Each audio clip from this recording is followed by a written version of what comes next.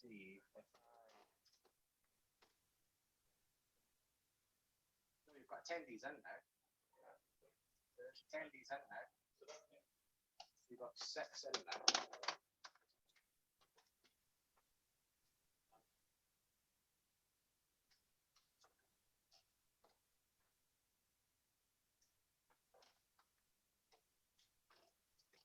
Everyone should see basically what's on this laptop now.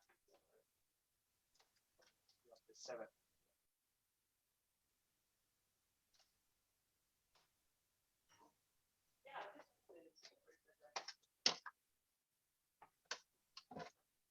Might need a little hand just to keep track of the presentations and who's up and when. I've got them all here. I might need just a double check.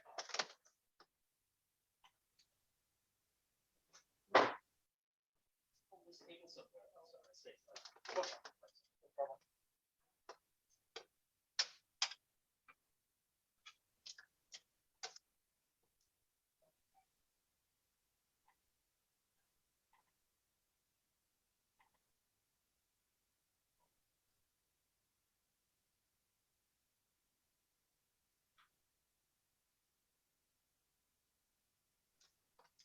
So now 7 attendees.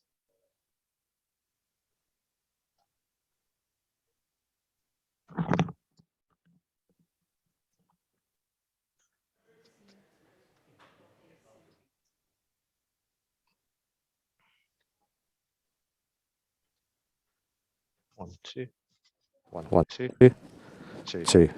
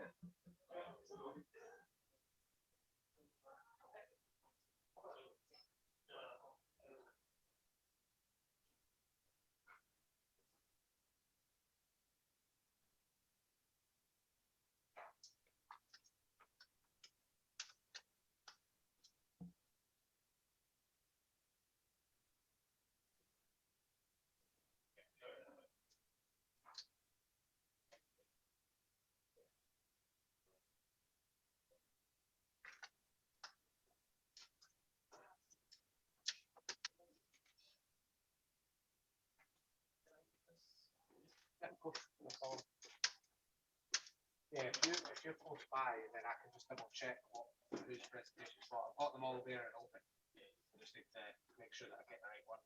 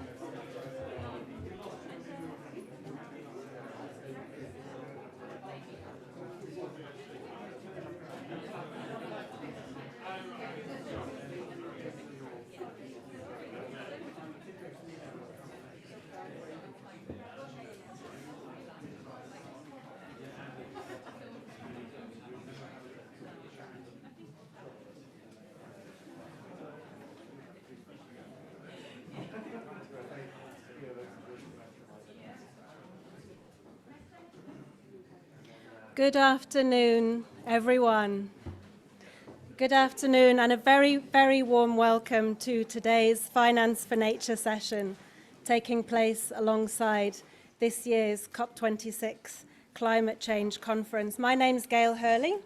I'm a senior consultant with the Global Ethical Finance Initiative, and I'm delighted to open our event today, and even more delighted that we're able to welcome people both in person and online. And I know we're a few minutes late starting, so thank you for your patience to those joining us online today. I have to say, it's also very nice not to be moderating an event wearing my tracksuit bottoms, which I can assure you has been a very rare occurrence over the last 18 months, to say the least. And actually, it wasn't at all clear, I think, for quite some time that we'd be able to hold COP26 in person at all. So it's very heartening to see so many people in Glasgow from all over the world. And let's remember that many people's trips have only been made possible through the warmth and friendliness that Glasgow people are renowned for. We've seen thousands of local people open their homes to participants from all around the world that were unable to secure affordable accommodation. And their kindness has been especially important to the people from the Global South who faced even more challenges than ever to make this year's conference. So a very big thank you to all of them. Some of them may be here today who've opened their homes and their hearts to ensure that a diverse set of voices can be heard at this year's conference. That's really important, so thank you to them. We have a truly fantastic lineup of speakers over the next day and a half, and I'm really excited to learn more from the many experts we have here who are working in very different ways around the world to mobilize more finance for nature. And finance was the major theme of the conference yesterday, where attention was very much focused on the need to deliver on that $100 billion per year climate finance pledge to the developing world. Nature and land use are in focus on Saturday, so big topics under discussion. But before we turn to the topic proper, I just wanted to start with a few words of thanks and a few important announcements for those of you who are joining us in person today. So first, a very big thank you to all the organisations that have collaborated in putting this important event together. I know a lot of work and joy and pain has gone in behind the scenes, so a big thank you to the Global Ethical Finance Initiative, to the Scottish Government, to Global Canopy, the Scottish Forum on Natural Capital, Nature for Climate and UNDP. So thank you to all of you. Second, thank you to Loch Lomond and the Trossachs National Park for their support in putting on several electric vehicles to ferry us all around. Thank you also to the rangers who've kindly volunteered their time to show some of us around this magnificent countryside and ensure that at least for some of the time we're not confined to these four walls, magnificent though they are.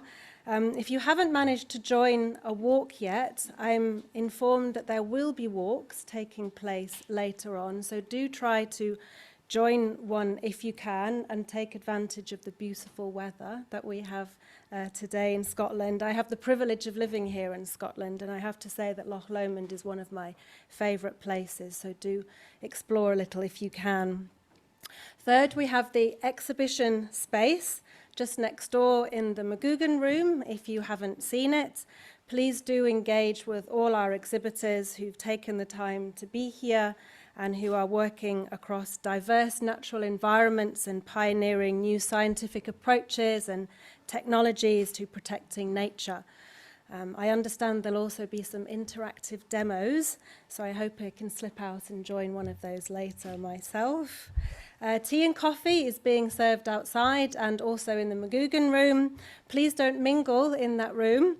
You're welcome to bring your teas and coffees in here, or do step outside as well and enjoy that glorious weather. Or the wind is now starting to be a little bit windier. And last but not least, you can access today's programme online at globalethicalfinance.org /F4N. Okay, so on to finance for nature, the topic of our conversation today. COP26 has very much been heralded a make or break event, and I think what is palpable this year is the sense of urgency around the need to accelerate action to tackle the dual climate and ecological crises that we humans have created. And there are fewer, more urgent aspects of tackling these crises than finance. We know that the coming decade will be critical in delivering the transformations we need to see, and that finance will also be critical in delivering those transformations. At the same time, we can't ignore that COP26 is taking place in the midst of a global pandemic, which has led to unprecedented public spending and the worst economic recession the world has seen in 100 years. And I've spoken to many people who I know are deeply concerned about what this may mean for the availability of public resources in the future for climate change, for biodiversity protection, and yet others see an opportunity for a green recovery.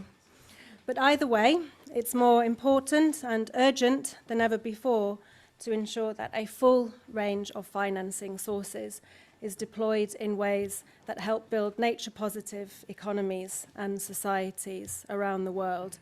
And as John Kerry, the US Special Envoy on Climate Change, said earlier this week, no government in the world has enough resources to fuel this transition as rapidly as we need it, but the private sector does. So I know from my own work with the United Nations agencies, with NGOs and foundations, that there's growing interest in the role that innovative sources of finance can play in restoring natural landscapes at scale, through mechanisms like blended finance, through carbon credits, the growing impact investment market worldwide, a lot of enthusiasm in all of this. And I know that there's many exciting initiatives underway here in Scotland, around the world, and we'll hear more about those over the next day and a half. But I know that there are others that will also have different views on what these financing mechanisms can realistically achieve and over what time frame. And I know from my own work as well just how hard it can be and how long it can take to build that elusive pipeline of bankable projects that are genuinely attractive for private financing. And those challenges are present both in wealthier nations as well as in the global south. Irrespective of where we live, we need to dramatically scale up finance spent on nature-based solutions.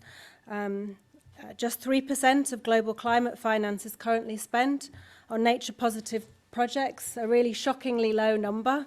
I think you'll all agree, especially bearing in mind that they're one of the most cost-effective ways to tackle the climate crisis. We know that has to change. So perhaps this week's agreement to end deforestation, signed by 100 countries worldwide, representing 85% of the world's forests, will be the game changer we need to see. Let's hope that's the case. We also need to remember our valuable marine environments and step up efforts to protect coral reefs, mangroves, seagrass beds, all of which are under unprecedented threat and also play a critical role in balancing our climate and providing habitats for the many wondrous species we're privileged to share our planet with. So we're in a climate emergency. We all know that. That's why we're here. We're in a hurry. So without further ado, I'd like to welcome our first and keynote speaker to the floor. Please join me in giving a very warm welcome to Ms. Kate Forbes, who's the Scottish Cabinet Secretary for Finance and the Economy. The floor is yours, Kate.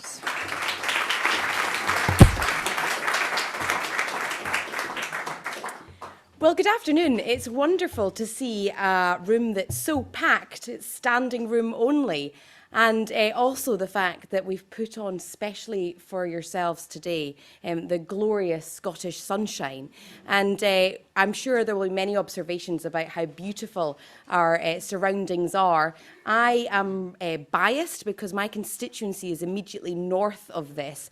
And this is just the trailer to the real thing. And I would heartily recommend you all take the road north to see even more glories.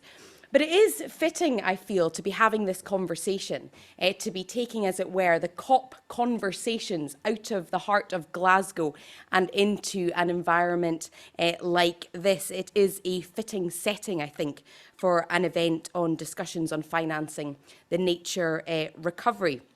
And a warm welcome to those that are joining us online. I too am glad not to be wearing my trackies, which I think I did wear on a far more regular basis than you let on. So it's great to be slightly more dressed up.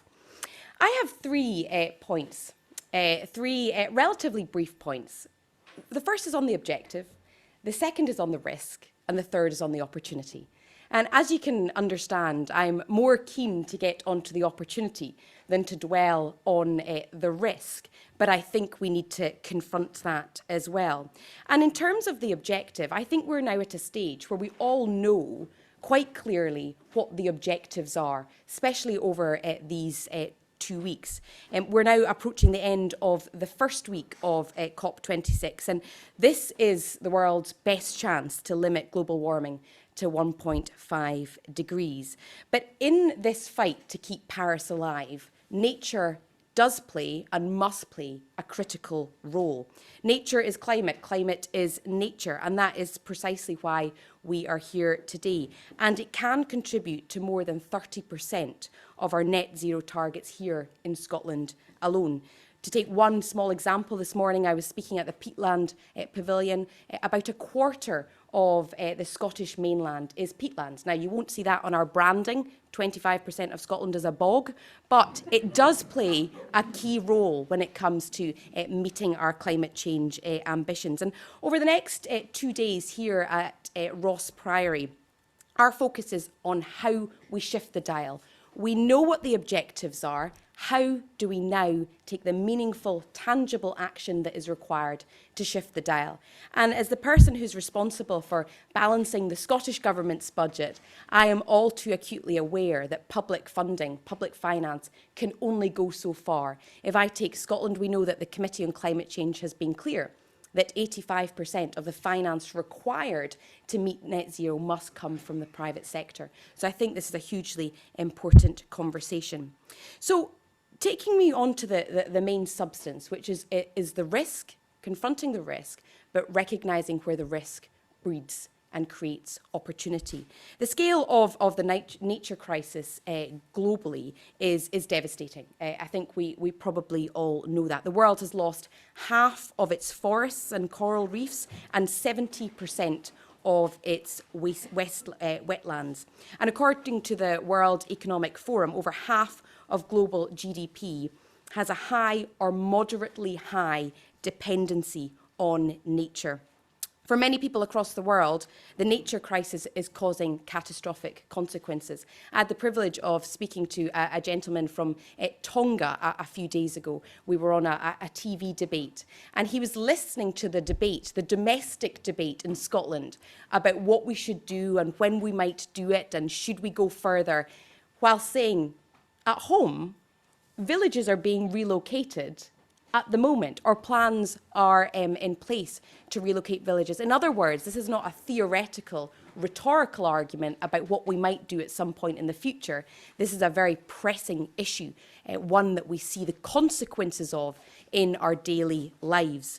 We know that people living in poverty are disproportionately exposed to those risks. And in Scotland, we recognise that those challenges do exist at home and abroad. We recognise there is a responsibility to lead by example, but also to share ideas and to share best practice with our friends and neighbours across the world. We are a proud signatory of the Edinburgh Declaration on Biodiversity. Ahead of COP15, of course, more than 160 devolved regional and local governments have signed the declaration calling for greater global ambition in tackling biodiversity loss. But perhaps it's controversial to say, but one of the big themes coming through, I think, from those out with the COP tent is that you've signed these declarations. What are you doing about it? Whatever agreements come out of COP26, and the deforestation one is a good example, the result will only matter if it delivers real, tangible actions. We are taking major steps here at home to not only try and lead by example, but also to play our part in contributing to that commitment. By the end of this decade, we will have protected 30% of Scotland's land for nature, investing heavily in the restoration of peatlands and woodlands and other natural habitats, committing nearly £500 million over the course of this Parliament. From a risk perspective, our extensive natural capital assets means that we have much to lose. But it also means that we are ideally placed to lead the way in adopting nature-based approaches to tackling the climate emergency. We have a long way to travel to meet the scale of our ambitions. The Green Finance Institute estimates that Scotland's nature finance gap currently stands at around between £15 billion and £27 billion for the next decade. And that clearly demonstrates the point I made at the outset, that if the Committee on Climate Change suggests that 85% of the finance required for net zero must come from the private sector, then quite clearly on the nature-based approach, the same applies, that we need to fill that gap. And that's why, clearly, here today, I think we have the talent, the experience, the representation in this room to try and find a solution to how we not only plug that gap and do the bare minimum, as it were, but how do we plug that gap and go even further? And I recognise that we absolutely need to ensure that delivering that capital finds homes that are viable and deliverable at a time when countries around the world are contending with the issue. But having spoken about the 2 points I wanted to spend the least amount of time on, because we know the challenge, that's presumably why we're here, or why you drove the hour from Glasgow. There is a huge opportunity. We've got the moral obligation to act, but the economic opportunity, I think, is equally persuasive. According to UNEP, investing in nature could generate $10 trillion in business value and create 395 million jobs globally. And we know in Scotland that there is a huge opportunity, huge potential. And what I love about this is that often the areas that feel they've had the most to lose as a result of the crisis have the most to gain if we ensure that we do this in a fair and a just way. And just transition is never inevitable. It must be created and it must be intentionally delivered. Here in Scotland, the nature-based sector, and I see some representatives from the nature-based sector here today, has a significant contribution to play in Scotland, amounting to 195,000 jobs, or 7.5% of Scotland's workforce in 2019. I want to see that grow and develop. So the first session today is going to address the developing Taskforce on nature-related financial disclosures. The market-led UN-supported international initiative obviously builds on the TCFD, its climate risk-related sister framework. And that is already on a statutory footing in the UK. And these types of frameworks must highlight the resilience risk in current portfolios and business operations with the aim of redirecting global investment flows towards climate. And in the case of the TNFD, nature-positive economic activity. The efforts are hugely important in helping us establish robust assessments of what economic activity genuinely counts as green. You will all have seen the discussion in the press over the last few days. On the one hand, huge celebration and a huge welcome for what Mr. Carney has been able to deliver in terms of assets being available and set aside and allocated for green funding. But you'll also have seen some of the questions that if we just think we've ticked a box by ensuring that that capital is available, then we haven't done the task. I know myself as a politician that announcing a measure with funding attached allows you to tick a box, sit back and quote it ad nauseum for the next few elections. The challenge is actually measuring the outcome in whether the funding that's been allocated gets to the home it needs to get to and ultimately delivers the outcome. So whether it's the £100 billion that absolutely must be delivered, or whether it's the funding that has been made available over the last few days, whilst there has been celebration, the real challenge starts now in ensuring that funding finds viable, deliverable homes that deliver a result. And that's what we want to see in Scotland. We want to see a values-led, high-integrity market for natural capital. And I do emphasise that point of high integrity because it's essential that investment does produce environmental outcomes to the highest possible standard to avoid greenwashing. Not because we're scared or worried about the accusations from the world out there about greenwashing, but because the moral imperative requires us, demands us to make sure that it actually delivers its result. And there is more that we need to develop now to ensure that we are measuring the right things and that the metrics allow us to get that capital to the right homes. We need to make sure that we have a fully functioning code structure for investment opportunities for peat and woodland, for example, to go into things like farm soils and salt marshes. Markets need to be easy to navigate for investors, and we're happy to work with governments around the world, including in the UK, to ensure that is the case. Again, we know here in Scotland, and I'm sure that the same is true in other countries based on conversations I've had over the last few days, that the opportunities are numerous. But if we're not much better at making them investable propositions and highlighting them and bringing them to the attention of the markets, then they will not get the funding they required. And I think that's where government does have a much more important role to play in terms of trying to bridge the opportunities in communities with the capital and funding that is available. So that was the point around high integrity. The other point that I want to make is about the values base. In our Global Capital Investment Plan, which incidentally is trying to do that, is trying to be that bridge between opportunities here in Scotland, in communities, and globally mobile capital. In our Global Capital Investment Plan, we talk about how we seek investment not for investment's sake, not that I can celebrate X billion being spent, but investment that ultimately aligns with our values. We are clear in our legal and moral obligations to a just transition.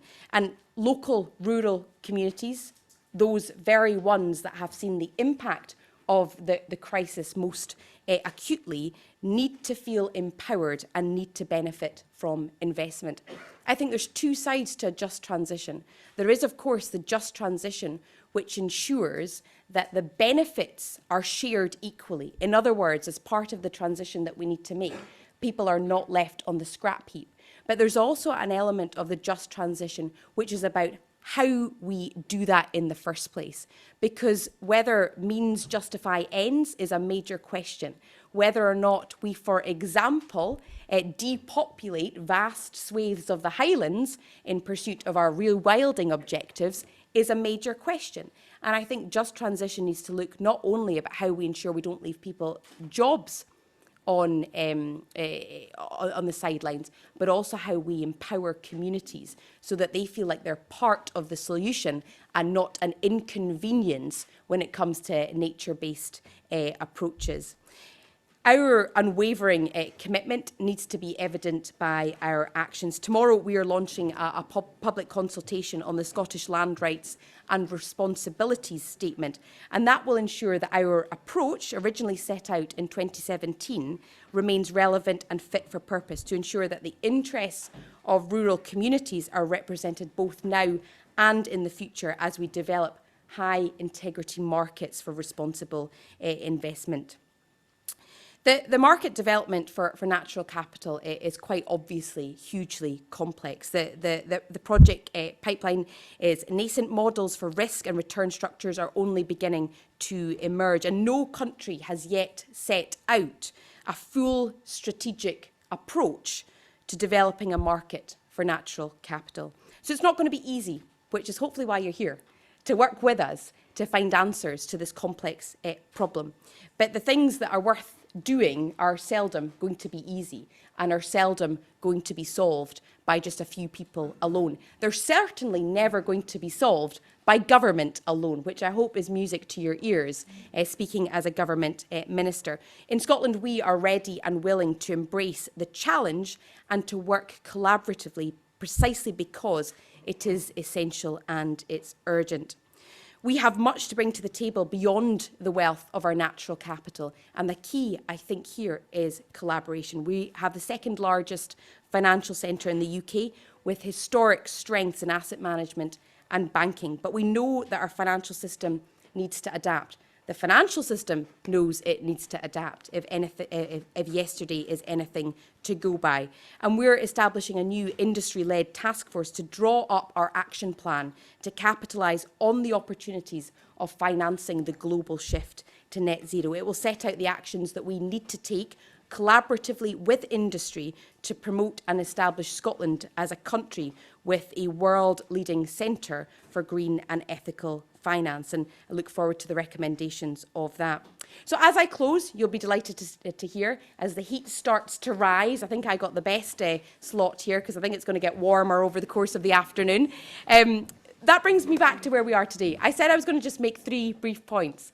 The first is the objective. We know what it is. We know what our vision is. We know what the northern light is, as it were. We know, secondly, what the risks are, so the imperative to act. But thirdly, and hopefully that's why we're here, it's unpacking the opportunities. There are enormous economic opportunities.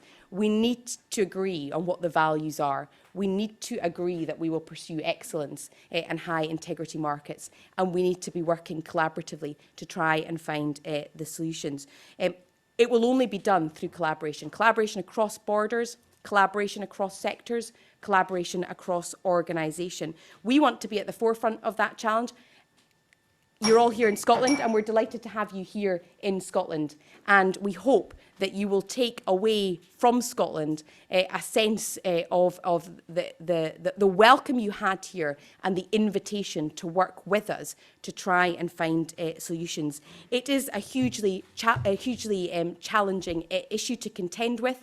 We're serious about doing it in government. We know you are, because that's probably why you're here, and look forward to working with you and seeing some of the recommendations and suggestions that emerge from the discussions over the next 2 days. So thanks very much.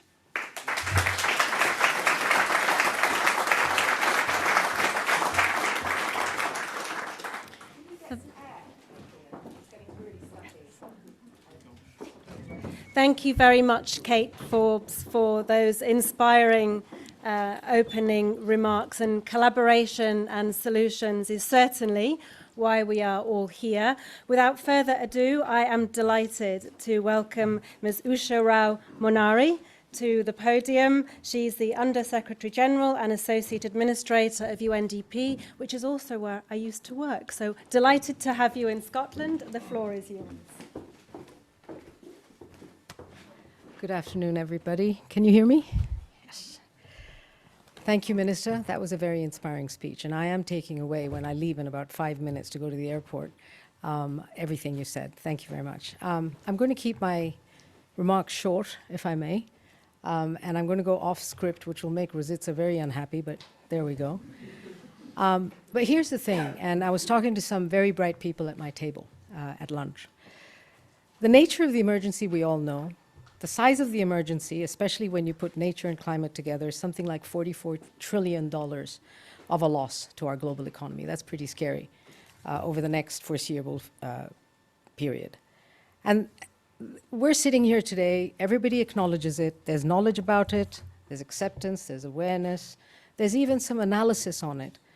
But as I was saying at the table, the biggest impediment to achieving our dreams and our hopes and our goals around climate and biodiversity, nature and social inclusion is going to be finance, unfortunately. And so I'm so glad to be here amongst you. I know Scotland is the centre, Kate, of ethical finance, and this is exactly where all the initiatives should be thought through and should emanate from. And so when I look at finance, and I'm a financier by experience and by career, I'm in UNDP for 6 months, so I'm trying to combine development and development issues with finance. And here's what I see, and I'd like to leave this with you before I shoot off to the airport. We know that there's a 2.5 trillion to 4 trillion, nobody really knows, gap in finance for SDGs. That's a huge number when you think about it.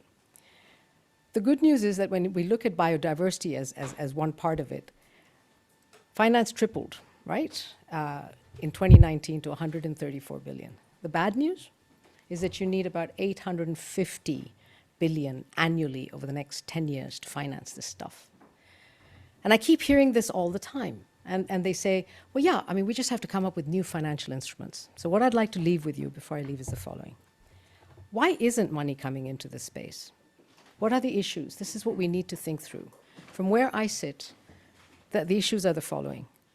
Nature, climate, biodiversity, all these issues and all these assets are global common goods.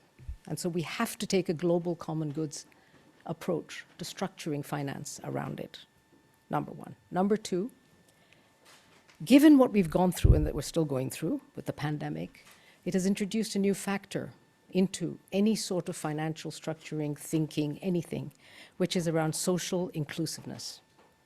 And so whatever we structure, whatever we put in place by way of finance for this space has to be intentionally inclusive from where I sit. It's not just that it will be inclusive, it's not.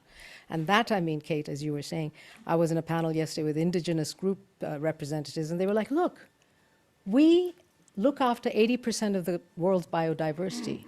Why don't we even get listened to? We're not even around the table when you guys are structuring stuff. So there's a real issue around inclusiveness and so on. Finally, when you look at finance, you say, if I have to put in place the fact that these are global common goods and I have to be intentionally inclusive, what kind of financial structures, what kind of financial instruments do I come up with? What we're looking at in UNDP, and this is very important from where we sit, is that whatever we come up with has to land at the country level. Global architectures are important, extremely important, in terms of providing a way forward, but ultimately it has to land. And this is where entities like us come in, and hopefully we can work with all of you in doing this. When you look at it from a country level, it has to be inclusive, it has to include all stakeholders and rights holders. It also has to suit the finances and economy of the country. So some of the things we do are these things called integrated national financing frameworks, which are connected to our NDCs of each country. We connect them because the NDC is almost like an investment prospectus that a country puts out to the world, saying this is what I need to finance in the space. The INFF, sorry for the acronyms, but I do work at UNDP, is how we bring in all the finance, what public, private, philanthropic, other, carbon credits, whatever they may be, that's part of the INFF, but it has to be at the country level.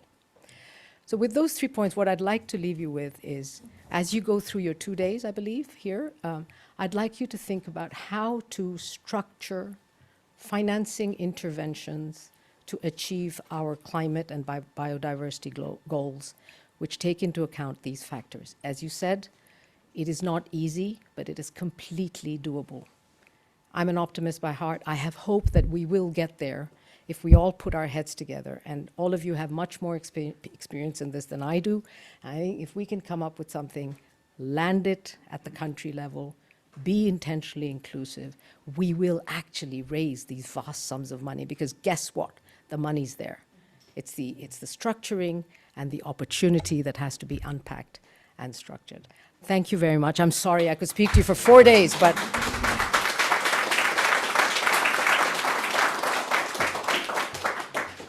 Thank you very much, Usha. I know your agenda is very compressed, but thank you for squeezing us in. And I tell you, it's really inspiring for me, at least, to be invited here to chair the opening panel with such a formidable set of female leaders, actually. And thank you also for the reminder that it's not just nature-based solutions, but inclusive nature-based solutions that should be at the heart of our thinking over the next 1.5 days. So thank you, and have a safe flight.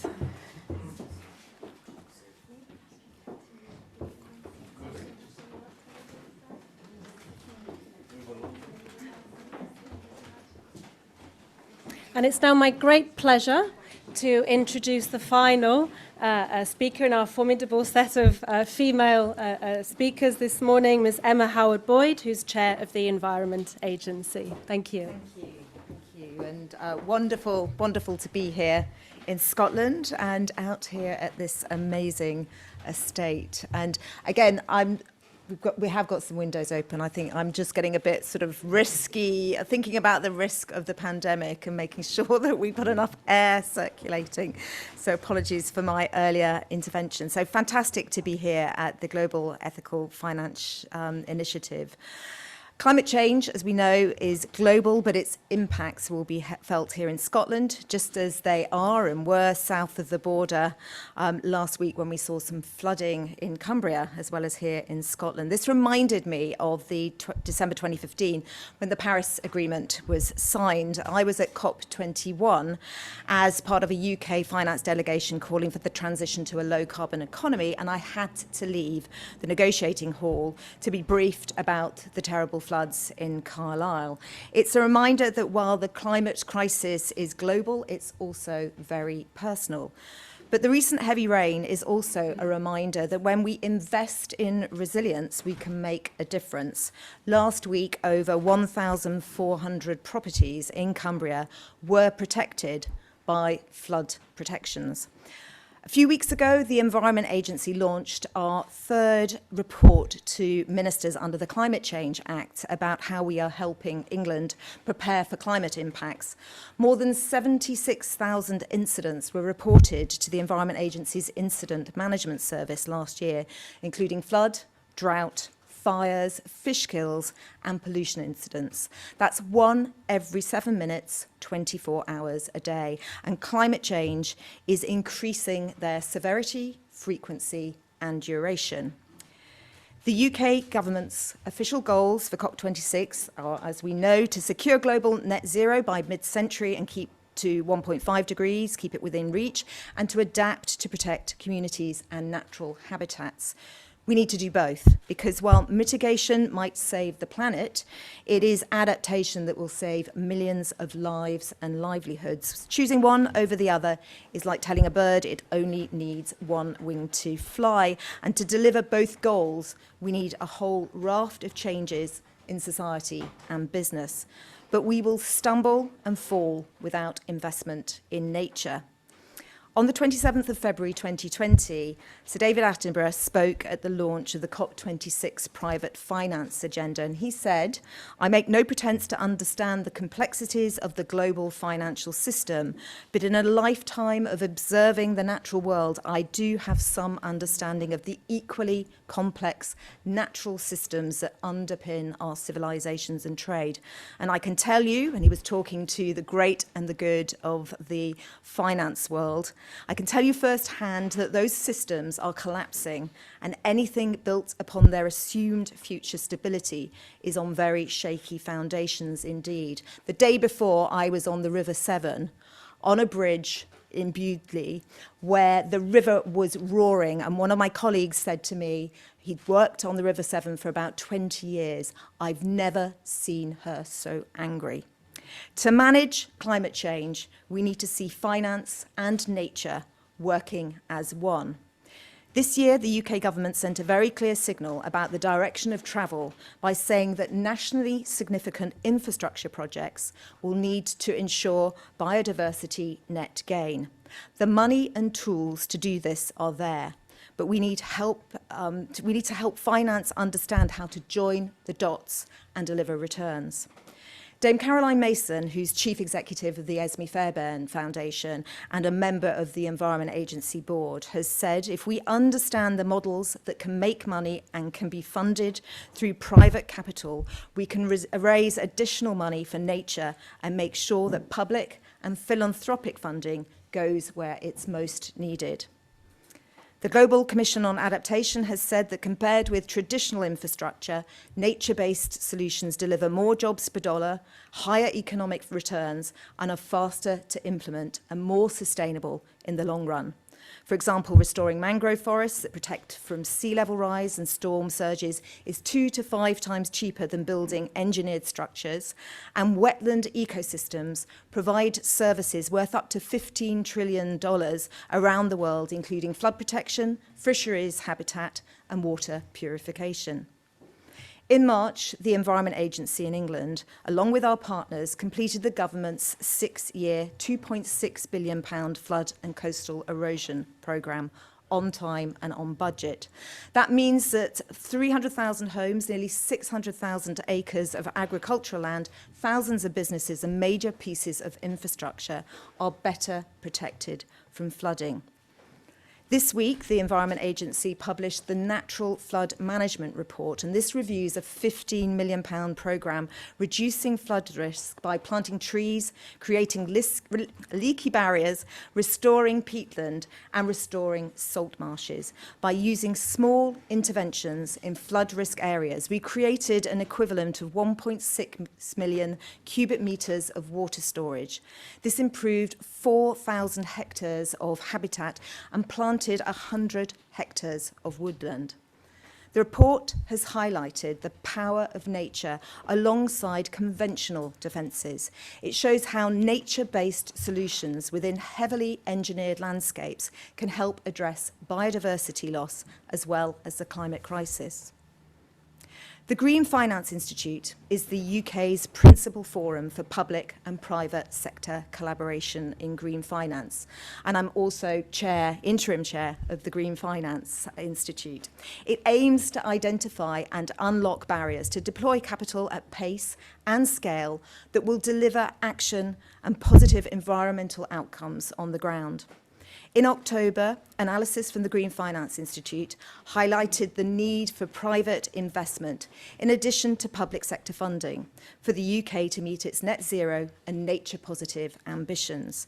It said that between 44 to 97 billion of additional investment is needed over the next decade to meet the UK's nature-related targets, with a central estimate of 56 billion. And as we've heard, for Scotland, the figure is 20 billion.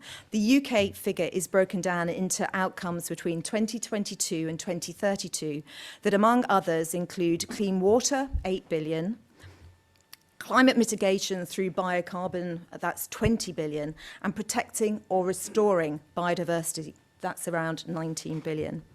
Our Chief Executive, Dr. Anne-Marie Thomas, has said, having identified the scale of investment needed and where it is needed, we must now focus on unlocking barriers to the mobilisation of private finance into nature-positive projects and businesses right across the UK.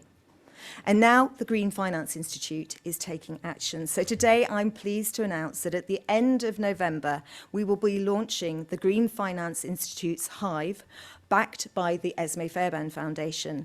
GFI Hive will be an information and solutions centre for financing nature in the UK. It will work with the financial sector to build momentum for investment, showcasing examples of private investments in nature and nature-based solutions, and sharing insights, research and reports. At the same time, the GFI Hive, led by the Institute's Helen Avery, who's in the front row, will be launching a cross-sector coalition to identify barriers to mobilising capital for nature in the UK and work with the finance sector to develop solutions. In collaboration with stakeholders across the UK, the coalition will co-design solutions to drive private investment into sustainable and regenerative agriculture, natural flood management, carbon emission reduction and avoidance, and biodiversity enhancement. In February, along with government, Natural England and the Access Foundation for Social Investment, the Environment Agency launched the Natural Environment Investment Readiness Fund.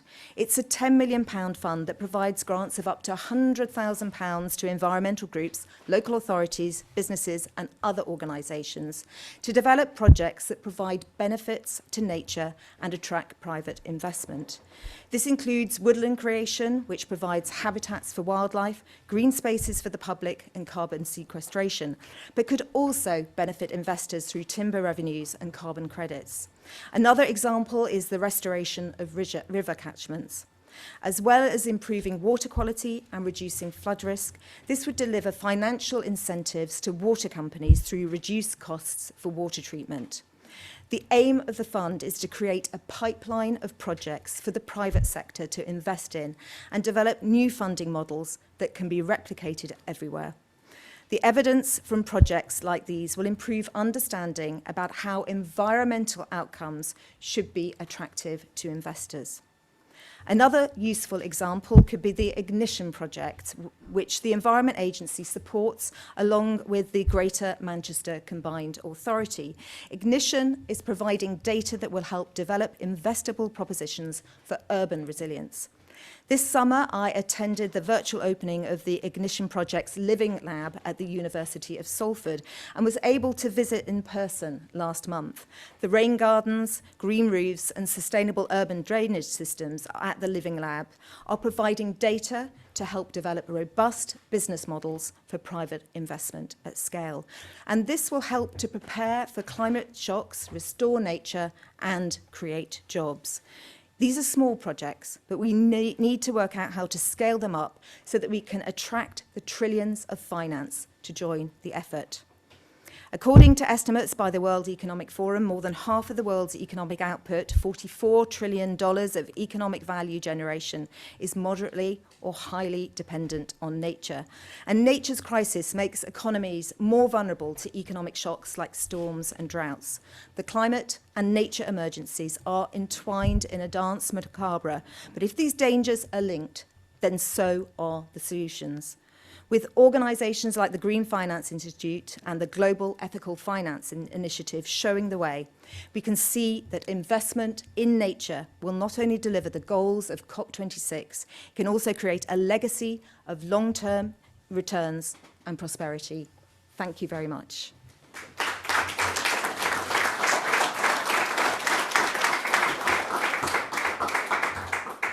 Thank you very much, Emma, and thank you very much to all our panelists in this opening session. Emma, I think you gave some very shocking examples and statistics of how climate change is already impacting communities around the UK, but that Mother Nature can also be a very powerful force in actually investing in nature-based solutions at home and abroad is often the most economical and practical way to support both communities and tackle climate change. And we thank you for telling us more about the GEFI Hive initiative. So we look forward to seeing how that develops. It sounds like it will be a very valuable resource for all of us. So thank you again to our opening panelists. Before we close this opening session, we are going to show a short video which will be introduced by Hannah Rudman over here. The video is from the Scottish Conservation Finance Pioneers Group and the journey so far. And listen, Hannah, why don't you tell us more about it? You know about it much better than I do. Thank you. Thank you. Thanks, Gail. So the Scottish Conservation Finance Pioneers Network started just a year ago, has grown to over 170 members, and we're representing all sorts of different community groups, farmer cooperatives, the finance sector, and everybody in between. We've gone on a journey trying to develop new finance for nature projects and products, and we're really excited today to tell that story visually and vibrantly through a video produced by Nathalie Kwok. So here we are, the story of the Scottish Conservation Finance Pioneers.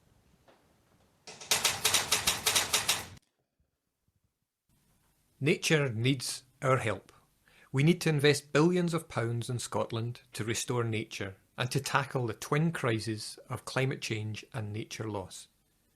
Globally, the investment required is huge, in the hundreds of billions of pounds. But the finance community, governance, and NGOs are working together to deliver this. Never before has there been so much interest in working together to tackle these problems and invest in a better world for future generations. By investing in nature-based solutions, we can reduce carbon emissions, store carbon in our peatlands, soils, woodlands and oceans. We can work within the existing resources on our planet. We can reduce flood risk and improve water quality by restoring ecosystems. We can make better places for people and nature to thrive.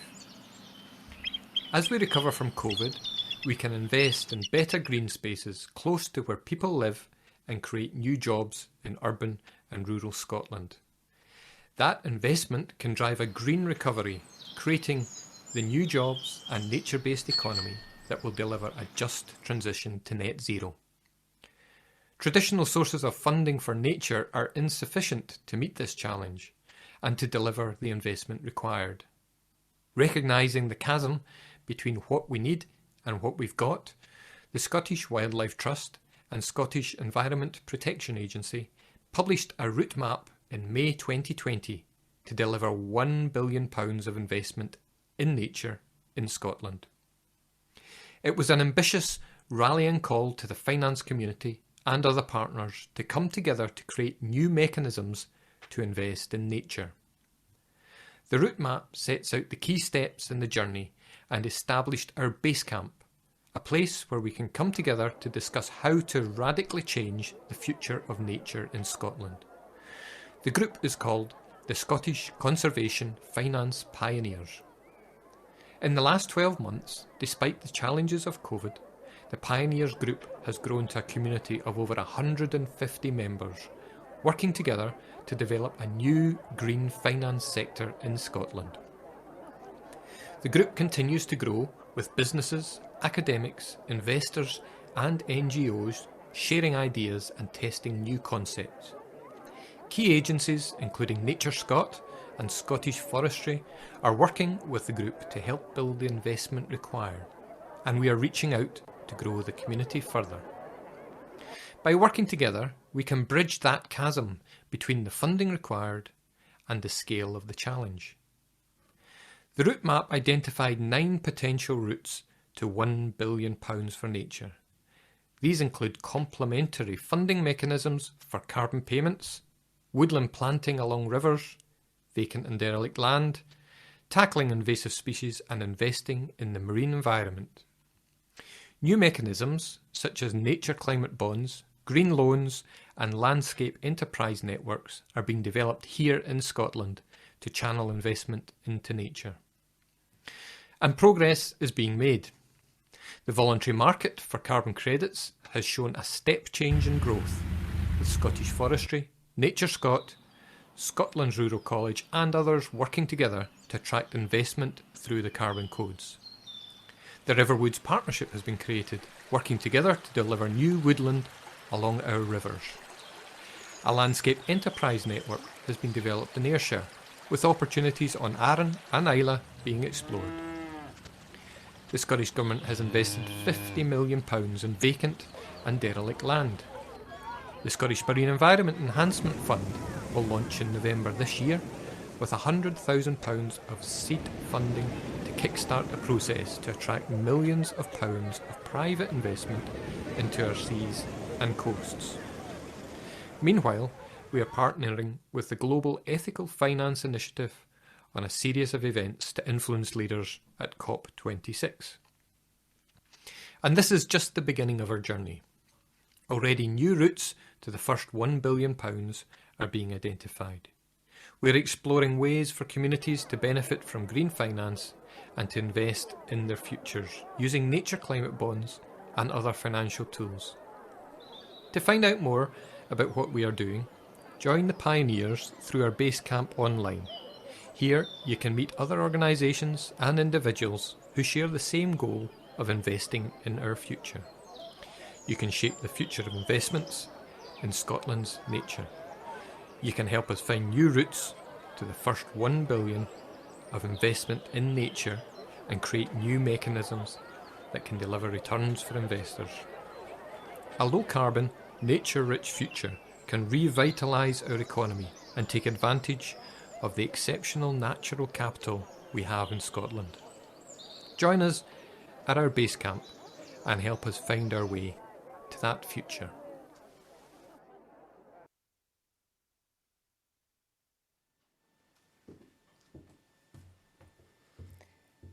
Thank you very much, Hannah, for sharing that very informative video. And I think the video shows very clearly that actually never before has there been as much interest as there is today in financing for nature, and how in Scotland, but also I would say around the world, you know, dynamic and vibrant communities are being built of individuals and organisations committed to growing finance for nature. So please do join us in this group. I'm a member of that group, and I have to say I find the discussions really, really enriching. So let's end on that very positive note in this opening session. I'm excited to learn more from the many people here who will be speaking about the projects and initiatives that they're working on. So thank you for being here to talk about what you are doing. And on that note, I'm pleased to hand over to Andrew Mitchell, who I believe is in charge of the next session. So thank you very much. I was looking. So thank you very much, Andrew. Over to you. And thank you again to all our opening panelists.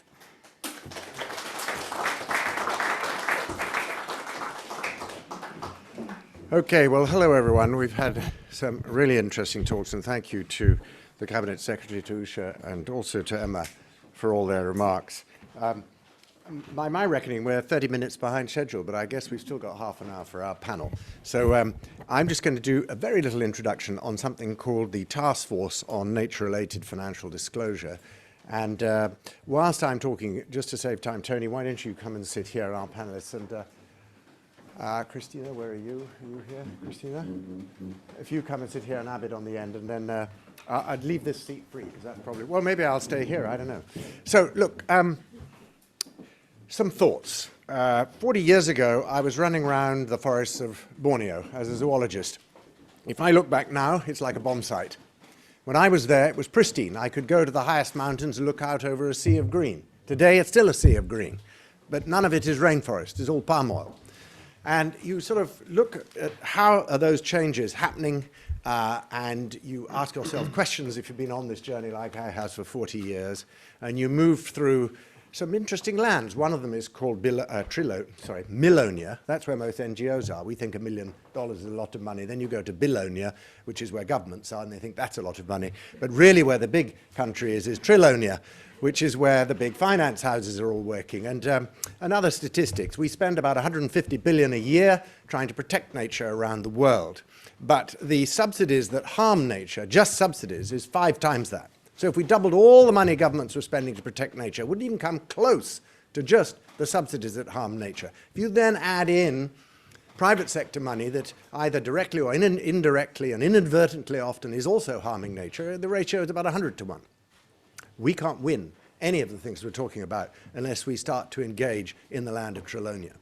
And that's the purpose, ultimately, of what the Taskforce on Nature-Related Finance is trying to do. I haven't introduced myself. My name's Andrew Mitchell. I'm the Vice Chair of the Stewardship Council of the TNFD, the Taskforce on Nature-Related Financial Disclosure, which is basically the people who thought it up and the people who are paying for it, which include Global Canopy, and Nicky is somewhere here, I expect. You're going to hear from him later. Global Canopy, which is a think tank that I started 20 years ago in Oxford. UNDP, the United Nations Development Programme, World Wildlife Fund, and also the UNDP. And we kind of had this idea, if you go back to 2015, a couple of things really changed the thinking in Trilonia. And it was the Paris Agreement. Oh my God, 200 governments actually agreed on something. There might be some stranded assets that we have to worry about. The second thing that happened was we need a framework to understand what we're getting into on climate change, because we don't really know how to deal with this. And that was Mark Carney and Michael Bloomberg who came up with the Task Force on Climate-Related Financial Disclosure. So we all thought, well, couldn't we play the same trick but with nature? Because we have to go beyond carbon. That's just the first step. And the thing we hear from most people, whether it's Treasury or the captains of Trilonia, they say, we're busy doing climate now. Can't nature wait? Well, it can't. And one of the best examples of that is why we're all wearing masks. It's called COVID-19, a tiny speck of nature-related risk that nobody thought was there in their portfolios or in our world. It's turned all our lives upside down. It's turned all our economies upside down. It's cost around about $27 trillion to try and fix and propping up economies. Does anybody think nature-related risk is small? If they are, they're blind. But we don't have a framework for dealing with that, because the origins of things like these pandemics is due to environmental degradation. It's not a health problem. It's an environmental problem. And so we have to really get real about dealing with that. So if you think you're really good, oh, we're doing climate, well done. We're doing ESG. No, you're not. It's CSG. It's all about carbon. We've got to step in that journey a little bit further along that journey and take in water, forests, landscapes, oceans. This is all what we need to do. So this new framework, the TNFD, is our attempt to try and come up with a framework that will deal with all that stuff beyond carbon. It's not going to be easy, as you will hear in our panel, but it's super exciting, because it's after climate, nature's next. So on our panel today, I'm going to introduce you to Tony Goldner, who is the Executive Director of TNFD, only recently appointed this year. We have Christina from Greek Seafoods, who is going to tell us a corporate perspective, but from the idea from oceans and ocean farming. And Abid Kamali, who is from Bank of America, who will give us the perspective from Trilonia. So without further ado, I'm going to turn it over to Tony. You can speak from there, Tony, if you wish, or come up here to give us 5 minutes on what is the TNFD. Thank you. Thanks very much, Andrew, and it's a real pleasure to be here. I was just sitting in that chair looking out the window thinking this is much better than a fake Zoom background with a natural landscape. So if you're staring past me looking at the Gulf, that's perfectly fine. So just to build on Andrew's comments, I thought before I explain sort of who we are and how we're organised, it might be helpful to articulate the why about the TNFD. And I think the first point that I'd make is this COP, talk about nature is everywhere. And so I think it's less now an issue of is nature-related risk disclosure coming, but more about when. I think we've now crossed a very important threshold. And so for corporate leaders, for investment managers, this needs to be firmly on the agenda, because it's very clear that this is coming, and it's coming quite soon. And I think that's really the reason why we've come into being, is to figure out how to provide that construct to inform those decisions. So that's the first point I'd make, and I think the Minister and a colleague from UNDP, who's, as Andrew said, is one of our founding partners, have made the point that climate and nature are two sides of the same coin.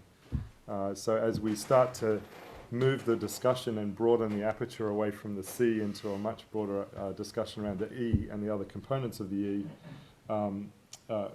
we need a construct and a way to start thinking about risk, and before we get to risk, about impacts and dependencies on nature, because we can't get to risks and opportunities if we haven't figured out and understood what the impacts and the dependencies are. And the other reason I would say about why this is coming and coming soon is we have garnered in very short succession fairly powerful endorsements from the G7, from the G20, even in the NGFS and Finance Minister's statement yesterday.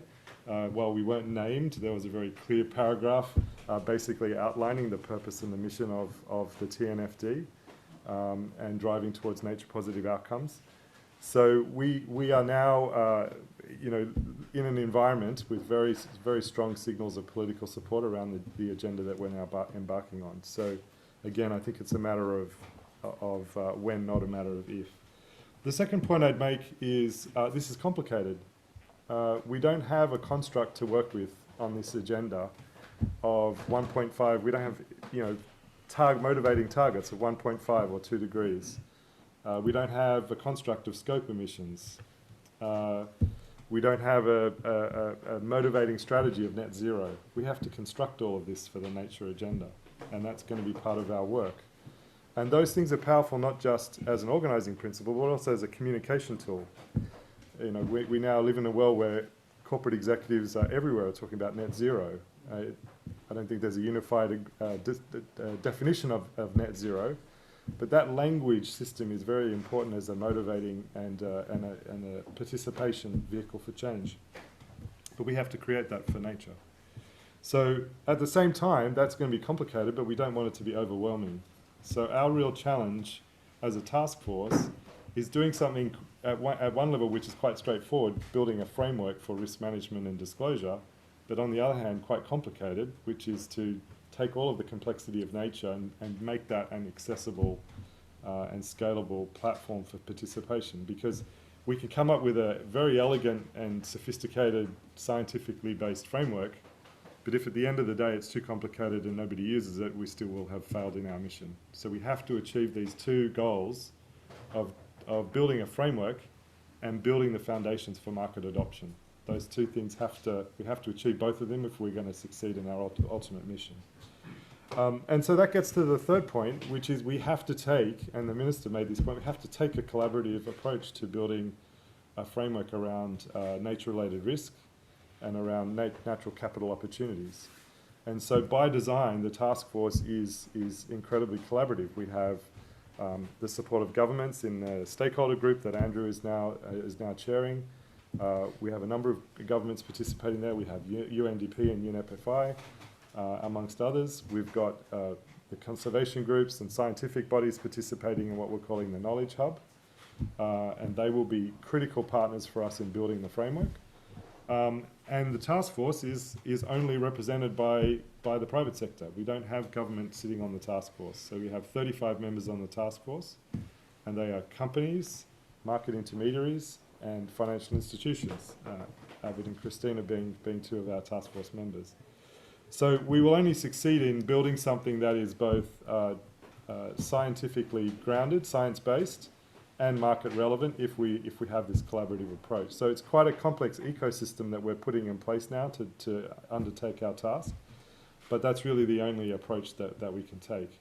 And the final point that I make about the collaborative approach is we are, as our name suggests, incredibly aligned and shamelessly adopting as much of the TCFD approach as we can. And the simple reason is because the market now understands that construct, and we don't want to be creating something that is new, and this has become very clear from our conversations with market participants. Please don't start from scratch. And we're not creating standards. We are a framework that sits on top of a number of different standards that are already out there, and many organisations have been doing work for decades on standards. So we're not in the business of creating new standards, and we're very much going to be using the four core components of the TCFD approach as our overall architecture for action. So let me just say a little bit more about how we're configured. So I've mentioned the task force. We have the Knowledge Hub, which is our academic partner base for participation. There's another piece of the equation, which is we have something called the TNFD Forum. And in setting up the task force, we were overwhelmed with expressions of interest to join the task force. We could have been easily oversubscribed just with financial institutions from Europe and the US alone. But we set about building a task force that was globally representative. But to capture that interest and to harness the knowledge that sits in all of the institutions that wanted to participate in this effort, we've created the TNFD Forum. And that now has, in the space of 2 months, we've now got over 200 organisations that are participating in the forum. Academic institutions, governments, corporates, market intermediaries, etc. So we're really thrilled at the level of participation and the level of excitement that we've managed to garner in a very short period of time. And the idea is that the forum is sort of our test bed. That's where we're going to go to roll out ideas and test the framework that we're developing. And that's a final point that I make before I stop. In terms of the approach we're taking, we're taking an open innovation approach to the building of the framework. And this is perhaps a distinction and a difference from the TCFD approach. We are aiming to put something out into the market in early 2022 as what we're calling a beta framework. And that is expressly designed to get something early into the market and benefit from market feedback. And it won't be a complete framework, it'll be an architecture, but we want to be very explicit in building in and capturing the learnings from feedback from market participants. So that's a different approach. It's a bit more like the way software is developed, with putting out version 1 and then version 2, version 3. That's the approach we're taking. So it's critical to have this collaboration. The forum will be our test bed and our partners for testing things and giving us that feedback. And we've got a huge amount of interest in running testing and piloting on the framework going into 2022. So let me stop there. I'm very happy to answer any questions. But Tony, thanks very much. We'll just run through the panel and then we'll have a little chat and then we'll open it up to you. So think of questions you'd like to ask. So we're on a roll now up to mid-2023 when we hope to get the framework out at that time to be used universally, and it will have been tested and developed then. So Christina, you're Global Communications Manager of Grieg Seafood, a big Norwegian seafood company. Tell us why you decided, or your company decided, to be a member of this task force and join the work. Yeah, so, well, first, let me just kind of give you very briefly the context. So we are one of the global salmon producers in the world. So we're not doing fishing boats, we are producing food, we are farming food in the ocean. So fishing would be the same as hunting, actually, food on land. But we are doing the same that the farmer is doing on land. So that's kind of very briefly the context. And obviously the concept of nature risk is new to us, but its essence has been really core to what we've done from the beginning. And just to give some example of that, so we have strong dependencies on nature. So for example, we need clean water, the right temperature, the right salinity level, the right oxygen level in our farm environment to farm. And this is really, really crucial in order to get good fish health and welfare, for example. On the other hand, we can make an impact on nature and an impact on the environment where we operate. And we have challenges to solve there to reduce those impacts. So really, really core to our business strategy, it's really about mitigation and solutions. We think that seafood can be a part of the solution in the broader picture because the footprint from producing seafood is a lot smaller than producing on land with the global meat industry. But we also have the challenges that we need to solve. And this is where the TNFD really plays an important role. So because to solve these challenges, to mitigate and to solve the challenges, we need capital. It's not going to be done overnight, and it's not going to be cheap because nobody has done these things before. So driving more capital towards the solutions in our industry and in other industries is really, really, really key. And that starts with the framework that the TNFD is going to suggest. So just to give you an example of how it works today, so we as a company have been both reporting on our impacts and also our mitigation strategy for years. But I don't think it has been sufficiently understood by you guys in the financial industries necessarily, maybe because we didn't do a good enough job, but also I think because like every corporation is doing it differently, right? And there are no standards, and it's hard for you guys also to kind of understand what to look for. And we also have kind of the other side of the coin where we sometimes see financial institutions that have these amazing Excel sheets and they have made all these metrics and they think it works great, and then they try to kind of make us fit within their Excel sheet, right? And that's also like not really always working, to be honest. So I think like to get that framework in place and to get these things standardized is going to be really, really key to drive the capital towards the solution. So that's why we have joined and are taking part in the TNFD. Christina, thanks very much. So let's turn to Abid. Abid, you've been a champion on trying to bring sort of natural capital thinking into the financial sector, and particularly in Bank of America and before that Merrill Lynch. So can you tell us a little bit about where you think this is going to go from your perspective? Yeah, sure. Am I supposed to put this on? No? I think it's already on. Fine. Yeah, so perspective from Trelawney. So Andrew, I would differ with your history of where things have gone, you know, what's made a difference, let's say, in the last few years. And I would add one more thing. It's, yes, of course, Paris.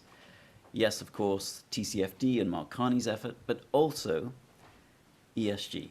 And I know you don't like the term, but it really has made a difference in terms of it's become a language, an essential language of communication between companies and investors. And this is, you know, the dialogue that we're beginning to improve, the dialogue that we're trying to figure out how to work, so that it works both for the companies who are trying to disclose as well as the investors who are trying to figure out what's actually beneath the hood. Why is it so important?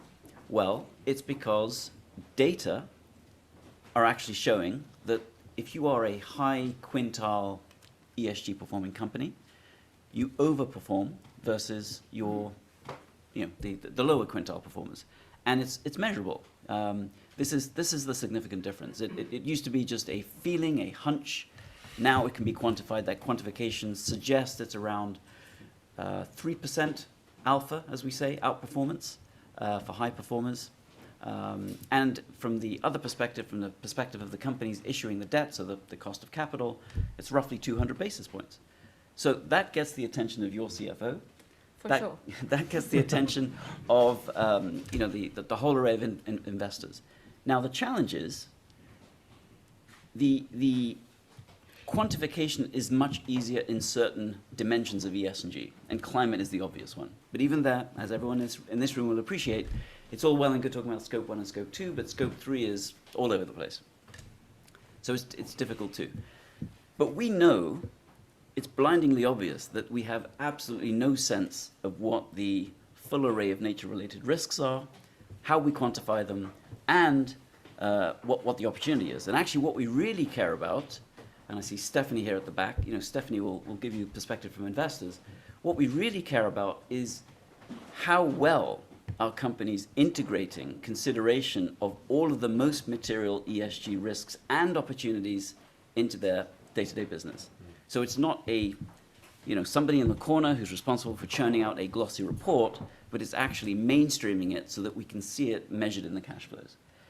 That's where I think it's going, and that's where TNFD is going to be incredibly helpful, because fundamentally it's about, there has to be a bit of simplification, right? It has to be a uniform standard framework so that it works for the vast majority of companies.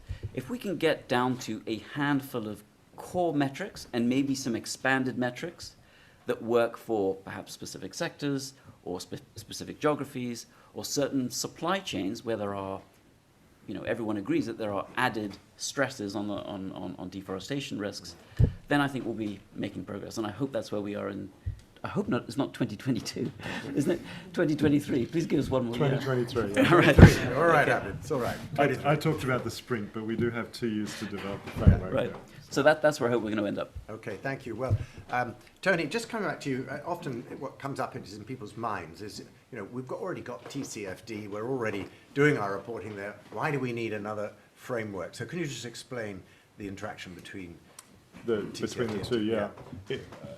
I think TCFD has obviously made a big impact, and I don't think it's been an easy journey for either TCFD and coming up with the framework, or indeed for many companies trying to apply the TCFD framework. But it's there now. There's a language system. There's a construct. It's being mandated by governments around the world. So there's a pathway that's there, that's now familiar. People can see how we go from quantifying these issues, getting to the right metrics, putting into a construct and a framework with the right standards, and then getting into a disclosure framework, whether it's an annual report or something else. So we very much want to ride in that wake, if you like, follow the same sort of glide path.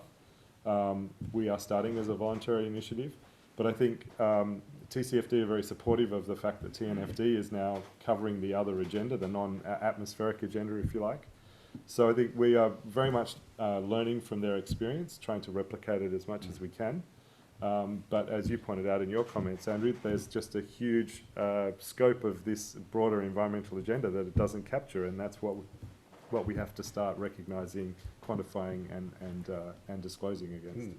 Well, I think in the interest of time, I'm going to dispense with our little chat we were going to have amongst ourselves. I'd love to get you guys involved in the audience. So let's just see what pops up, and then we can have our discussion as we go. So has anybody got a question that they would like to ask? Anybody get the ball rolling with a question? Yes, there's a gentleman at the back there. If we can get the microphone over, and let's have a few more. We've got about 10 minutes, I'd say. Well, brilliant, thank you. And I love the energy from all of you, so that's fantastic. I'm Tony Boulding. I head up a campaign called Make My Money Matter, We're campaigning for people to have more voice and choice around how their money is saved and invested through their pension and banks. So I think this is fantastic because, you know, the progress made on TCFD will allow more disclosures and will ultimately allow pension savers to know the impact of their money. And now you're bringing in nature, so that's really good. Do you think we're going to move quickly to compulsory, mandatory disclosure around this? And where do you see that going? Thank you. Okay, question on that. Anybody else got another question? Gentleman at the back. Tony. So one on regulation and mandatory. Yep. Tony. Thanks very much, and thanks to the panel. Quick questions, if you will. For decades, we were worried about financial positivity, returns, rewards, and we deluded ourselves because we forgot about the negative externalities. We're now talking about nature positive outcomes. Are we going to do partial accounting of nature? Do we understand its complexity enough, or we'll have proxy metrics so that we don't fall into the same trap? And what is TNFD? Sensitizing yourselves, bulletproofing yourselves so that we don't go down decades of deluding ourselves that it's nature positive. Well, let's just take those two. There were two quite meaty questions there. So let's, who wants to pick up regulation? Tony, you're going to do Tony on regulation. We'll ask you to give the harder questions to them. Tony, regulation. So I think to your point, first of all, congratulations on all the momentum you've built around Make My Money Matter. I think it's an inspiration for how we communicate what we're trying to do and get ultimately citizens involved through their pensions. So I would love to have that conversation with you offline. Look, I think as I mentioned, there's a glide path now that people can see with the TCFD approach. Ultimately, we want to try and move trillions of capital, and so that's going to happen through regulation. But we are starting off as a voluntary market initiative. So I guess we'll see what the momentum is. But the good news is we're starting with strong endorsement from G7 and G20 ministers, from central banks through the NGFS initiative. So I think, back to my point about the fact that this is more a matter of when, not if, we've certainly got the attention of policymakers and regulators, and so I think that's a very strong foundation on which to start. But this has to be market-led. I think that's very clear, and it's baked into our DNA, and the fact that the Taskforce is all from the private sector. So we need time now to do the work, to try and figure out those difficult questions around how we're actually going to take something as complex as nature and boil it down into something that's practical and usable. That's the ultimate challenge, I think, of the Taskforce. And we're going to have to make trade-offs. We won't be able to measure and monitor absolutely everything because it'll just be overwhelming. So that's going to be our trick. But if we can get off to a good start, make something that tries to wrestle with that tension between scientifically driven and comprehensive and practical and usable at the other side, then hopefully the glide path to scalability is faster. We don't have 10 years to wait before this gets brought into more mainstream adoption. Can I just add one more thing? Because you started your presentation talking about communication. Yeah. So great if you could get some people to help you communicate, to translate what you're doing into 1.5 degrees, into those kind of things that help. Yep, absolutely right. And we need to find that architecture. We don't have nice targets and net zero, but we're thinking about how do we co-opt the language, if you like, where it makes sense, so that we can have that kind of construct, because that's what gets the pickup and builds the momentum. Okay, well, let's just deal there. It was Albert actually that mentioned the word materiality or material, and this is always an interesting thing because we kind of live in a world of private profits and public losses, and a lot of the losses in the finance. Nature's non-material. What that basically means is you can, trash a rainforest to make some palm oil. It doesn't appear in the share price of the palm oil company or in the palm oil. So, could you just take us through that a bit? How are we going to deal with that? And also, in the case of seafood, there's similar sort of things. So we'll come to Abid first, and then we'll come to you. Yeah, sure. And look, I'm not going to give you my view of where I think the 2 years' worth of work is going to end up. But I have a hunch, and the hunch is based on the fact that there are lots of people who've been thinking about nature-related risks, and you see it within each of the various standard bodies. And some of you may have noticed yesterday a really important piece of news, which was the launch of something called the International Sustainability Standards Board, right, which is which is important. I mean, it sounds like it's minutiae, but it's important because it's actually recognizing that we can't have 6 or 7 different efforts. Now, when you look at the work done to date to identify which of these various previous bodies have come up with metrics that relate to nature, there's a couple that stand out, and one is linked to nature loss, and the other one is freshwater availability. So on nature loss, the metric is something around land use and ecological sensitivity. On water availability, it comes down to water consumed in high stress areas. I mean, I don't have all the details in front of me in terms of the specifics of the KPI, but you can get pretty granular quite quickly by focusing on some specific metrics and then taking it another level, depending on the sector that you're in. So it's going to be different if you're in the palm oil sector compared to if you're your company, and maybe that's a good segue to... Yeah, because I think this is really kind of at the core of the work of the TNFD. So what level do we go to, right? Yeah. And I think in terms of avoiding greenwashing, it's really important to understand each sector and have really good metrics that are forcing you to show the real stuff, so to speak, and you can't kind of so it's not enough to have a lot of nice drawings around the way we want to go, but it's actually asking for the right metrics to disclose, right? And I think that is going to be like, I guess, like a balance. So every sector is so different. If you go into our sector, we have very specific metrics on survival, on impact on wild salmon, all of these things, right? So we have to find a way to balance that, to have a framework that's broad, that's usable for everyone, but to be more sector specific. And I'm just guessing that we will start somewhere, and it's not going to be the end, right, after in 2023. So, and that these things will come more sector specific, just precisely to kind of actually get the real risks and opportunities up there. Yeah. Just one additional thought, which is, one of the wonderful parts of the financial system that we've been able to that's been really positive in the last couple of years has been the growth of sustainable finance.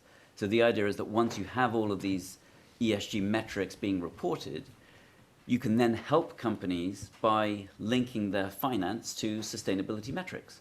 And there's just this year alone, we've already seen $3 trillion in loans and bonds with a sustainability linkage, where there's an alignment. So the bank wins because it sees the risks being reduced from its counterparty, or the investors win because the coupon is aligned to sustainable performance. So once we have metrics that are nature related, whatever they may be, we can then begin to see those metrics getting incorporated into bonds, loans, trade finance, supply chain finance, and that'll be a win-win for both the companies and the markets.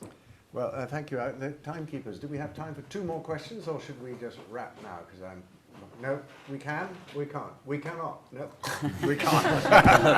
Okay, look, thanks. I'm sorry it's a bit rushed, but the things took a little longer at the beginning. Please thank our panelists very much for their comments. And let's, we'll move on. Thank you very much.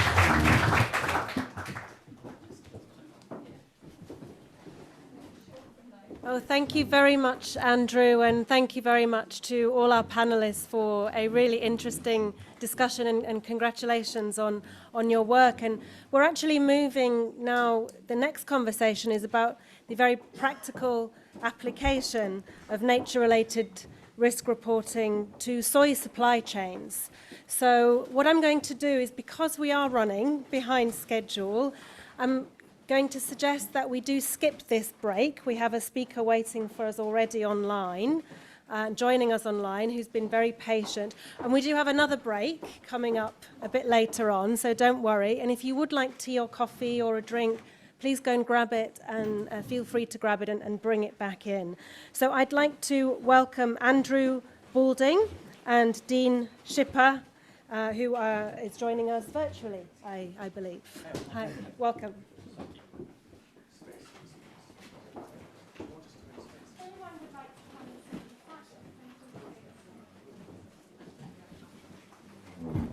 Hi everyone. Just let people move around a little bit. So I'm Andy Boulding. I'm a research associate at Global Canopy. and the people on the panel are going to be quite happy to hear that I'm talking about a bit more in detail the challenges and opportunities that organisations are going to face in terms of actually reporting on their nature-related risks. And specifically, I'm going to be talking about a project called the TNFD Aligned Soy Pilot. And I'll be joined by Daan, Schipper, who's joining online at a later stage, just to give a bit of insight to his experiences in kind of this process of actually assessing, measuring, and disclosing nature-related risks. So I'm going to try the thing here. Yeah. So in terms of the session today, you've had the panel discussion on TNFD, so you're getting a bit of an overview of what it actually is. We've also heard over the last couple of days some really positive nature-related commitments being announced. So yeah, what are the main challenges and opportunities for organisations who are actually going through the process, non-financial companies, financial institutions, on actually reporting their nature-related risks?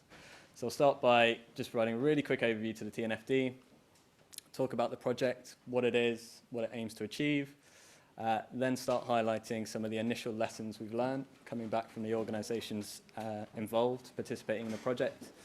We'll hear from Daan, Schipper, who is the head of SDG transitions at Rabobank, on their experience through the project, and then talk a bit about next steps. So next steps with the research project specifically, and also just highlighting what Tony said, some ways that organisations can get involved in the TNFD going forward. And then might open it for, very briefly, considering the time, 1 or 2 questions at the end. So we've heard about it. What is the TNFD? Global market-led initiative, which is aiming to deliver a nature-related risk management and disclosure framework. And as Tony said in the previous panel discussion, really kind of following a develop, test, adjust approach. So developing materials with TNFD concepts, maybe some suggested disclosures, some guidance, sending those out to non-financial companies, financial institutions, NGOs, getting the feedback from them, and reiterating the documents to hopefully by 2023 getting to this final official TNFD framework. The 2 organisations who are leading on this project are Global Canopy and the United Nations Environment Programme Finance Initiative. And as we heard in the earlier panel discussion, these are 2 of the organisations that were the founding partners, 2 of the founding partners of the TNFD, and is why we're involved in this particular project. So the TNFD can broadly be split into 6 different phases: a prepare phase, a build phase, test phase, consult phase, disseminate phase, and uptake phase. So we've gone through the prepare phase, where there's been the announcement of co-chairs, the launch of the TNFD itself, and establishment of an informal working group. We're currently in the build phase, so to Tony's point again, talking about this beta version of the framework. This is something that's being done in the build phase, and this is kind of where the soy aligned pilot project sits. So really informing that beta version of the framework, the lessons that we learned from here, and then also lessons taken forward to wider testing. There'll be much more testing going on, much more research going on. We don't have all the answers to the questions, and that is part of what we'll be doing for the next few years, trying to answer some of those questions and build the framework itself. There'll be wider consultation, and then there will obviously be the dissemination of the framework and uptake by market players. So the soy pilot, what is it?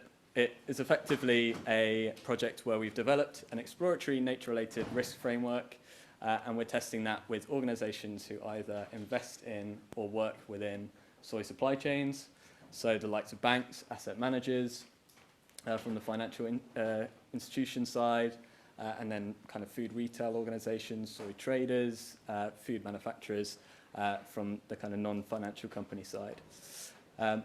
In terms of the number of organisations that we have participating, we've got 7 organisations participating in the project, 4 non-financial companies and 3 financial institutions. the main objectives of the project are really to kind of assess the readiness of these organisations to report, assess, measure and report on their nature-related risks. And this is following TNFD concepts and guidance that was listed in TNFD proposed technical scope, which was released in June 2021. And that the outputs, we're hoping, will provide some really good practical lessons for future testing and to help inform the formal framework development process as well.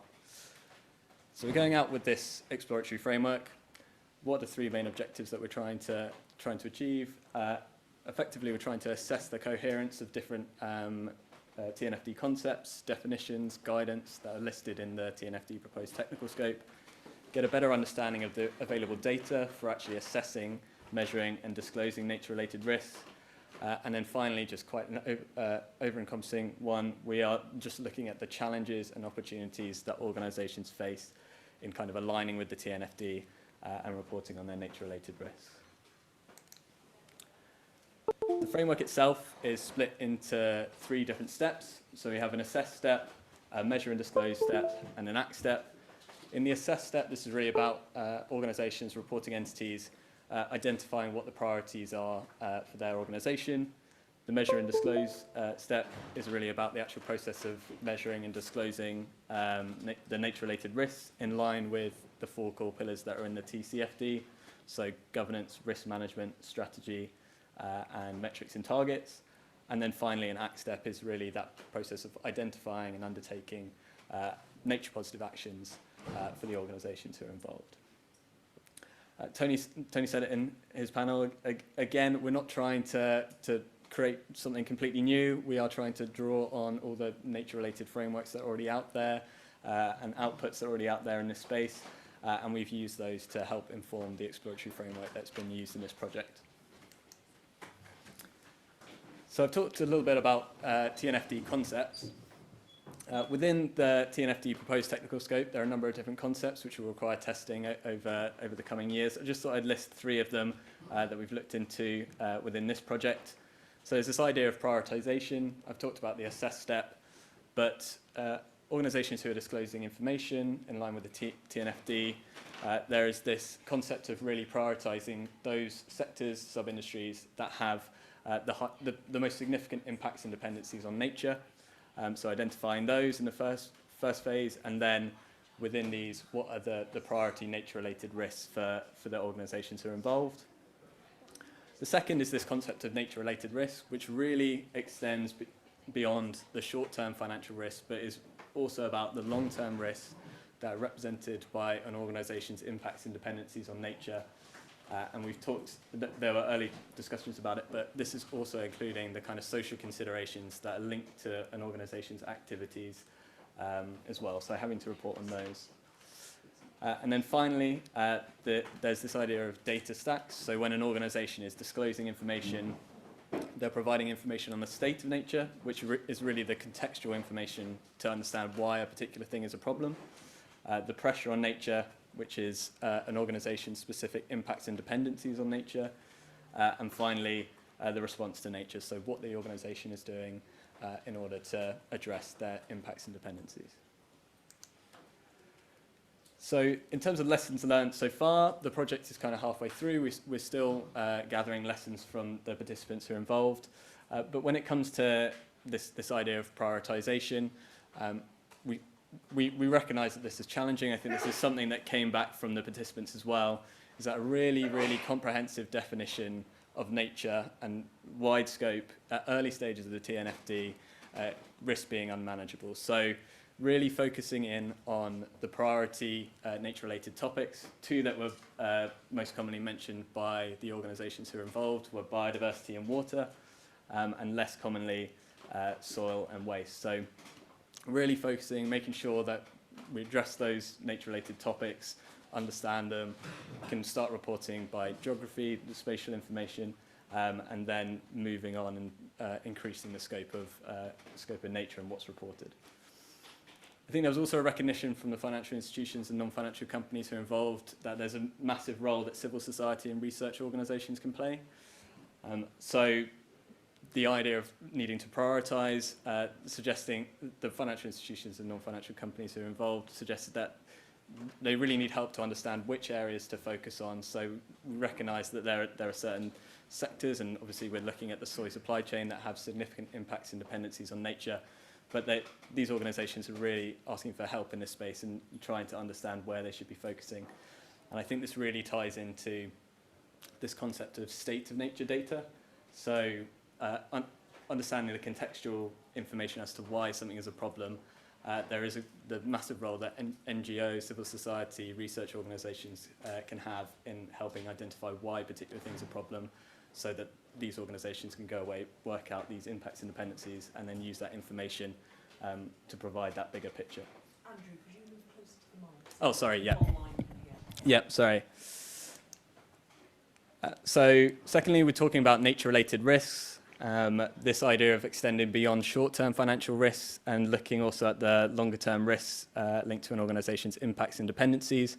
Something that's come back so far is a recognition that I think long-term risks for organisations could be more difficult than short-term risks to report on, and potentially subject, depending on the data, to greater uncertainty. So I think there is really a desire for more guidance in this particular space, how to identify longer-term risks.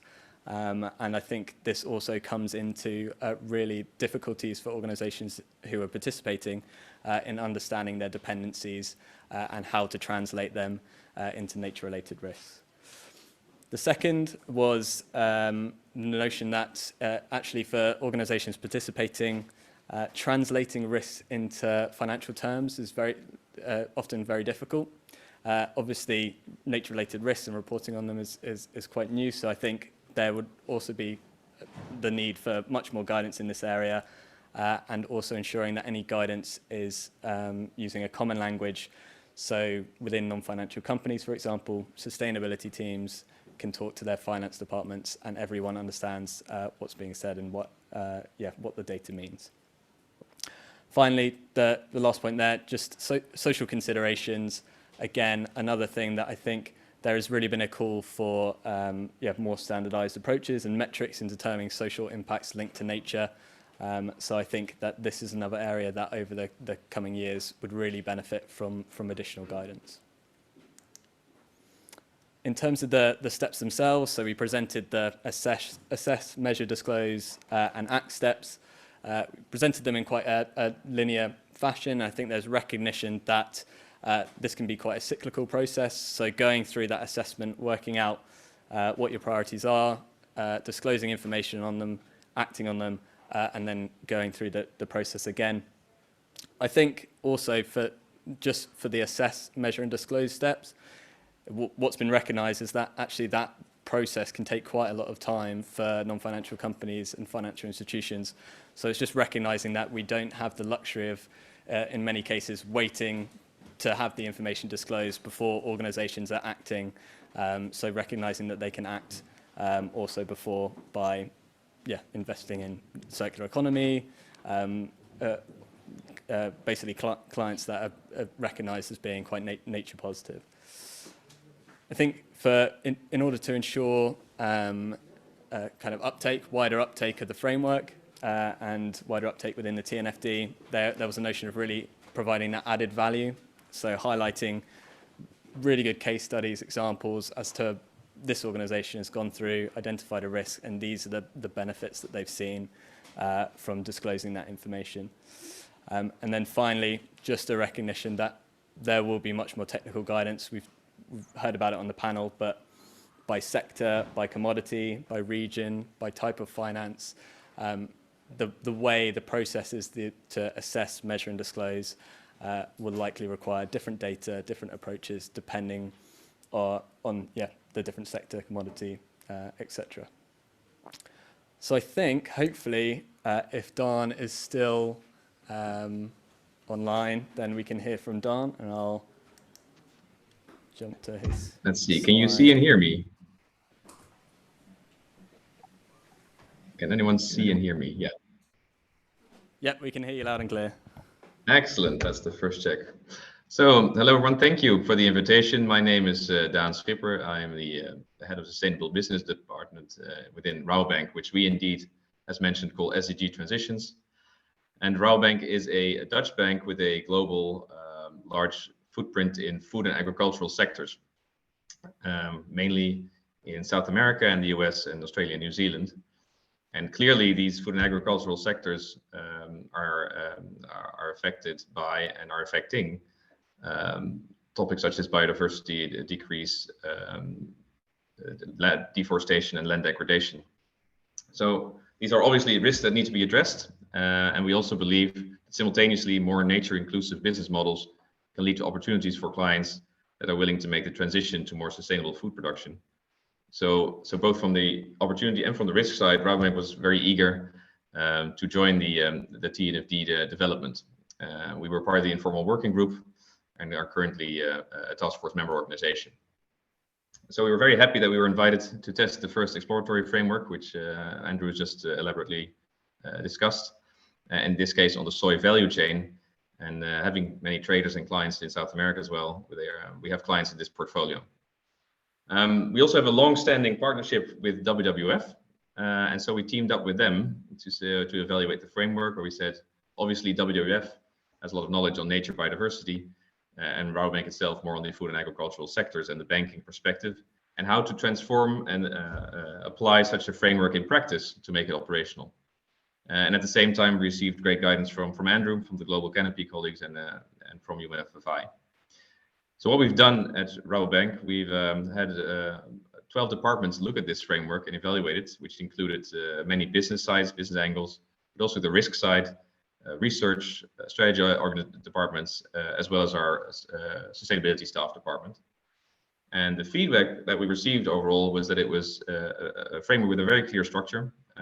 Also the division of the data stacks into the pressures of nature, states of nature, and response to nature was seen as logical. And there was a clear link to physical and transition risks that we also see, of course, in the TCFD. So that made it very recognizable for a financial institution, as we are used to working with that. What we furthermore found was that tooling, and then specifically sector-specific, if possible, on nature-related risks would be more needed to clarify further, especially for people and colleagues who are not experts in nature, which many bankers still are, to further verify what we are dealing with. And at the same time, the large number of tools that's already out there and is being developed also requires a bit more advice and uniformity on how to make things more practical and how, as a bank, we can apply those. Generally speaking, we believe that the framework can benefit from more practical guidance with more operational descriptions and questions, because obviously organizations have to translate this internally to get practical tools and make their portfolio analysis. And at the same time, also the opportunity side may be enhanced with more practical suggestions and examples. But overall, Rabobank has been very enthusiastic and optimistic about developments, and we aim to remain actively involved. As mentioned here, Ross Priory, our Global Head of Sustainability, will chair Working Group 5 on pilot testing, and we will actively engage with clients to test that framework and to get more information, because we obviously see that this is the major topic on the horizon. So I'll leave it there and hand back to you, Andy. Thank you, Daan. Just wait for the slides.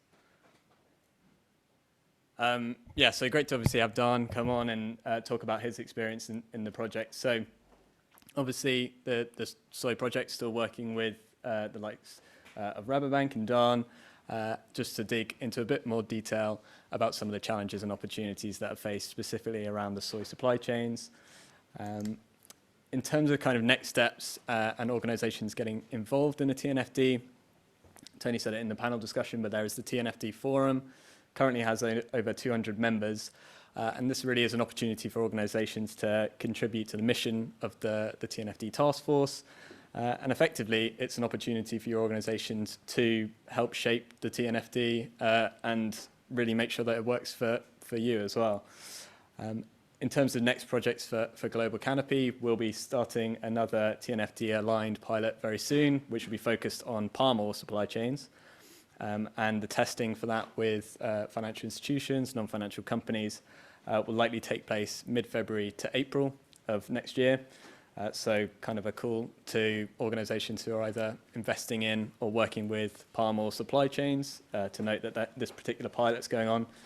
And again, as was discussed in the TNFD panel, there is this upcoming beta version of the official TNFD framework, and really that is an opportunity to once again test the beta version and provide feedback to the TNFD to make sure that it's fit for purpose.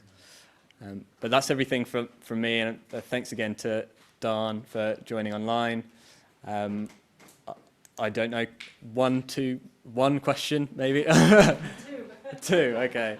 Yeah, so at the back, I don't know if we have a microphone, do we? Yeah, hi there. Thank you very much. My name is Bruce Fletcher. I'm the Chief Risk Officer at NatWest.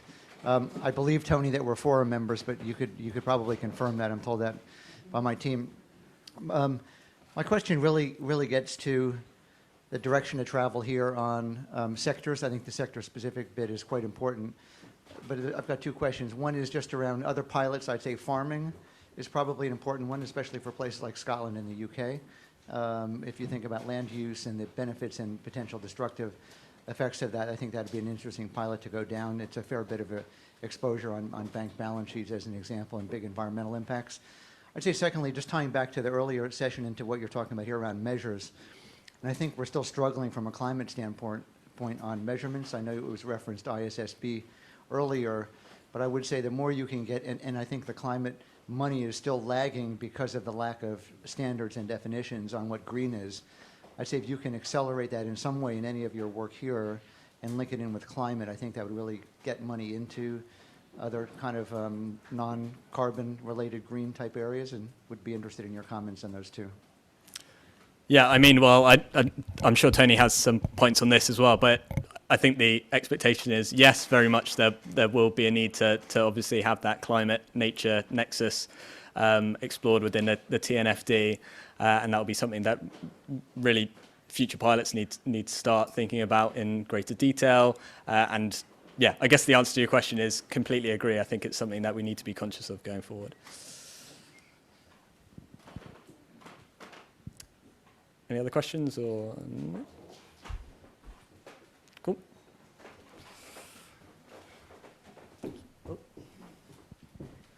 Well, please join me in thanking Andy and Daan.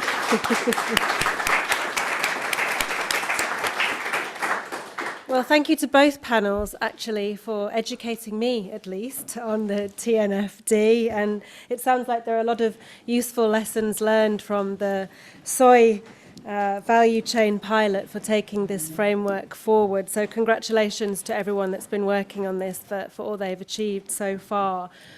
We are running a little behind time. I'm going to propose we take a 10-minute only break now for teas and coffees. Please do come back on time, because remember, we do have over 70 people joining us online as well, and have been very patient with my lousy timekeeping. So, but please do enjoy a short break. And then once we return, we'll be hearing more about landscape enterprising networks. So enjoy the break, and we'll see you all shortly. Thanks.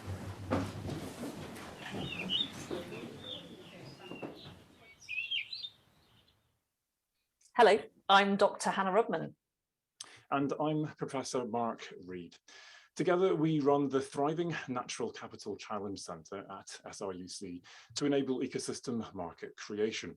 We show how Scotland's natural capital is essential in addressing the UN Sustainable Development Goals. Our work focuses on advancing the fundamental interdisciplinary science of ecosystem services and informing decision makers on the restoration of natural capital and its sustainable use.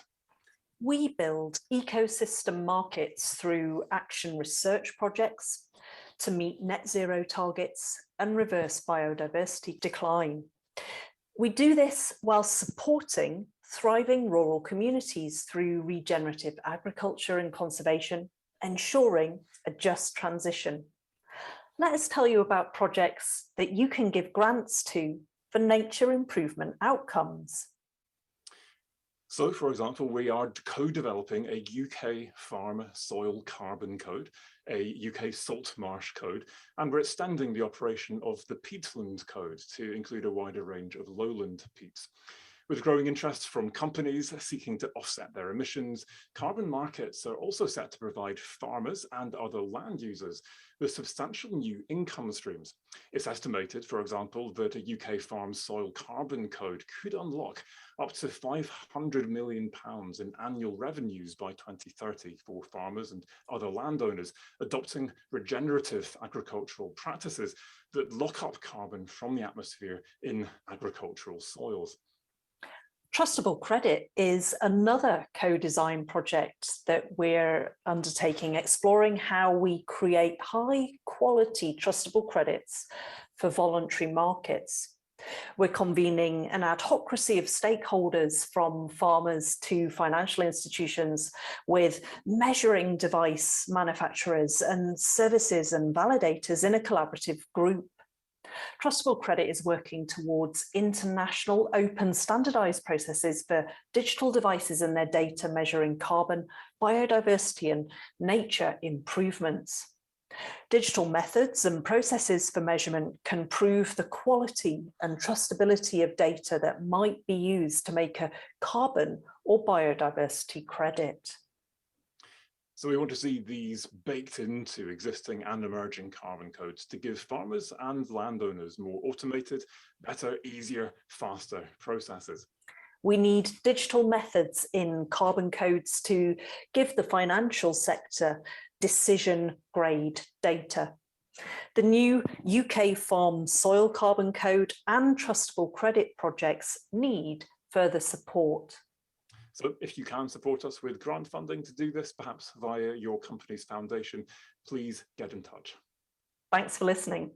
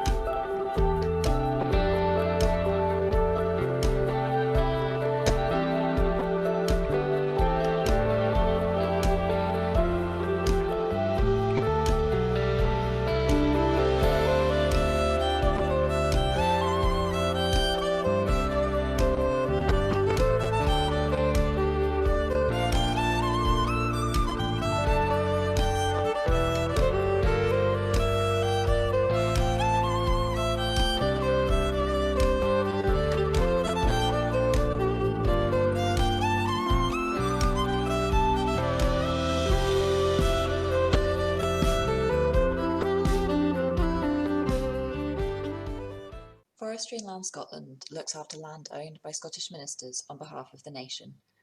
We are a public body and we work to create forests and land that Scotland can be proud of. We are the largest land manager in Scotland, looking after about 650,000 hectares. That's almost 10% of Scotland's total landmass. We do this for the benefit of everyone, both now and in the future. Until 2018, we were part of the Forestry Commission. With this history, we have over 100 years' experience of woodland creation and stewardship of Scotland's forests. But we're not all about trees. We also look after some of Scotland's most important open habitats and lead the largest peatland restoration programme in the country. We plan our land management to deliver a range of ecosystem services that balance social, environmental, and economic considerations. As a public body, we work through audited processes and use internationally recognised certifications that ensure transparency and credibility. Facing today's twin crises of climate change and biodiversity loss, we know that supporting nature will be a critical part of the solution. We're scaling up the action we can take by working hand in hand with partners looking to invest in Scotland's natural capital. We're developing a pipeline of projects eligible for the Woodland Carbon Code and the Peatland Code, which will deliver a host of benefits beyond carbon sequestration, from recreation and education opportunities to helping build resilience in air and water quality, enhancing important habitats, and supporting the rural economy with green jobs and sustainable enterprises. So let's take a look at some examples from our pipeline of projects. Forestry and Land Scotland has an ambitious programme to transform vacant and derelict land across the nation into new woodlands. Tree planting at this example, Damside in central Scotland, will begin next spring. This is just one of several former open-cast coal fields where depleted soils are being restored and planted to provide accessible green spaces for local communities, as well as create productive forests that will supply the sustainable materials of the future and foster new diverse habitats for wildlife. Even relatively small areas of native woodland planting can have a big impact when designed to support freshwater habitats. Trees planted along riverbanks provide connective corridors for fauna and flora. Dappled shade can protect aquatic life from changing temperatures and nearby pollution, as well as offering slow-growing carbon capture and a long-term carbon store. Scottish peatlands currently store around 140 years' worth of Scotland's total greenhouse gas emissions.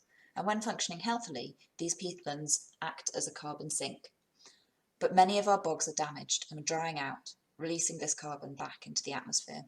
We are developing our first peatland code projects for delivery in 2022.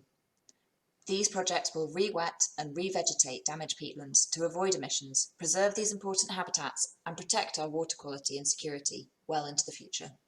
Forestry and Land Scotland are fortunate to look after some of Scotland's most loved landscapes. Large-scale restoration projects may include woodland creation and peatland restoration eligible for the existing codes, but they are also likely to include a variety of land management activities to enhance ecosystems beyond those of the current carbon markets. These will often be complex projects with long lead times, and such projects could provide a rare opportunity to be involved from the outset in restoring whole landscapes across Scotland's peninsulas and glens for generations to come. If you'd like to find out more, please visit our website, or if you have a project in mind that you'd like to discuss, you can get in touch via inquiries@forestryandland.gov.scot. Welcome to Scotland, a country known for remarkable landscapes, pristine environment, and spectacular wildlife. But behind the romantic images of the Highlands lies a forest ecosystem devastated by more than 500 years of exploitation. Scotland's uplands have been blighted by clearance of forests and people and near loss of the indigenous culture around our native flora. Even many Scots are unaware that our bare hills should really look like this. The challenge is how to transition from where we are now to a forest nation with a biodiverse, flourishing upland ecosystem, thriving communities, and a vibrant forest culture. At our farm in Perthshire, we have developed a model for how this can be done. At Kirkland Bank Farm, nature thrives alongside agriculture, and our distillery uses the unique flavours of Scotland's wild plants to create our award-winning innovative spirits. Our unique business model supports nature and people, and our expansion plan can create much greater impact for Scotland. Our circular economy business model combines three synergistic elements: regenerative agroforestry to restore biodiversity, negative emissions technology that captures atmospheric carbon that can be stored in soils, and innovative distillation processes and natural product design for the food and drink, cosmetic, nutraceutical and pharmaceutical sectors. In our regenerative land use model, carbon and biodiversity assets work together to create natural products, deliver ecosystem services, create green jobs, and provide resilience against climate change in our ecosystems and rural communities. Together with key investors, we can deliver 14 of the UN Sustainable Development Goals. We bring powerful combined business and scientific skills and have a track record in land management, building key relationships and academic partnerships. We have a passion for innovation and have experience in delivering multiple natural product revenue streams. With patient anchor capital already lined up, we are seeking investment partners with a desire to create impact. We need to act now to innovate achievable enterprise solutions to climate change. We need to balance environmental, financial, and community outcomes, and our model can do this through ecosystem restoration and a nature-based product set. We have a strong team with delivery capability, so join us and be part of our extraordinary vision for Scotland, for nature, for people.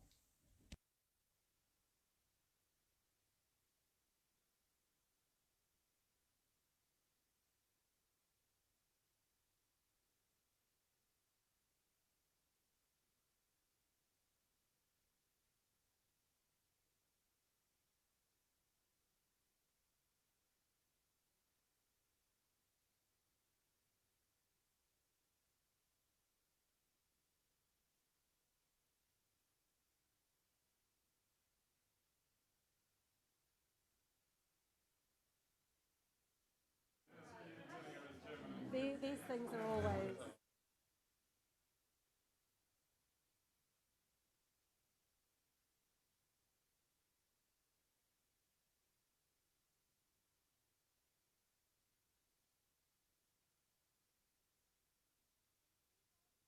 Everyone. So, very warm welcome back to our next session. Thank you to everyone who's joining us online for your patience. I'm very pleased to welcome Lucy Philby of the Scottish Environmental Protection Agency and Andy Griffith from Nestlé UK to speak to us during this next session, which is entitled Investing at Scale, Aligning Value Chains Locally. And I'm very interested to hear about these landscape enterprising networks. So the floor is yours. Thank you. So good afternoon, everyone. I'm Andy Griffiths. I'm Head of Value Chain Sustainability for Nestlé UK and Ireland, but also co-developer of the Landscape Enterprise Networks. Joined by Lucy. I'll let Lucy introduce herself in a second. We're going to talk through really how we can build an understanding and leverage business interests to drive investment into landscapes and landscape transformation, but focusing very much on environmental and commercial flows. So looking at revenue and revenue flows into nature to enable that transition. So without further ado, I'll hand over to Lucy to start taking you through the model.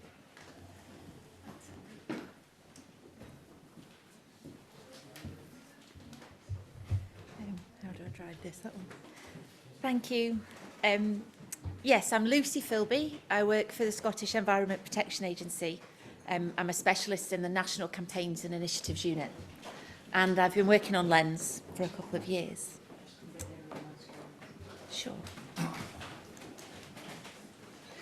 So typically, when we take a natural capital project, it starts with a problem that's identified. It could be a downgraded habitat or a flood risk in an area.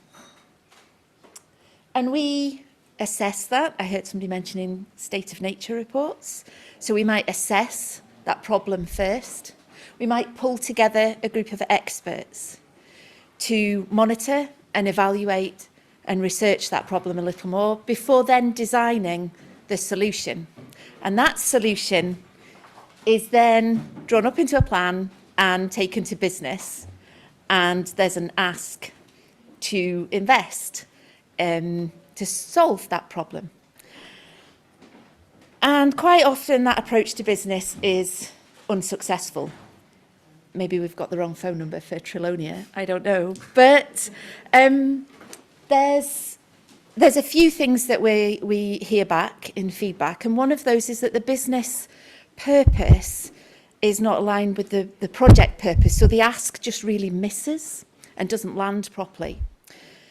Business also quite often don't own or manage the assets that are involved when we talk about these natural capital projects. Or it could just be that business also don't understand their connection to the nature in this space. So we hear a few things back. So the Landscape Enterprise Network approach really turns natural capital thinking on its head, and to take a more integrated approach to both climate and nature outcomes through landscape regeneration. And I'm going to do a whistle-stop tour through this, but Andy is going to delve into it in more detail. So Lens starts with business. It starts by looking at the beneficiaries of a landscape. Those can be businesses in the landscape that are successful because of the functions that they rely on in that landscape. So that could be food production, that could be flood risk mitigation, or it could be water supply. And the functions that support those businesses to be successful are underpinned by landscape assets. And Lens dives deep into this and maps these connections, but it also takes people on a journey to then connect business to the nature that underpins them. And that understanding starts to build.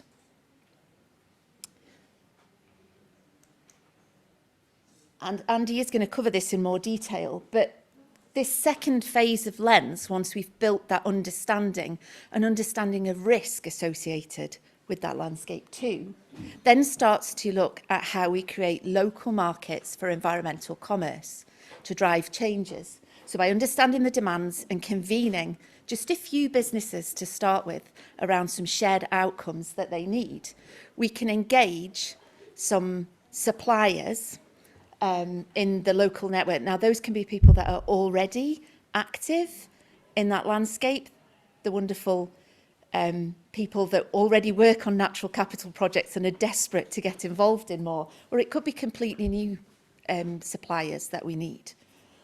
But they work together with land managers and they design interventions or nature-based solutions that can then be traded with those businesses, those demand interests. So it builds supply and demand.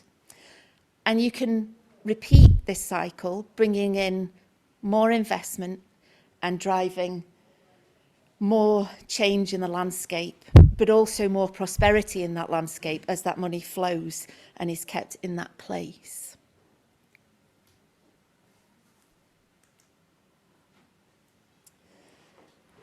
So Lens is designed to work with existing structures and partnerships, though it is capable of building a place-based approach on its own.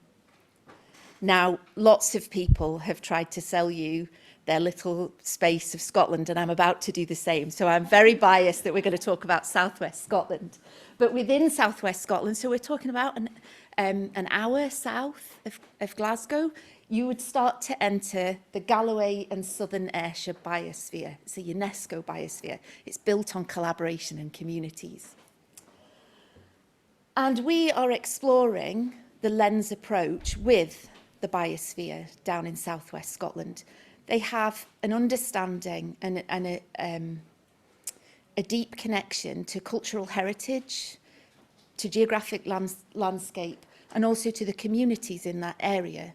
So by building Lens with a partnership already in place, like Galloway and Southern Ayrshire Biosphere, what we can do is make sure that the nature-based solutions that go in are appropriate for not just the landscape, but everybody within it. Andy, I think I'm going to pass on to you. Thank you.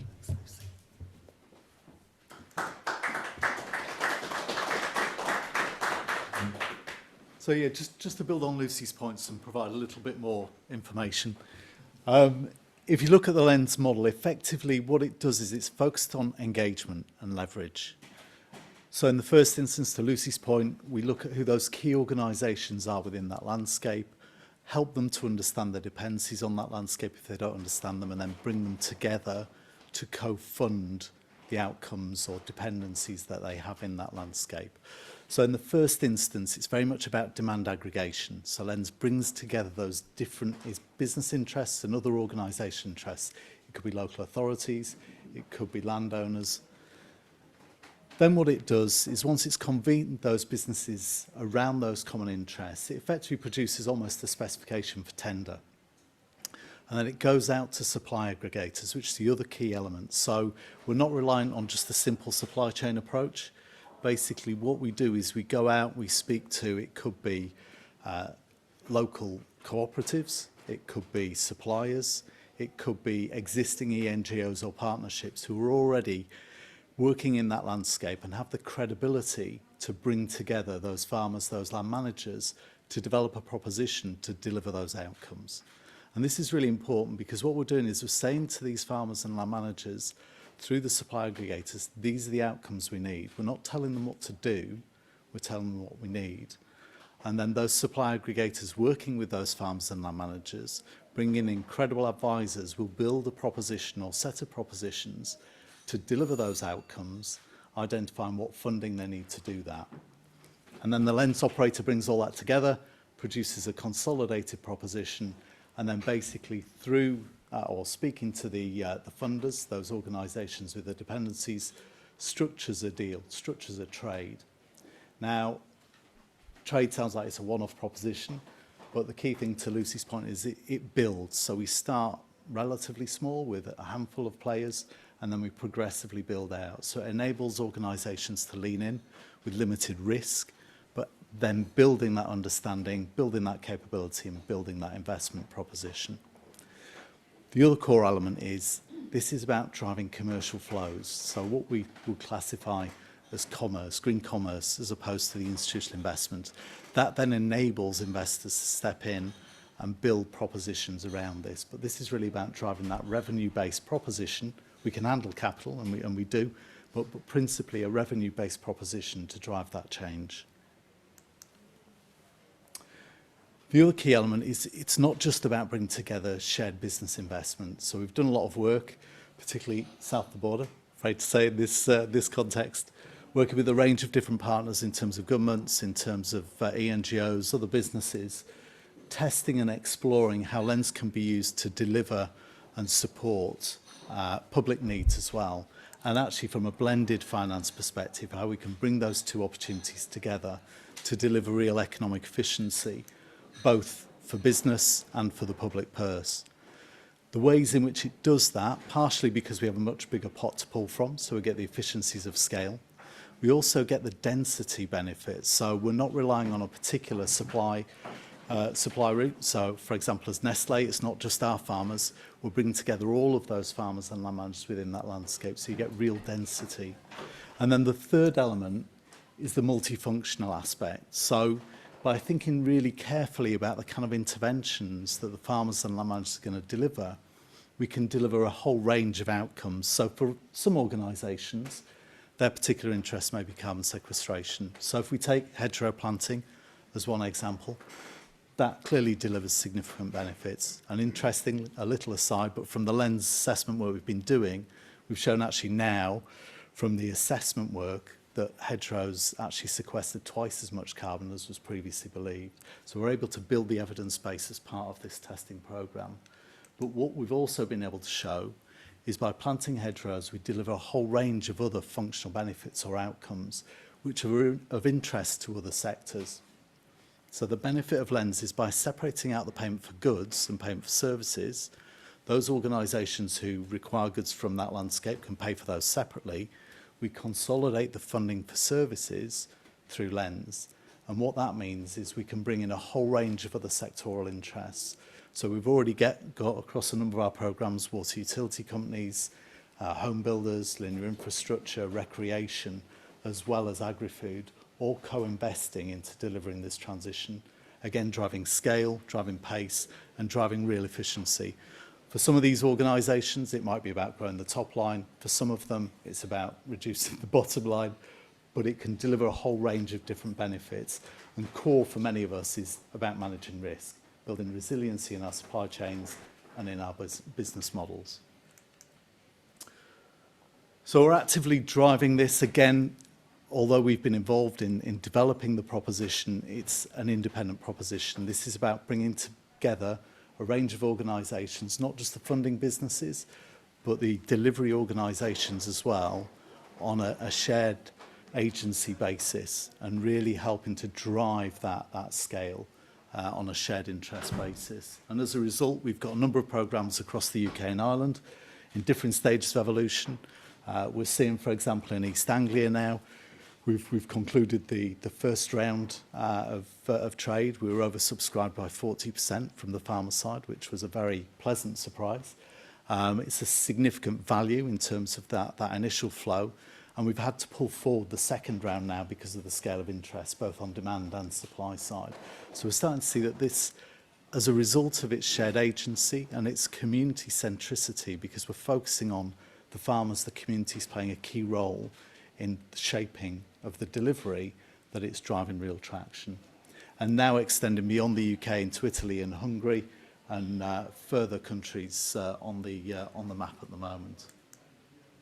So why are partners engaging? I won't go through these in detail, but from a business perspective, principally about risk management, clearly efficiency, but also really importantly building the evidence base. I think we hear a lot about committing to net zero by 2050 or earlier for some organisations, but the real key is leaning in now and taking action, not just to deliver the scale of change we need to see by 2030, but actually we know there are some missing pieces of the jigsaw in terms of evidence base.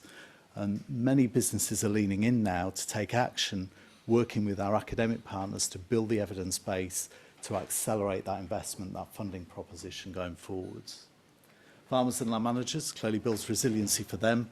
Shared agency, many of the farmers who've engaged are engaging because they feel that they have a clear role to play. They can see that it's a business transaction, they're getting paid to deliver outcomes, but they recognise that they're able to shape the proposition that delivers those outcomes.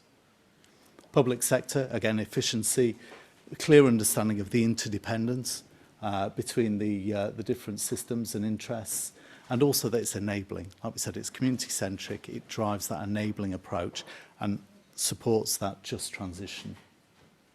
And clearly from a startup perspective, again, shared agency, balanced outcomes. This isn't about driving a carbon-loaded landscape. This is about driving multifunctional landscapes. And it's not just about natural capital. So what we're finding now as we've evolved this is, although we'd originally focused principally on environmental outcomes, we're seeing actually opportunities to catalyse social and economic regeneration. So delivering efficient mental health outcomes as an example.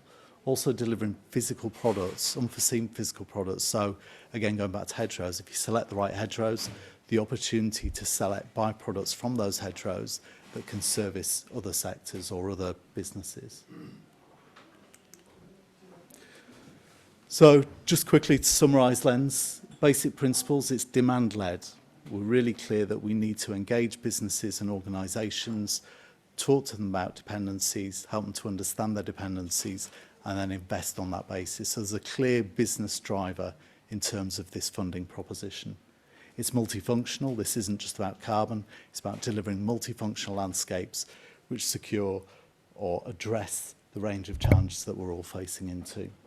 It's collaborative and shared agency for all partners involved. It's business-like. It drives organic growth. Like we said, we're able to bring organisations in on their own terms, drive the risk that's appropriate to their terms, and then scale and bring more partners in as we evolve the programmes. And particularly place-based. Again, there are opportunities to drive supply chain-based approaches, commodity-based approaches, but what we've seen from this approach is actually place-based drives real interest, real engagement, and opportunity to accelerate that pace and scale. So that's a quick overview of Lens. We were going to ask you to do some polls for a little bit of audience interaction, but to help recover a little bit of the time, we'd ask you to do that offline. So separately, hopefully you'll see a request come through, for a poll everywhere. We'd ask you to think carefully about the question we're asking, and we'll be very appreciative if you could feedback your comments in relation to that. So without further ado, I'll hand over to the audience for any questions.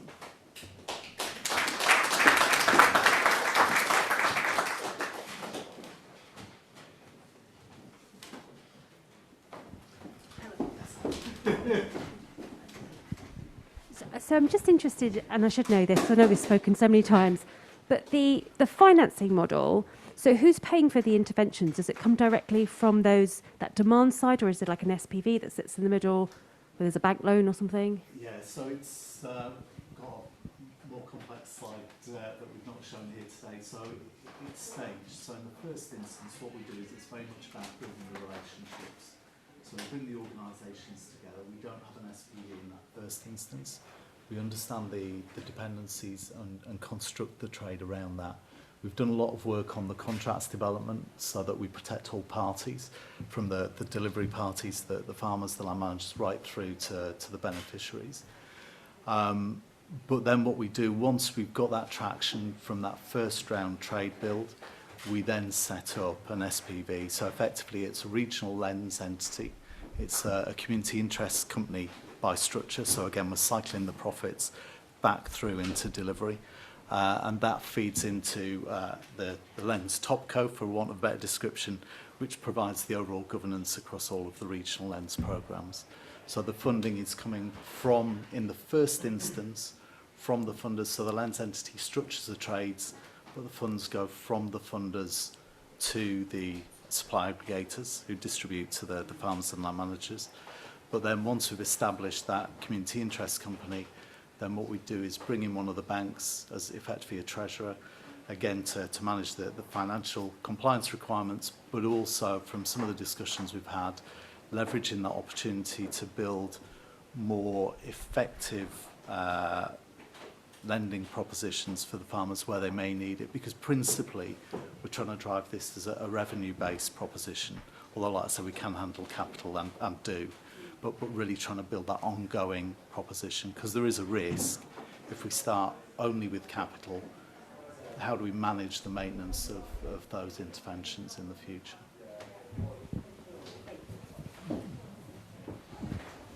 Great. I've got a question from Zoom in the room. This is from Dan Hurd. What is the intermediation cost of lens, and who pays for it? Is it a one-off cost? Is it an annual management fee? So initially it's structured as a part of the trade itself. So the funders who are coming in will basically, and again full transparency, will see an allocation associated with the management of lens. And then effectively what we do is we structure that in a way where we're retaining some of that funds as effectively a war chest to seed fund new programs to reduce that requirement for future funders. So that's the way it would typically operate. But what we also do is, as the program grows, we cap it, because again, what we're trying to do is just cycle the funds through. What are you? Let me just give you that for the people on the Zoom. Just a question again, but are you a private organisation? Not, are you? Are you a government-backed organisation? No, so we're just going, at the moment, it's a collection of organisations with shared ambition, shared interest. We'll be making announcements shortly about structuring Lens as an independent entity, but effectively it will be an independent entity, limited by guarantee in terms of the topco, but an organisation with purpose. So again, cycling the funds back through the delivery programme. There's a few questions at the back as well. Yeah, a question about outcomes. How are you monitoring, apportioning and linking those outcomes delivered on individual land holdings or land management units back to the funders? Absolutely, yeah. So it's a really great question, actually. I think one of the big challenges is both, there's been a lot of discussion about metrics, but it is about actually how we measure against those metrics.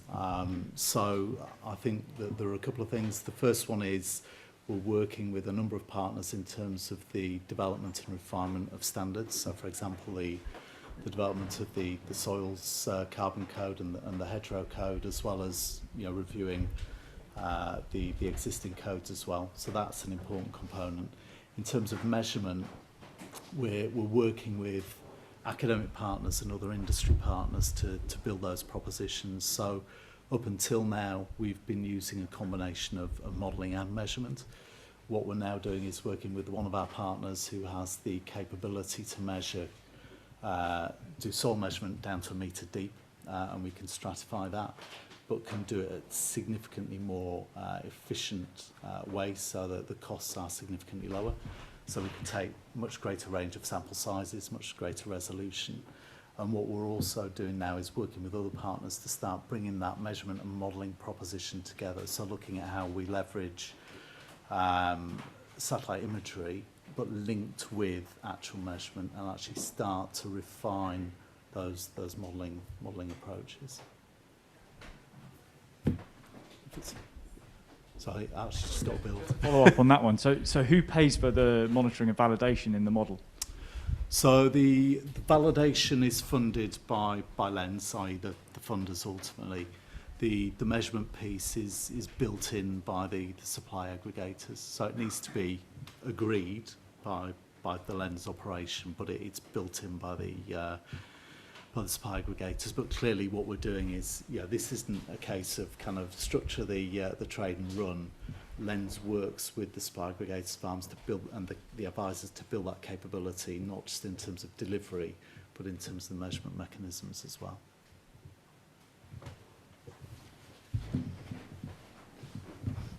Right, thank you very much. One observation, then a question. The World Resource Institute has some new capabilities around monitoring based on new, more granular satellite imagery, and it's being able to measure carbon sequestration. They have a plan to map every tree on the Earth, and they can really get it in a very fine level, and it's actually designed to measure outcomes, so that may be helpful to you. My question, though, is around the financing model and the voluntary carbon markets, and whether that, because there's a clear overlap here between nature and carbon and climate change, and if you can tap into some of the voluntary carbon deals that are being made, that would be a big revenue source potentially to bring into this if you haven't done that already. Absolutely, and just to build on that, so we recognise that we need to address carbon and nature in parallel, and very much focused on multifunctional landscapes, but also recognising that at the moment carbon is the primary lever. So we're using carbon for many organisations as the primary route in, and using the voluntary market as a proposition to do that. There is some concerns around perhaps the robustness of some of the offerings at the moment, but again working with those partners to ensure we can build credible and robust offerings to move that forward. Bruce. So in Scotland and in England, obviously there's a redesign of taxpayer agri-environment support. I just wonder whether you could give us your thoughts on whether this current redesign of agri-environment support might help or hinder the Lens model. Yes, so it's, again, another really good question. So we would hope that it helps. We've been working very closely with the agencies and governments north and south of the border in terms of exploring that. I think if you look at the ELMS model, there's a clear opportunity for Lens, and we've done a lot of the modelling through that testing work I described earlier, looking at how Lens could help optimise the delivery of Tier 2 and Tier 3. Probably less relevant for Tier 1, but for Tier 2 and Tier 3 that looks like a really strong proposition. And similarly looking at the opportunities in Scotland to structure something similar. It's really important, and I think it drives efficiency for business, it drives efficiency for the public purse. The converse is also true. The longer we delay that decision making, the greater hesitance there is for farmers and landowners to lean into these kind of programs. So it's important we move quickly and we don't effectively block business interest into transforming our landscapes. Okay, I've got a question coming in from online. Interested in what both of you think about what are the features of place that offer a foundation for a successful lens? Well, I've spoken a lot. I'll let Lucy lead on this one. Andy. I think the example that I talked to with the Galloway and Southern Ayrshire Biosphere, I think everybody in the room that I've chatted to so far talks about this challenge and the fact that everything is so interconnected, and that of course is where place is.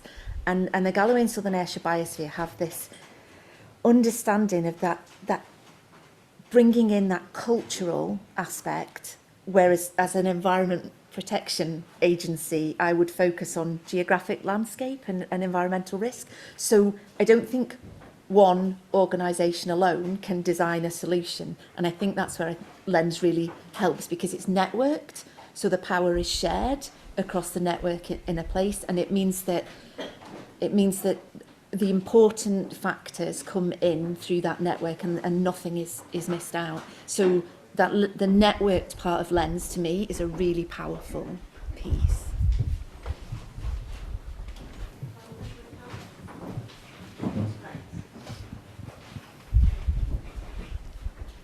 It's great to see that the Lens models, you're going to be applying them in many different areas of the UK and also on the continent as well.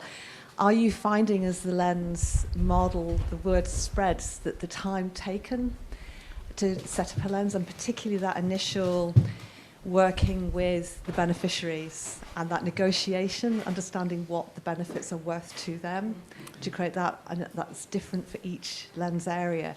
Are you finding that speeding up? And roughly how long is it taking to create a Lens? Great. Seeing as we need to be moving at pace, and it seems a very good model for that. No, absolutely, Kath. I'm happy to start, and I'll let Lucy jump in as well. I think if you look, we've been working on this for over 4 years now in terms of the development of the model, and we still are very transparent, very clear that it continues to be an evolving model. Anyone who says they've got this nailed is kidding themselves, to be honest.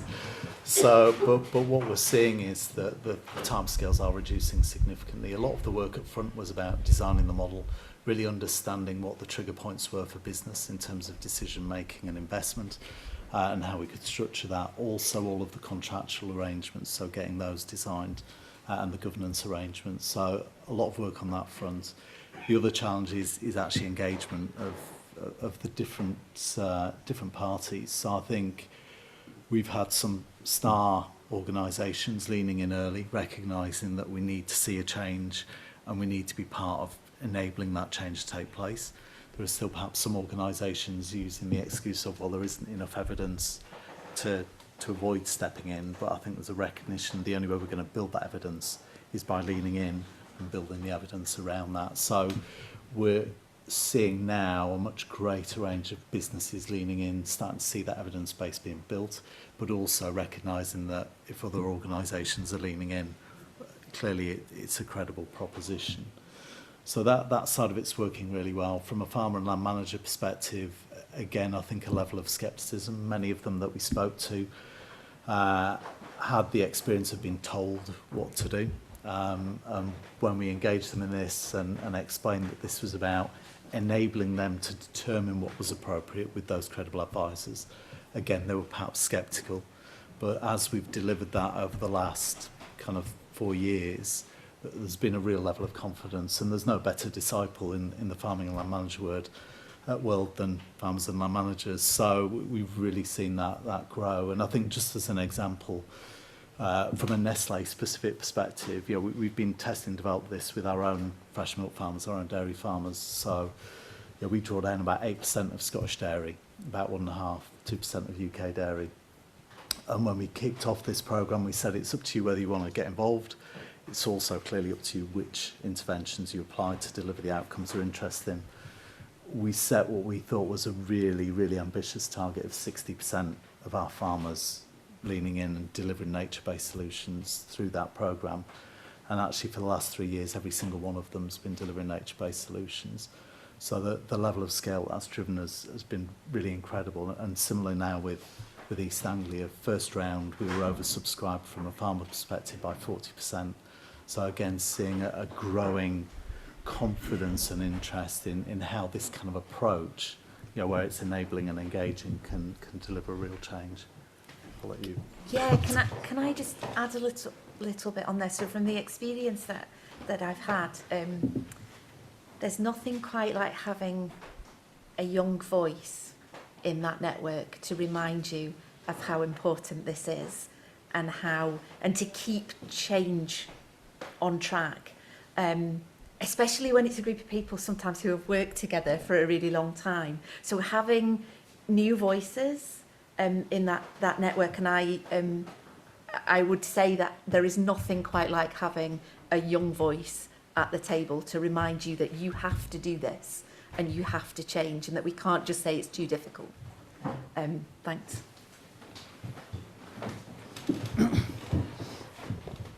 Thanks.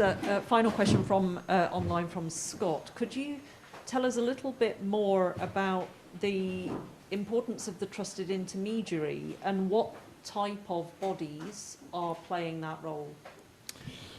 Yeah, so there's, I guess, two types of intermediary. You've got the demand aggregation, which is managed by the lens entity itself. So that bit's kind of straightforward and very transparent when the different parties engage.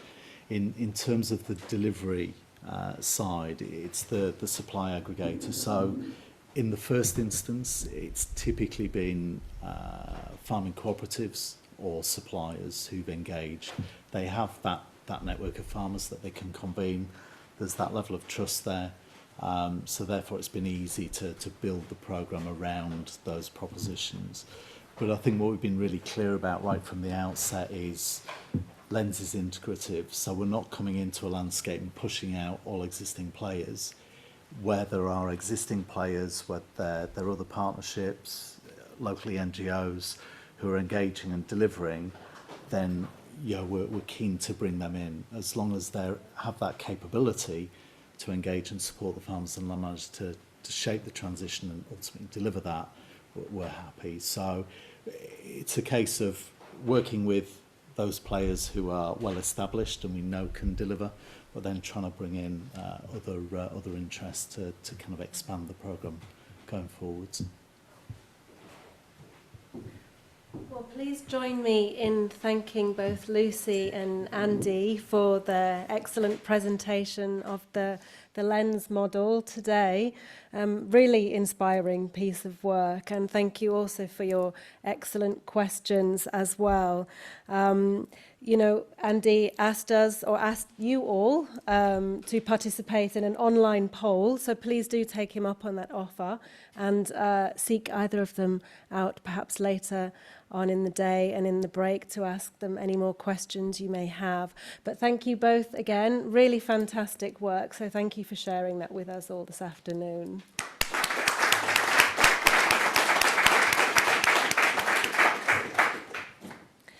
So I'm really pleased to open our next panel of speakers. We will be joined by online by Joe Pike, who's the CEO of the Scottish Wildlife Trust, by Nicola Melville, who's a senior specialist from the Scottish Environmental Protection Agency, and Ruchir Shah, who's Director of External Relations, also at the Scottish Wildlife Trust, to speak about success factors in blended finance. And I know that this is one of the biggest growth areas in finance for nature, both domestically and in terms of channeling more funds to the global south as well. It's an area that I've worked in, that I'm very interested in personally, so I'm looking forward to hearing from all of them as well. So a warm welcome, and don't be shy.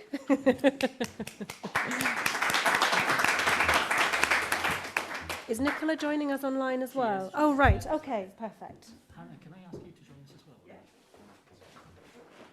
You see that with the multiple devices that we've got here, that we're doing this one as a genuine hybrid interactive event. So it's a bit of a risk, and I hope please do bear with us. It's the first time we're doing this.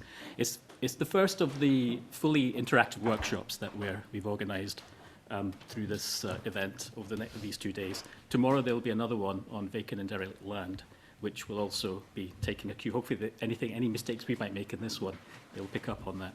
We do have an online audience as well, and we will be engaging them in participation in that as well. So, in addition to Joe Pike, Chief Executive of the Scottish Wildlife Trust, and Nicola Melville from the Scottish Environmental Protection Agency, we're also joined by Hannah, who's been here throughout the day, who's going to be the voice of the chat in this room. And we've also got my colleague Rory McLeod online, who's going to be supporting us with some of the more interactive elements as well. So, this session, which is entitled Success Factors for Blended Finance, with a focus on the Riverwoods approach in Scotland, I would like to introduce Jo Pike and ask her to set the scene for us on this workshop. Thank you, Jo. Thanks very much, Ruchir. It's great to be part of this event, and I'm looking forward to a really interesting session just now. So it's already been highlighted that there's loads of interest in blended finance at the moment. So today is an opportunity to think about the topic from the perspective of managing, allocating and taking risk. And we're going to use a real early stage example of a project, as mentioned by Ruchir, called Riverwoods, to help focus the discussion. And by the end of the session, we'd like to have gathered, shared and explored views on a key question, which I'll outline in a moment. But first of all, I'd just like to run through the 5 principles, which I think are really useful for blended finance that have been developed by the OECD. So I haven't been involved in developing these, but some of you may well have been. For the purpose of this session, they're here to provide some opening context. I can share a link in the Zoom chat for those of you who are online, and for people in the room, you can simply Google OECD Blended Finance Principles. So there are 5 of them altogether. And the first one is to anchor blended finance use to a development rationale. So there's got to be a very clear line of sight to development outcomes within the Sustainable Development Goals. I think that one's it's critically important and it's fairly clear as well. The second one is to design blended finance to increase the mobilisation of commercial finance. So that's what we'll be exploring today from this particular perspective of managing, allocating and taking risk. Thirdly, to tailor blended finance to the local context. Now, we're going to be looking at Riverwoods, which is a Scotland-wide project. There isn't a one-size-fits-all, but I would like to say that we very much hope that the issues raised will have much wider resonance, and they won't simply be relevant to Scotland, of course. Fourth is to focus on effective partnering for blended finance, and I'm sure there'll be no disagreement in the critical importance of that. And fifthly, the last principle is to monitor blended finance for transparency and results. So that's just a little scene setter. The project we're going to look at to help shape the discussion, as I mentioned, is Riverwoods. And Riverwoods is a partnership project led by the Scottish Wildlife Trust, and it was launched back in 2019. It's still at a very embryonic stage, but it brings together a broad coalition of stakeholders who have focused on creating a Scotland-wide network of thriving riverbank woodlands and healthy river systems. And one of the key aspects of Riverwoods is that from the outset, we, as a group of partners, have all included this focus on innovative finance so that we don't have to retrofit the principles of innovative finance to something afterwards. We built it in from day one. It's not been a straightforward process to do that, but Riverwoods featured as a spotlight project in something called the Route Map to £1 billion, which was published last May 2020, I should say, and that was led jointly by the Scottish Wildlife Trust and the Scottish Environment Protection Agency, with input from a really wide range of stakeholders, including the expert finance group of the Scottish Forum on Natural Capital. So that's just to give you a little bit of scene setting. So the key question is this is the purpose of our discussion. In a perfect scenario, what risks should public and philanthropic funders, or development finance actors, if you like, what risks should they take and what risks should they allocate to other actors? And in the process of looking at that, we'll also explore how some of those risks can be managed. And we'd really like to get perspectives from a variety of viewpoints, from investors, from public sector decision makers, NGOs, and so on. So we're going to make this very interactive. We'll use the Miro board. I'll do my best to reflect some of the themes emerging from that. But for the moment, I think that's enough from me. I'll hand back to Ruchir. Thanks very much, Jo. And in order to help us get a little bit of sense of the scale in Scotland and what we're dealing with through the riparian zone and the river systems in Scotland, I'm going to pass over now to Nicola Melville, who's Senior Researcher at SEPA, the Scottish Environment Protection Agency. He'll give us a broad overview of that. Thank you, Rashir. From the start, we wanted to understand what was the value of restoring a network of riverwoods and who would value from it. So we've undertaken, we have a scientific evidence group that's been gathering substantial evidence on that. And just make it really clear from the outset that the scientific evidence is clear that riverwoods are actually critical to the biodiversity and resilience of Scotland's rivers and other rivers around the world. And they are a key nature-based solution for tackling climate change, biodiversity loss, providing social and economic benefits. They are part of the solution that we're looking for. Today, I've only got a really short time to go into this, so I've tried to translate all of our research into this very brief overview, this diagram of how do riverwoods help support the UN Sustainable Development Goals. And you can see that they go from very strong evidence for that to weak at the further side. And that's where we just need to gather more evidence in some ways. Firstly, just looking at that climate action, the reason we're all here, yeah, just keep on that picture for now, Rashir. They're a key carbon store. There's very strong evidence of this, that rivers with established riverwoods are good for both sequestering and storing carbon. And that evidence is clear, and in the same way as for all other woodlands. There's some evidence suggested that they might store actually more carbon because of the water, the woodland, the trees that go into the water, but that evidence still needs to grow. And we already know there's growing global markets for carbon. So in that sense, that's the easier bit. But they also provide so much more.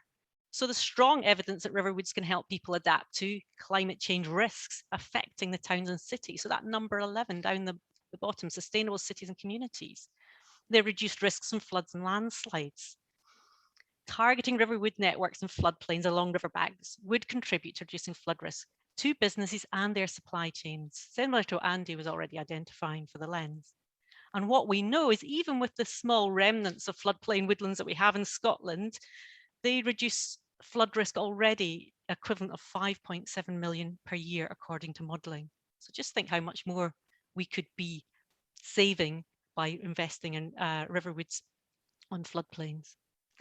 But riverwoods are also to be in the cities. They're not just a thing of the countryside. And there's been work globally that's identified their role in reducing the city heat island effect. And you might not think that Scotland's hot now, but it will be in the future. So from work they've already done in Glasgow city region, they know that a 20% increase in green cover will reduce that heat island effect by 1/3. And our rivers in our cities go throughout, they are veins that go throughout the cities, and they provide that opportunity to create that network that could help cool the city and reduce impact of heat stroke to citizens and the need for energy intensive air conditioning. So it's a real opportunity. Coming to number 14, life below water. Riverwoods can help prevent the collapse of salmon and trout fisheries. Salmon and trout are migratory fish, and they're economically a really important fishery in Scotland, worth £8 million and 4,300 FTE, full-time equivalent jobs, and that includes those in tourism. Rising summer temperatures due to climate change mean that the fish will be affected every second year by 2050, resulting in poor survival of the young fish. River woodlands provide that shade that reduces the temperatures and increases their survival. So we need targeted planting in the right places and recognise that it takes time for those trees to grow big. We need to do the trees now, because it'll take 20 or 30 years for them to be able to shade the rivers. So let's get that happening now. Looking then at clean water, I'm still on the top one. Clean water there, right in the middle, number 6. Riverwoods can help reduce diffuse pollution depending on their location and design. From a global review, they reduce on average 74% of nitrate pollution and 75% of suspended sediment from adjacent agricultural land. That has benefit, well, for treating water in terms of treatment costs, but also for many of the industries that require clean water downstream. Christina was talking earlier about the aquaculture sector, critical for them to have good quality water. also for the drink sector, the whisky sector, milk production sector. And also a good quality clean environment is valuable for recreation and tourism, especially as wild swimming is starting to increase in Scotland. So now we can go down to the bottom, Rashir, if you could go down to the map.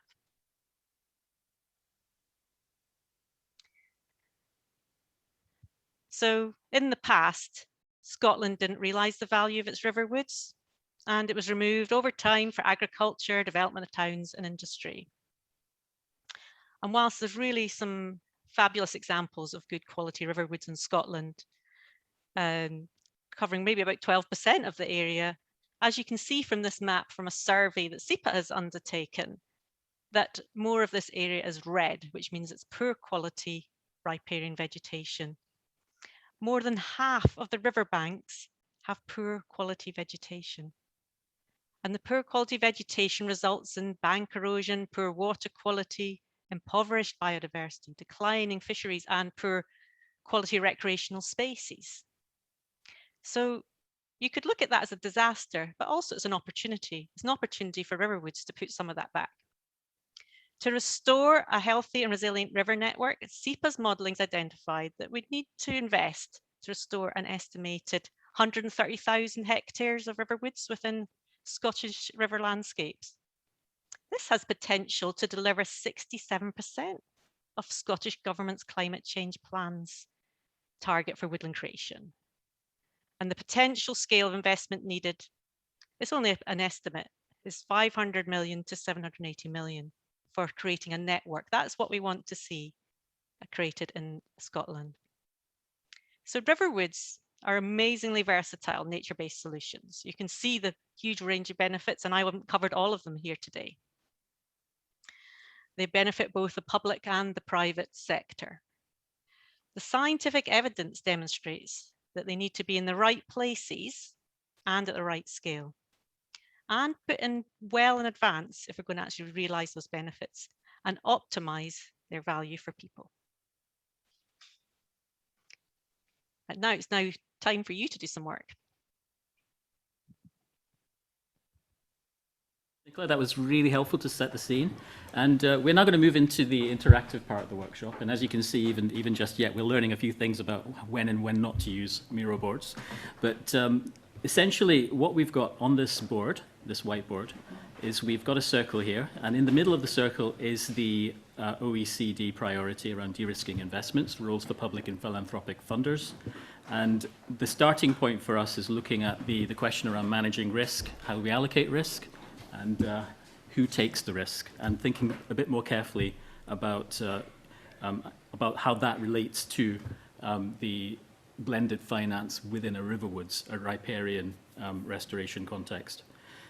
Later on, when the chat develops a bit more, we will then look at some of the enabling and conditions and some of the barriers to managing, allocating, and taking risk in that way.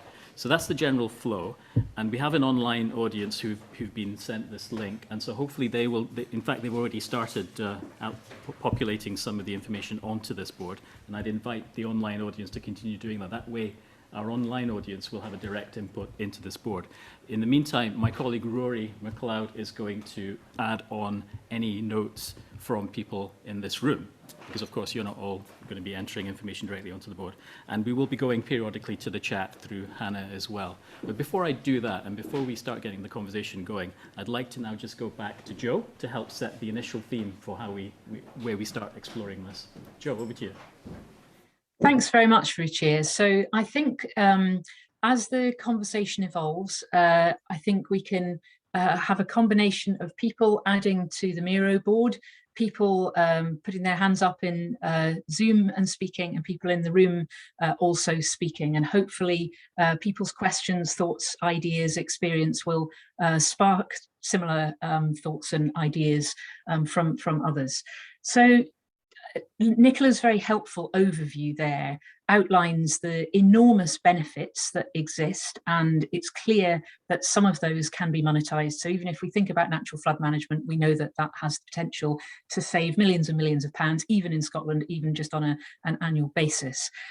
So what we need to draw out of this discussion is when we start packaging up the benefits for investors, then we know at the early stages, blended finance is going to be needed. I'll just quickly read you out the definition of blended finance that comes from the OECD and the World Economic Forum. They define it as the strategic use of development finance and philanthropic funds to mobilize private capital flows to emerging and frontier markets. That word emerging, I think, is key. So we're looking at new markets here, and we're looking at sharing the risk. That's the basis of this discussion. So I'm just going to invite people to make some initial reflections on how we might think about, obviously we've done quite a lot of thinking about this within the partnership of Riverwoods, but I think there's probably huge experience within the room and questions as well.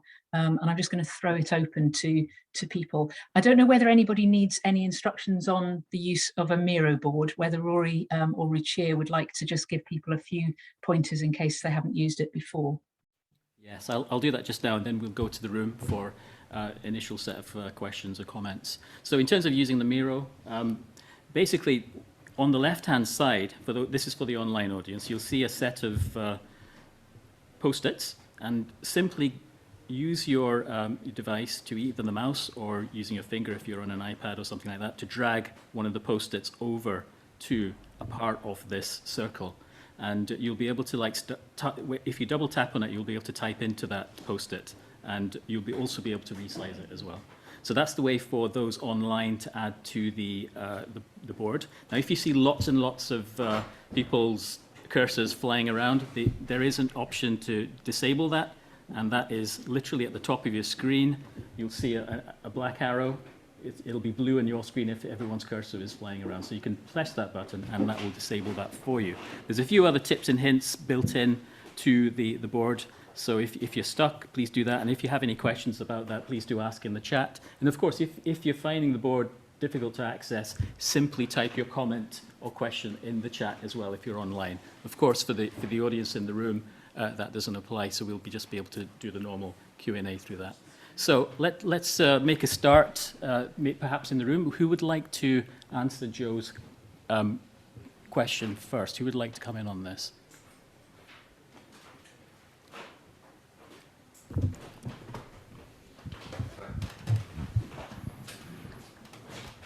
So what?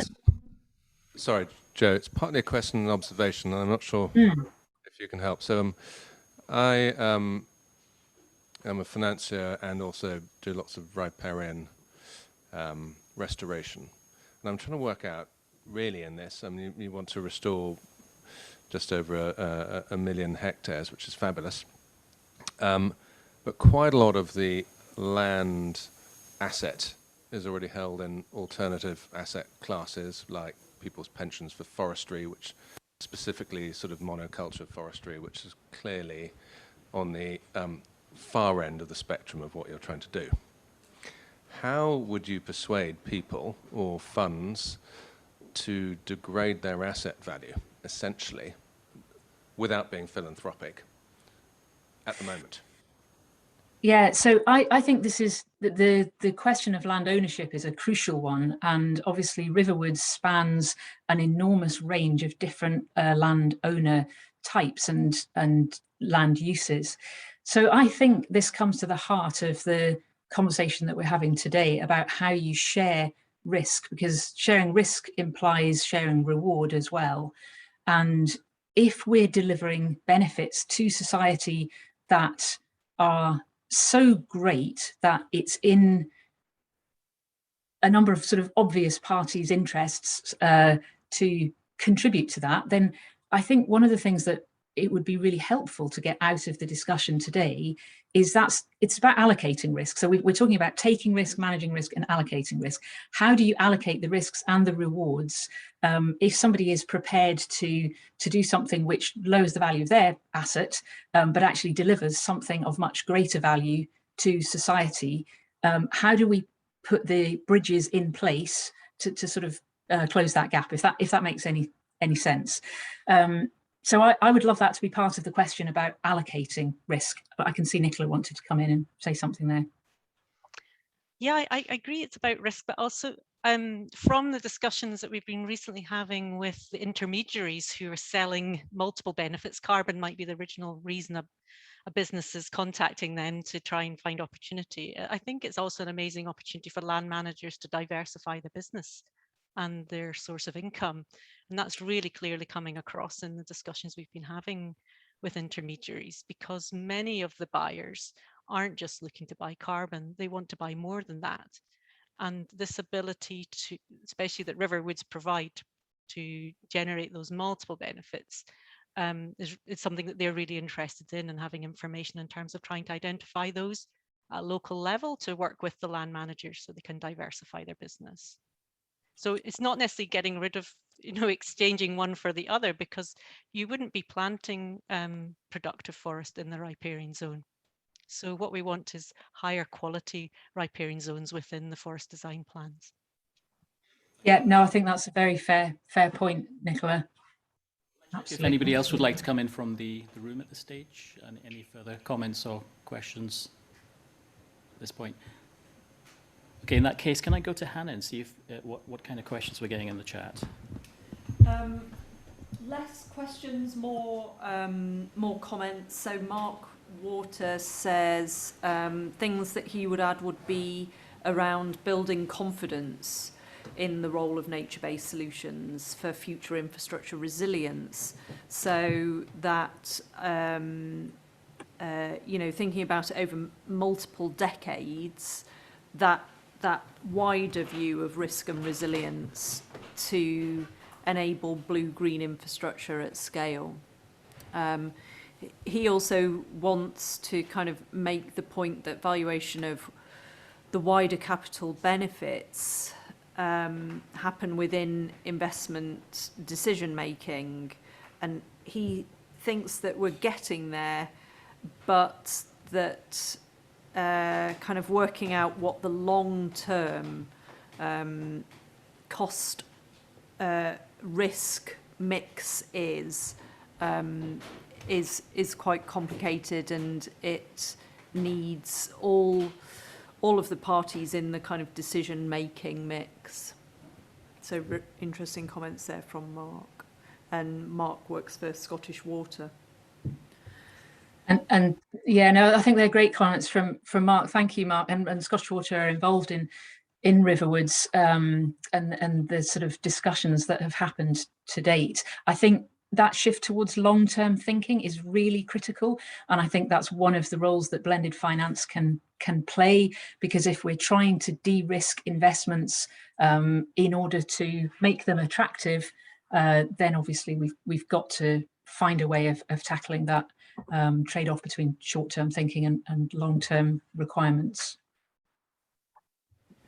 Joe, is there anything from the Miro board now? I see there's 2 or 3 comments added that resonates with you that you want to pick up on at all?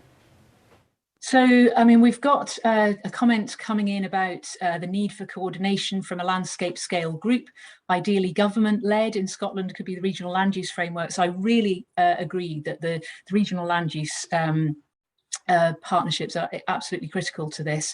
And I think that where we're looking at a Scotland-wide initiative, obviously it's about dovetailing with what's already in place and not just reinventing wheels everywhere.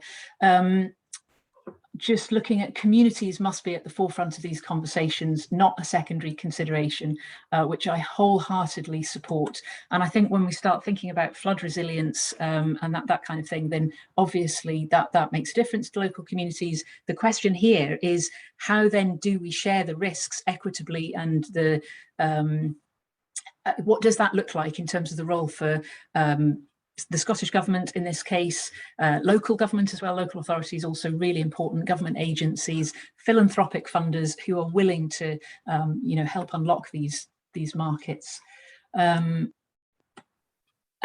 again, echoing the point about long-term thinking, needs resilient and long-term revenue streams associated with riparian woodlands. Yeah, absolutely.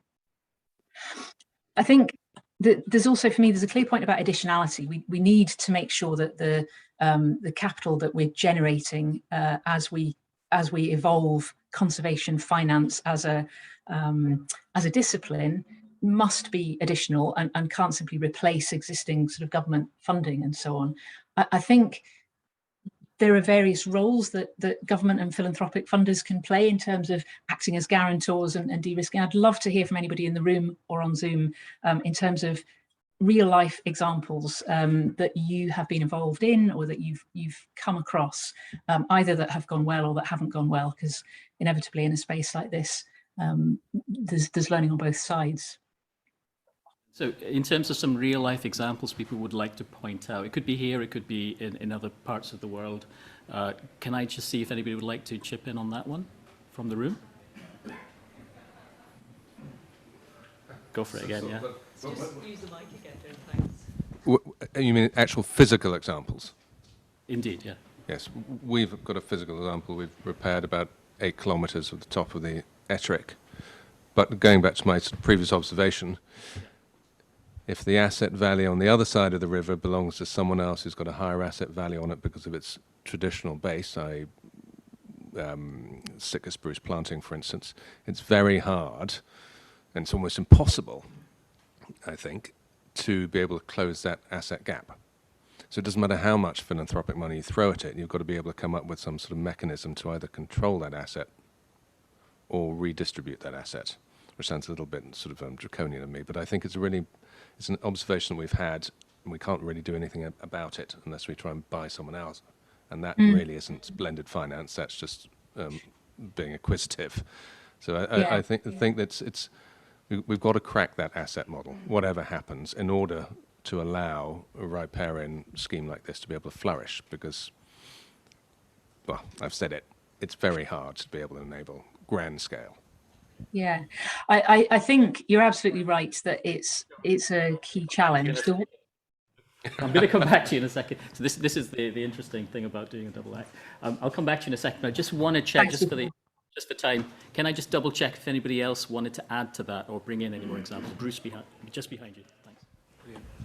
Yes, I'm just wondering whether with the work of Riverwoods so far, you kind of have an inventory of who owns these hectares of land, who's got a contractual or tenancy type of interest in that land, and indeed, who's got a financial interest elsewhere in that land. Have you got that kind of inventory? So, and also, I'm just wondering. Obviously, it's great you've got this sort of national idea, this national model, but have you looked at sort of breaking it down by catchment? Because presumably, in some catchments there may be traction, it may be easier.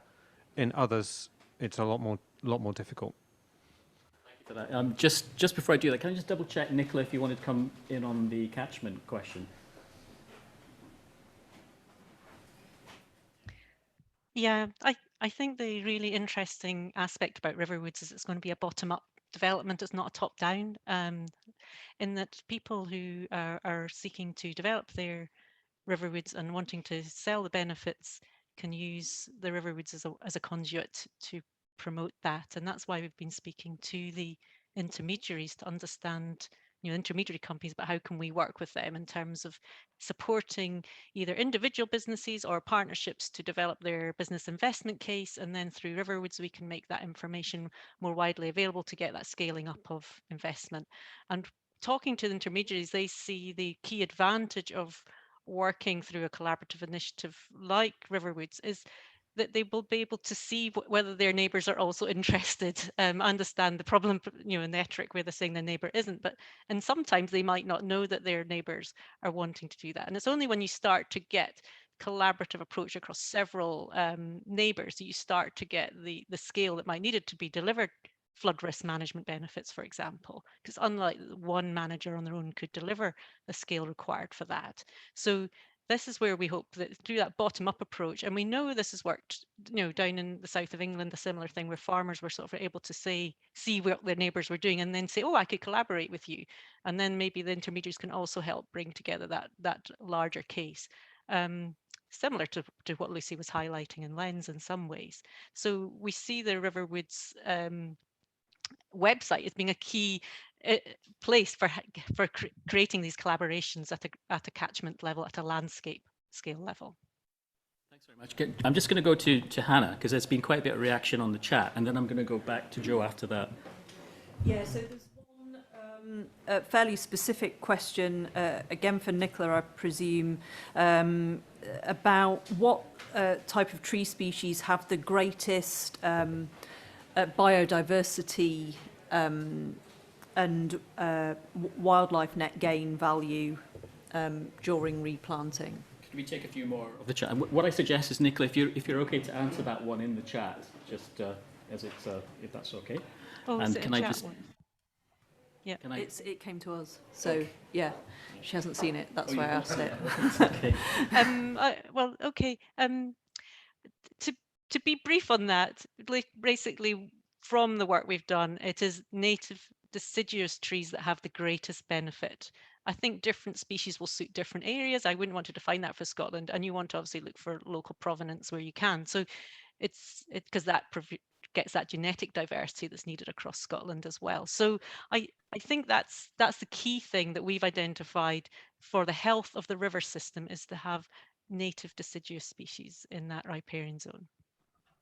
Thanks so much. And for those online that are submitting chat questions, please do make sure you use the drop-down list to select everyone, so that everyone can see that as well. Is there anything else that you wanted to highlight from the chat, Hannah? Yeah, I mean, Mark kind of came back on Jamie's point really about the complexity of the land ownership and the different types of operational interests, say from tenant farmers needing to kind of balance that out with community needs. So recognising that there are those wider dependencies. He thinks that what needs to change are, that needs to change, and what kind of models do you think could help us move more quickly so that the projects are meaningful for all of those different parties? Brilliant. Thanks very much. I'm going to go straight back to Joe now to pick up on the conversation. Oh, thanks, Richard. So I think I recognised Bruce Howard's voice asking the question about have we mapped land ownership. So the answer is no, but it's the point that I was just about to make previously, which is the next stage for us is really producing a series of heat maps and mapping a number of overlapping factors. So we're doing some of that at the moment using GIS. So obviously we've got to understand what data exists and what data we still got to collate. So that's about where riparian habitat exists at the moment and what condition that's in. There's obviously then some opportunity mapping around ecological connectivity. There's also climate modelling that will look at the impacts on the riparian zone going forward. But then obviously there are social variables as well. So land socioeconomic variables. So land ownership is a huge one, but I think also looking at local communities and mapping the benefits of Riverwoods and the aspirations of Riverwoods against the aspirations of local communities, the priorities of the Scottish Government. There's a whole series of overlapping factors that will then help us to determine where do we begin, which catchments do we start on, because it's a Scotland-wide initiative. Obviously, not everything can happen everywhere. And as Nicola said, this is about us taking a bottom-up approach to a Scotland-wide vision. That's why it's not a quick journey. I think one of the things that is relevant to blended finance is that we've already identified in conversations with people like Dan Hurd at Triodos Bank, who's got lots of experience in evolving projects down south, the Wyre catchment particularly.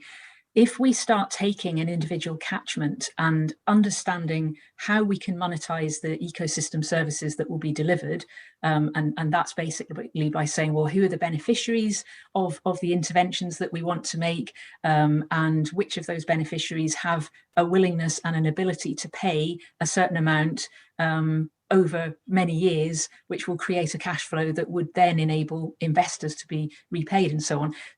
So that's fine in theory, but what we do know is that there will be some parts of some river systems where that's just not going to stack up financially. And therefore that in many ways should give us an even stronger argument to the Scottish Government to say, look, this is never going to prove commercially viable to deliver, in this part of the river system. Therefore, that does need government money and government intervention or whatever else. So it's really just trying to work out where are the biggest opportunities to bring in private finance.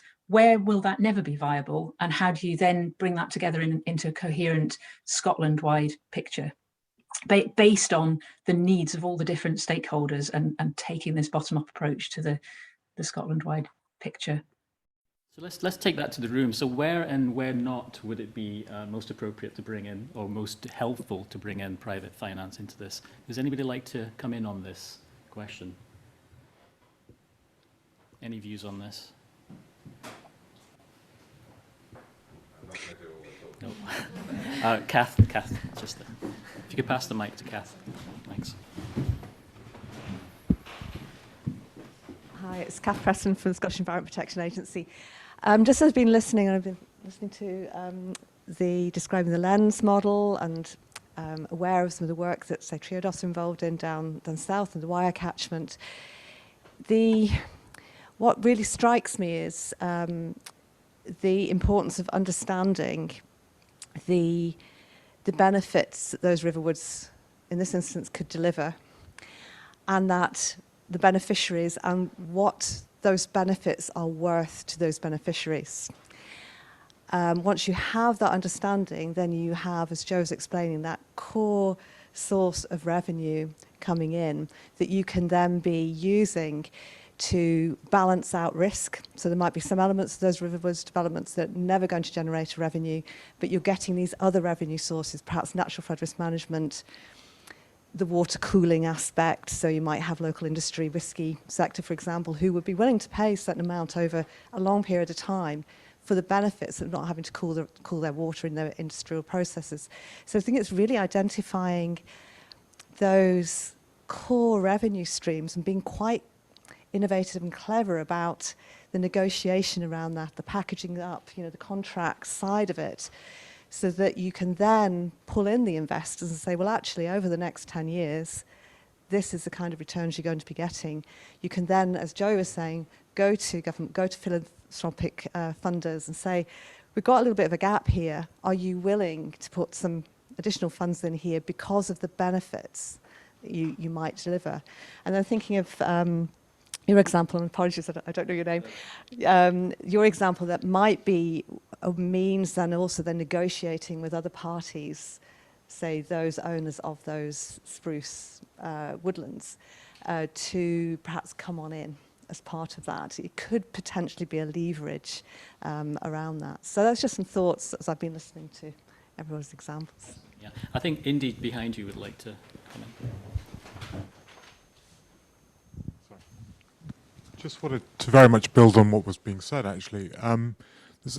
One of the things, Indy Johar from Dark Matter Labs and Trees and Infrastructure. And I think the really interesting thing, and I think it's very important what you're saying, is so for example, if you were able to maintain river water temperature by 2 degrees or reduce it by 2 degrees, say, we know in urban heat island effects that's real, 2 to 3 degrees. Our ability to model it, our ability to predict it, our ability to maintain it, and which are fuzzy systems, these aren't linear systems, which are machine systems, that becomes really, really vital. And so one of the things that's becoming really critical is our ability to kind of maintain the river forest and our ability to quality assure it, to allow investors to come in. So there's a whole theory of how we construct that's becoming really critical to actually be able to deploy the scale of capital. And I think that's where that was one point I wanted to say, just getting to the kind of, I would call it the economy of care. We often talk big things, but I think it's actually the economy of how we care for these things is really critical. The second point I wanted to make, which is a little bit sort of going back slightly earlier on, was around do we need to build business models which are very unitary? So, for example, when do we need to build unitary business models at the level of individual effects? And when can we aggregate and build business models which are system level effects, i.e. the effects of cooling at a city level. We're doing a lot of our work at city level. So effect of cooling at city level. Do we want to price it at the level of every building, or do we want to price it at the level of the energy company and the capex expenditure?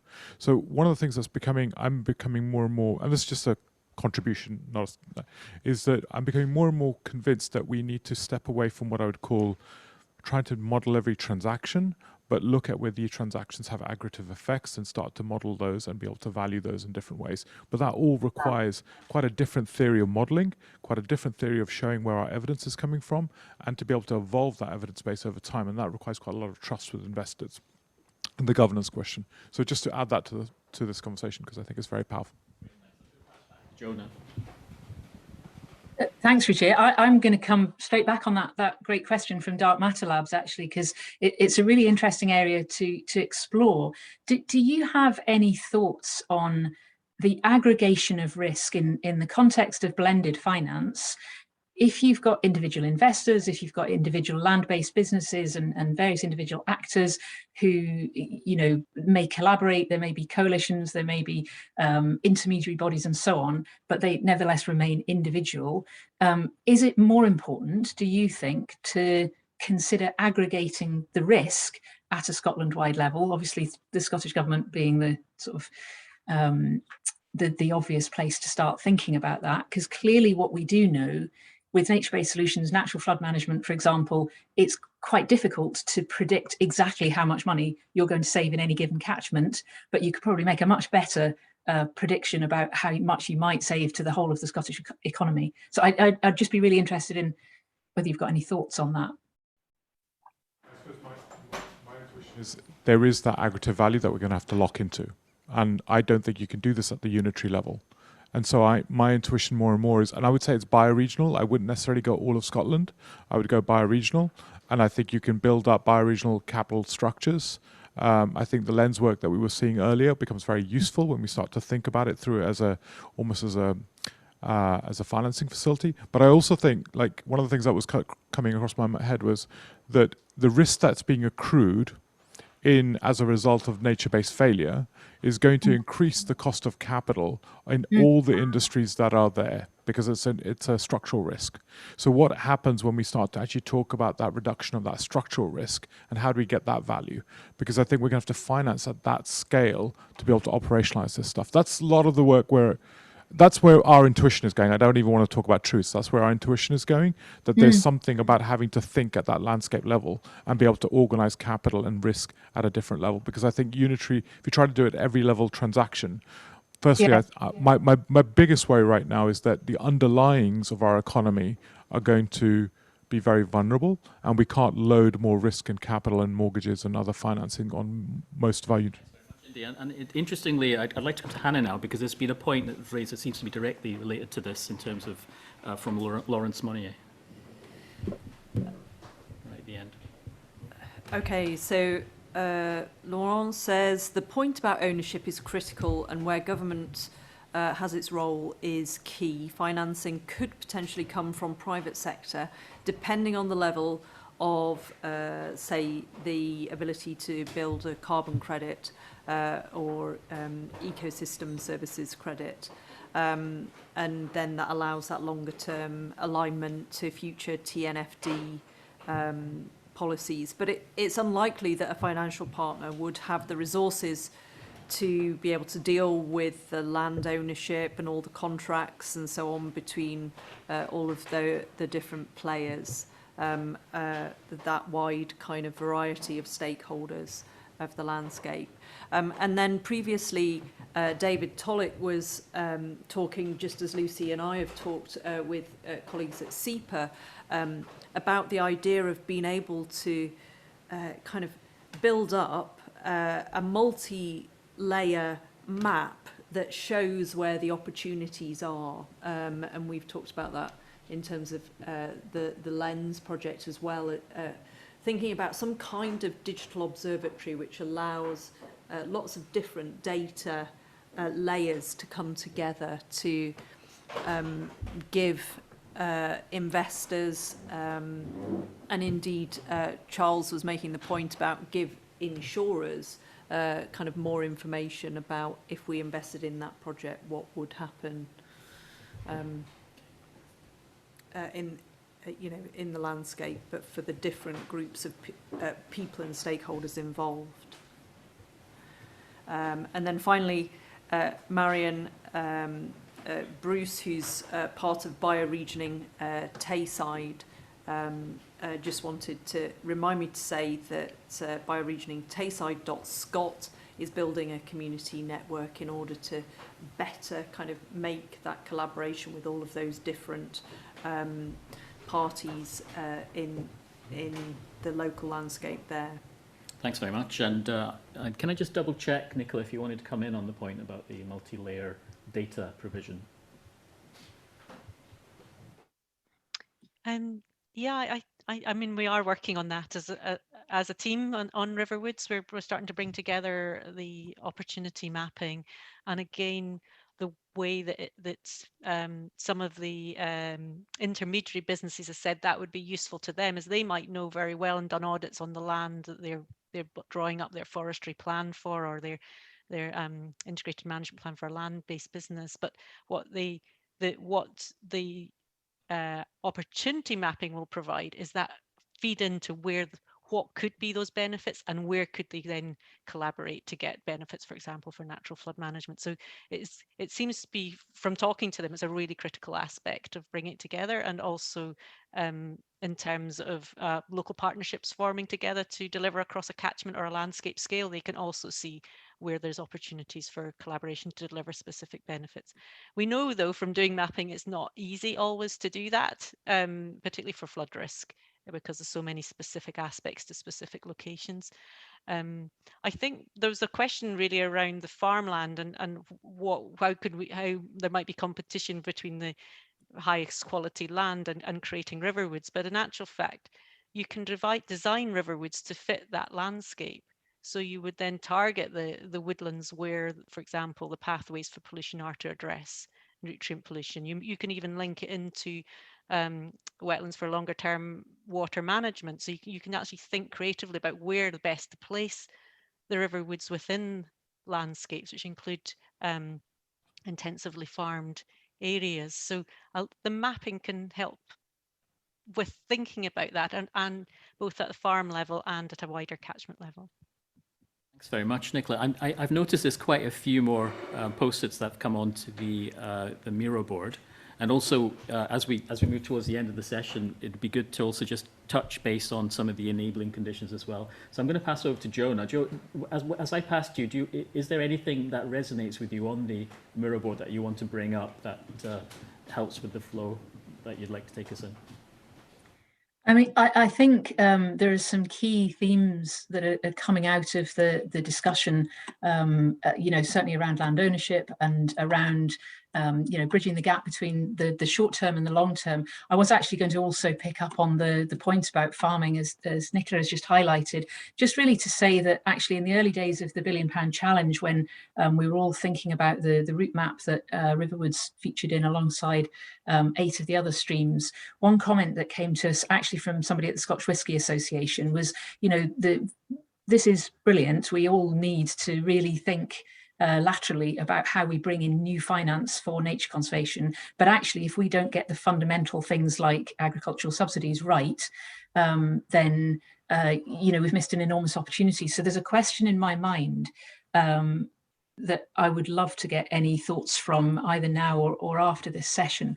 In terms of allocating risk, are there creative ways in which we can de-risk some of these investments? And thinking about the future of agricultural subsidies, obviously we want farmers to be rewarded for delivering public benefits which include food but go beyond food. So, high quality food plus all of these many environmental benefits that farmers can and should be rewarded for. What does that look like in terms of allocating risk? So that's just a question in case anybody's got any thoughts on that.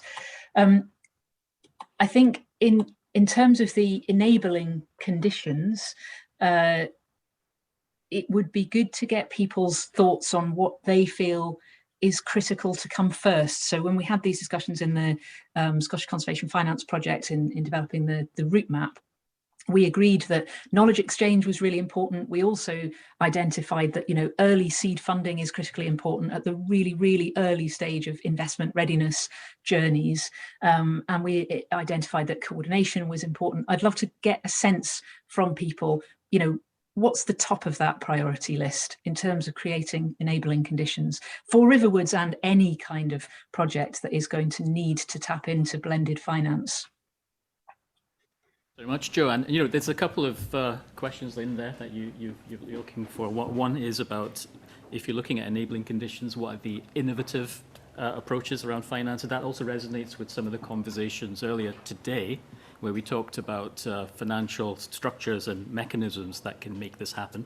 So innovations around that, around finance mechanisms that could enable us to address and manage risk, and also, as Joe mentioned, looking more broadly at allocating risk and what more generally will enable the condition, not just for Riverwoods, but more generally as well for initiatives that are involved in trying to finance nature. So does anybody like to come in? This is the final round for comments from the room. Anybody would like to come in on this?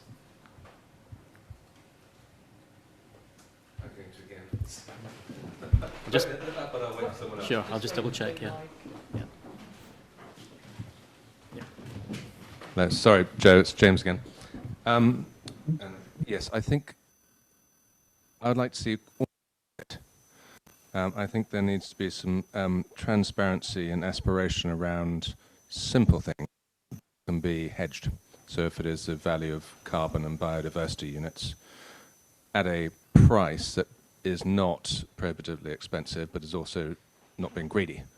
As I'm putting my finance hat on, I run a bank and not really interested in making massive returns in this particular area at all, because obviously we want to be as green as we possibly can as well. So having transparency around a bigger vision, not the little seed bit, but going, okay, if you want $1 billion, set up the mechanism and ensure that that mechanism has clarity around that value proposition, just that small, simple one, not the really complicated ones that we've heard, but the small one. So is it 0.1%? And then you can hedge that on your carbon value over a period of time. So if this is going to take 20 years, you hedge it on that 20-year program, and then you'll get the investment. Because it's not a lot. And if it is 1.3 million hectares, we'll be able to work out the amount of carbon within that very quickly. Well, I can probably work it out now. But I'd like to see the bigger vision first. Sure, yeah. And then we can work back. Okay, I think just before I pass to Bruce, did anybody else who's not spoken yet want to come in at all? Yes, no? No?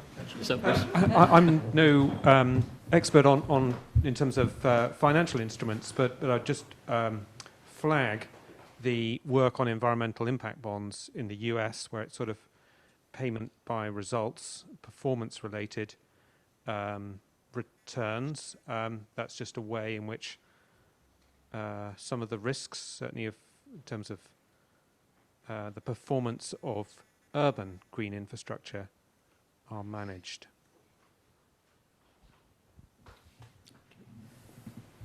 Hannah, anything else that you wanted to pick up from the chat? Maybe, hang on, a new message just came in. Yeah, just while you're doing that, Yeah. Helen, do you want to? Let me try and work out what that means. I think Hello, Helen Avery, Green Finance Institute. I'm struggling to understand, is the main ecosystem service you're selling natural flood management? That's the main one. Well, Joe, do you want to come in on that? Yeah, I mean, there's a range of them. So I think it will be catchment specific. Natural flood management is really important. And actually the work on the River Wyre that Triodos Bank has been involved in has majored very heavily on natural flood risk management. But as Nicola outlined, that in terms of the other benefits, the water temperature regulation is going to be critical for salmon fisheries. It's going to be critical for the whiskey industry. Obviously there's potential carbon income streams as well. I think some of them may be easier to monetize than others, but no, it's not just all natural flood management. Right. I only asked because of all the environmental impact bonds I've seen, And in any project that really works, there's just like one primary. Like you overcomplicate it by sort of stacking everything else. I mean, you could have carbon, you could have something equivalent to a wooden carbon guarantee that would help with that carbon floor price. But it just feels like, why not just do something like a flood resiliency bond? I know that doesn't really transfer risk away from government so much, so you don't have to think about that. But it just feels like sometimes you can overcomplicate these large projects when initially maybe it's just better to just focus on one ecosystem service that you're selling. I don't know, that's just my experience from the projects I've seen. Sorry, Hannah, did you want to come in? Yeah, I mean, it kind of comes back to, it comes back on Helen's point in a way. We've got lots of projects in Scotland, you know, restoring a temperate rainforest or perhaps working on a patch of river that are done by volunteers and community groups. So, you know, how do projects like that kind of work and get their benefit? You know, those projects need further support in order to kind of keep going, but that's who they're run by. So just to... Great, okay. We're actually coming to the end of the session, so Joe, I'm going to take it back to you, who just to say any kind of last-minute reflections or and a little bit of a sense of how you want to build on what you've got, both on the board as well as from the conversation today. No, well, thanks very much, Ruchi. I just want to say thank you to everybody for the input that people have given, and we will take all of this away. And you know, it's a timely conversation for us to be having. But I think the key thing is that we're very keen to share the journey that we're on openly and make our learning available to everybody, and you know, make mistakes in the open and hopefully learn from other people and allow other people to learn from us. So yeah, a very big thank you to everybody who's contributed to the discussion today. Thank you to Joe Pike from the Scottish Wildlife Trust and Nicola Melville from SEPA, and to Hannah from SRUC, and to my colleague Rory, who's been in the background tidying up the board.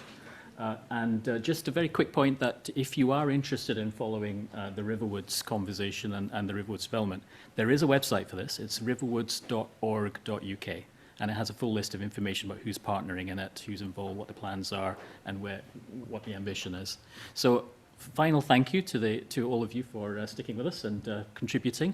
It's been a very interesting experience. It's totally stretched me to try and do a hybrid event like this with multiple things going on at the same time, but certainly a really useful learning experience as well. But I'd really thank you all for contributing today. Thank you.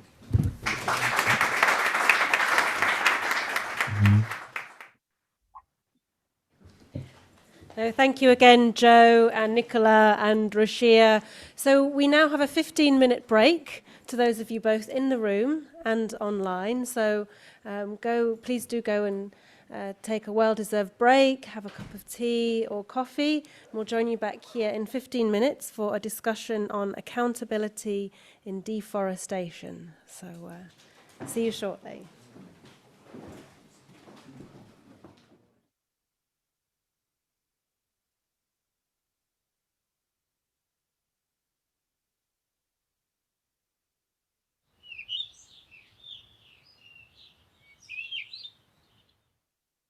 Hello, I'm Dr. Hannah Rudman. And I'm Professor Mark Reed. Together, we run the Thriving Natural Capital Challenge Centre at SRUC to enable ecosystem market creation. We show how Scotland's natural capital is essential in addressing the UN Sustainable Development Goals. Our work focuses on advancing the fundamental interdisciplinary science of ecosystem services and informing decision makers on the restoration of natural capital and its sustainable use. We build ecosystem markets through action research projects to meet net zero targets and reverse biodiversity decline. We do this while supporting thriving rural communities through regenerative agriculture and conservation, ensuring a just transition. Let us tell you about projects that you can give grants to for nature improvement outcomes. So, for example, we are co-developing a UK farm soil carbon code, a UK salt marsh code, and we're extending the operation of the peatland code to include a wider range of lowland peats. With growing interest from companies seeking to offset their emissions, carbon markets are also set to provide farmers and other land users with substantial new income streams. It's estimated, for example, that a UK farm soil carbon code could unlock up to £500 million in annual revenues by 2030 for farmers and other landowners adopting regenerative agricultural practices that lock up carbon from the atmosphere in agricultural soils.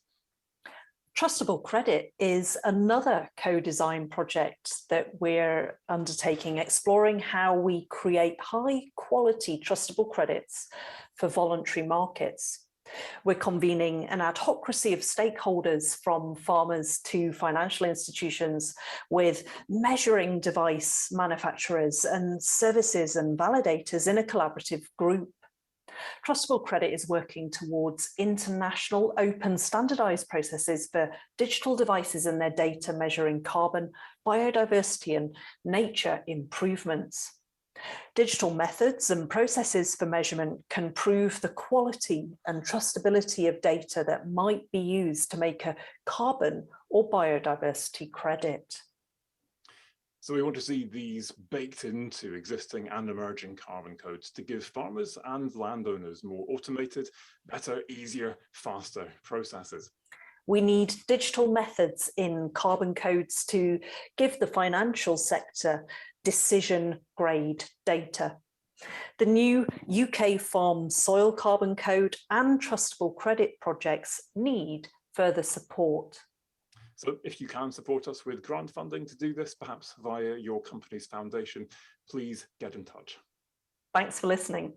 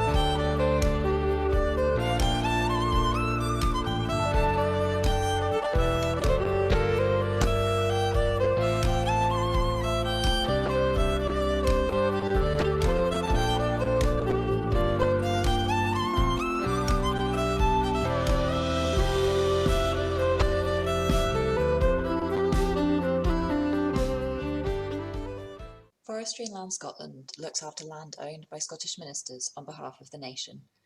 We are a public body and we work to create forests and land that Scotland can be proud of. We are the largest land manager in Scotland, looking after about 650,000 hectares. That's almost 10% of Scotland's total landmass. We do this for the benefit of everyone, both now and in the future. Until 2018, we were part of the Forestry Commission. With this history, we have over 100 years' experience of woodland creation and stewardship of Scotland's forests. But we're not all about trees. We also look at Scotland's most important open habitats and lead the largest peatland restoration programme in the country. We plan our land management to deliver a range of ecosystem services that balance social, environmental and economic considerations. As a public body, we work through audited processes and use internationally recognised certifications that ensure transparency and credibility. Facing today's twin crises of climate change and biodiversity loss, we know that supporting nature will be a critical part of the solution. We're scaling up the action we can take by working hand in hand with partners looking to invest in Scotland's natural capital. We're developing a pipeline of projects eligible for the Woodland Carbon Code and the Peatland Code, which will deliver a host of benefits beyond carbon sequestration, from recreation and education opportunities to helping build resilience in air and water quality, enhancing important habitats, and supporting the rural economy with green jobs and sustainable enterprises. So let's take a look at some examples from our pipeline of projects. Forestry and Land Scotland has an ambitious programme to transform vacant and derelict land across the nation into new woodlands. Tree planting at this example, Damside in central Scotland, will begin next spring. This is just one of several former open-cast coal fields where depleted soils are being restored and planted to provide accessible green spaces for local communities, as well as create productive forests that will supply the sustainable materials of the future and foster new diverse habitats for wildlife. Even relatively small areas of native woodland planting can have a big impact when designed to support freshwater habitats. Trees planted along riverbanks provide connective corridors for fauna and flora. Dappled shade can protect aquatic life from changing temperatures and nearby pollution, as well as offering slow-growing carbon capture and a long-term carbon store. Scottish peatlands currently store around 140 years' worth of Scotland's total greenhouse gas emissions. And when functioning healthily, these peatlands act as a carbon sink. But many of our bogs are damaged and are drying out, releasing this carbon back into the atmosphere. We are developing our first peatland code projects for delivery in 2022. These projects will re-wet and revegetate damaged peatlands to avoid emissions, preserve these important habitats, and protect our water quality and security well into the future. Forestry and Land Scotland are fortunate to look after some of Scotland's most loved landscapes. Large-scale restoration projects may include woodland creation and peatland restoration eligible for the existing codes, but they are also likely to include a variety of land management activities to enhance ecosystems beyond those of the current carbon markets. These will often be complex projects with long lead times, and such projects could provide a rare opportunity to be involved from the outset in restoring whole landscapes across Scotland's peninsulas and glens for generations to come.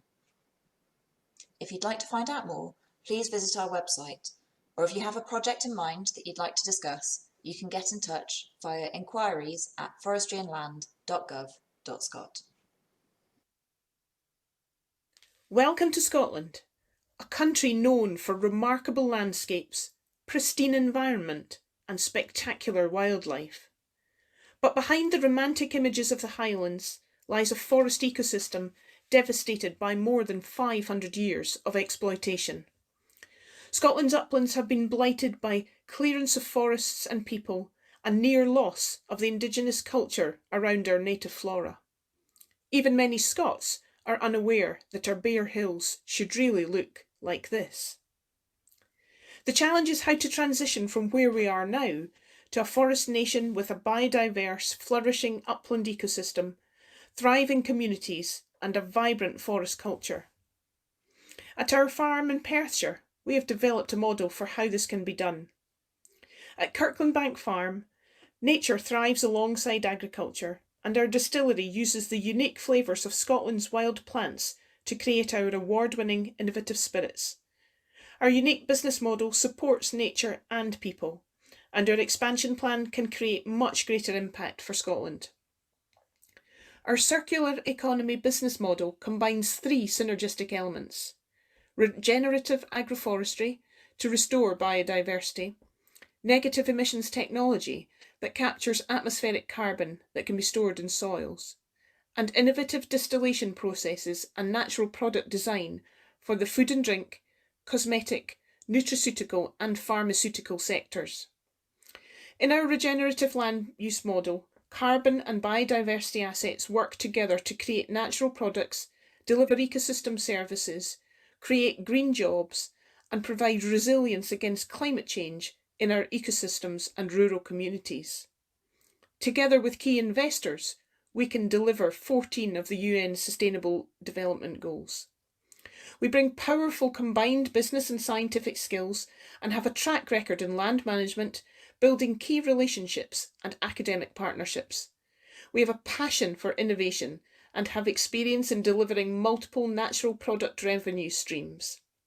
With patient anchor capital already lined up, we are seeking investment partners with a desire to create impact.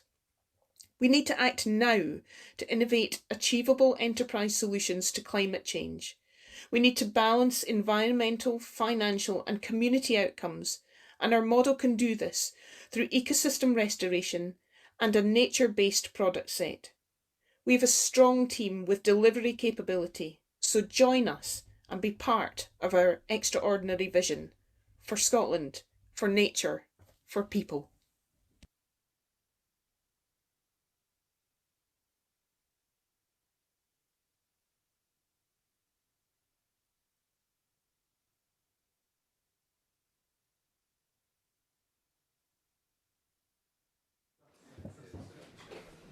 So a very warm welcome back to everyone, and I'm very pleased in this next session to hand over the baton to Andrew Mitchell, who will moderate the next session on aligned accountability with a particular focus on deforestation and how we both collect and use data to measure the extent to which companies are really working towards deforestation in their activities. So Andrew, thank you very much for chairing this next session, and I look forward to hearing from everyone. Thanks. Thank you. Okay, hello everyone. This is the sort of techie, I don't know how techie it's been the rest of the afternoon, but it's pretty hard to have the techie stuff at the end of the day. But this is going to be techie, this is real content stuff, and it's super interesting because you've heard a lot of big numbers offered up at COP, a lot of financial institutions who are making commitments, a lot of companies making commitments. But in the end, it all comes down to data. Data, data, data. When you ask them, what's the thing you're really missing? And they always say it's data. Data on nature. Data on nature. So what this, there are a host of different organizations that are coming up with different ways of doing data. I mean, just a few minutes ago, we were down on the water there with NatureMetrics collecting water samples from Loch Lomond. And in the old days, when I was a biologist, if you wanted to know the species living in the lake, it meant, days of catching them in nets and looking at them, or fishing, or bugs. It took a long time. We just get some samples, you push them through a filter, and then you put the filter in a machine, and it will give us not only one species, but all the species that are in the lake, or vertebrates, that have pooed in the lake, peed in the lake, or swim in the lake, all done by eDNA. So this sort of stuff is revolutionizing the data gathering process. So we're going to hear on our panel now from several people who are right at the forefront of all this, and also from a financial institution that is also at the forefront of this. So before I introduce Nikki, we're going to have Emine Ish, now I'm going to try and do the Turkish version of this. Emine Işşiel. Perfect. That's not bad, is it? That's not okay. bad. All right. So Emine is going to be talking from the point of view of store brand as a sort of user of this kind of data. We're also going to hear from Emma about Forest 500, which some of you may know. And we're also going to hear then after that from James Fair, who looks far into the supply chains. And with Neural Alpha, an amazing work with Trace for Finance that's looking all the way down the supply chains and looking where the finance coming from in these supply chains. And also we're going to have online Clara Melo, there she is, Clara, hello, who's going to talk to us about SPOT, which is a ZSL thing some of you may know about, again, looking at commodities in supply chains. And then we're going to think about, well, how do you bring all that together in some sort of alignment? And that's Sarah's job down the end, Sarah Rogerson from Global Canopy. I should say that also Emma's from Global Canopy. So she's going to try and bring it all together at the end. But before that, I'm going to introduce Nikki Mardas, who's the sort of maestro behind all this as the chief executive of Global Canopy. And so Nikki has it turned Global Canopy from a bunch of scientists swinging on climbing ropes in the treetops, which is when I started it, into a leading sort of data for nature provider. So, Nikki, over to you to say a few words of introduction. Thank you, Nikki. Great, thank you so much. It's such a pleasure to be here. I'm Nikki Mardas, Executive Director of Global Canopy. And we have moved into the data space, but I'm not going to speak about data. I'll leave that to my much more knowledgeable colleagues. I do want to speak a little bit about the politics that we've seen over the last few days. And as we heard earlier, COP26 started with really a quite intense statement of intent on nature. And it was no accident. The UK presidency made sure to put nature at the heart of this COP. They had identified its critical importance that we all knew, but that it wasn't being talked about at the right level by the leaders with commitments backing it. So we had the Glasgow Declaration of Forests 2 days ago.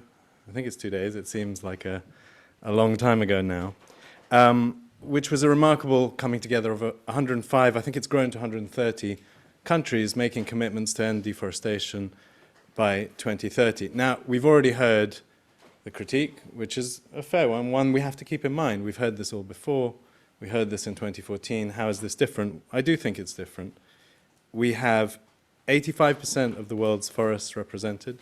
It's now gone up to 90%. And we've got Brazil at the table. We've got Russia, it's boreal forests, all types of forests involved too. And that's new. But we've also got China at the table. That's 25% of the market for commodities that drive deforestation, soy, palm oil, beef, well known by now. We've got 25% of that market in one country, going through one country, alongside now Europe. They've made commitments on this for many years to really, really encapsulate the market for deforestation products. So it's opened up a new political space. We saw a host of other commitments that bring all the different actors that need to be at the table to the table. And we saw money too, 20 billion in commitments, a mix of private, public, and philanthropy commitments for this problem, to tackle this problem. We'll need to see more money, of course, especially when we think about the financing that is arrayed against or that goes into the supply chains, the commodities, the agricultural expansion that destroys nature and forests. And we heard earlier today about that imbalance between the two. And we've got around about $1 trillion in financing into these supply chains. Trace finance that James has pioneered with others tracks around about that amount of finance. And we've got agricultural subsidies and other sources of finance that are pointing in the other direction, which is why it's so important that as a part of this suite of commitments, we've seen 30+ financial institutions, and we hope there'll be many more, but we've seen 30+ financial institutions step up with 9 trillion almost in assets under management to say that they will work on eliminating deforestation from their portfolios by 2025. And we have one of the leaders with us, M&A.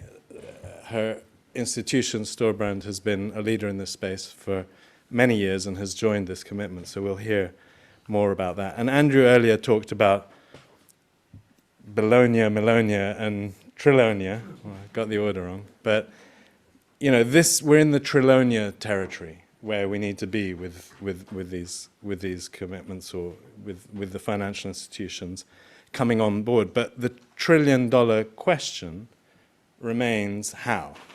How are we going to do this? That's the really, really big question. And so yesterday with partners, we launched something called Guidance for Deforestation-Free Finance, which Emma Thompson here led on with other colleagues, which lays out a 5-step plan for tackling deforestation in portfolios. You can see it online at deforestationfreefinance.org. It's going to build, it's going to grow, it's going to improve. But that's guidance which begins to answer that question of how do we do this by 2025? Someone said it's only about 1,000 days away. You know, sounds a long way away, but it's really not that far away at all.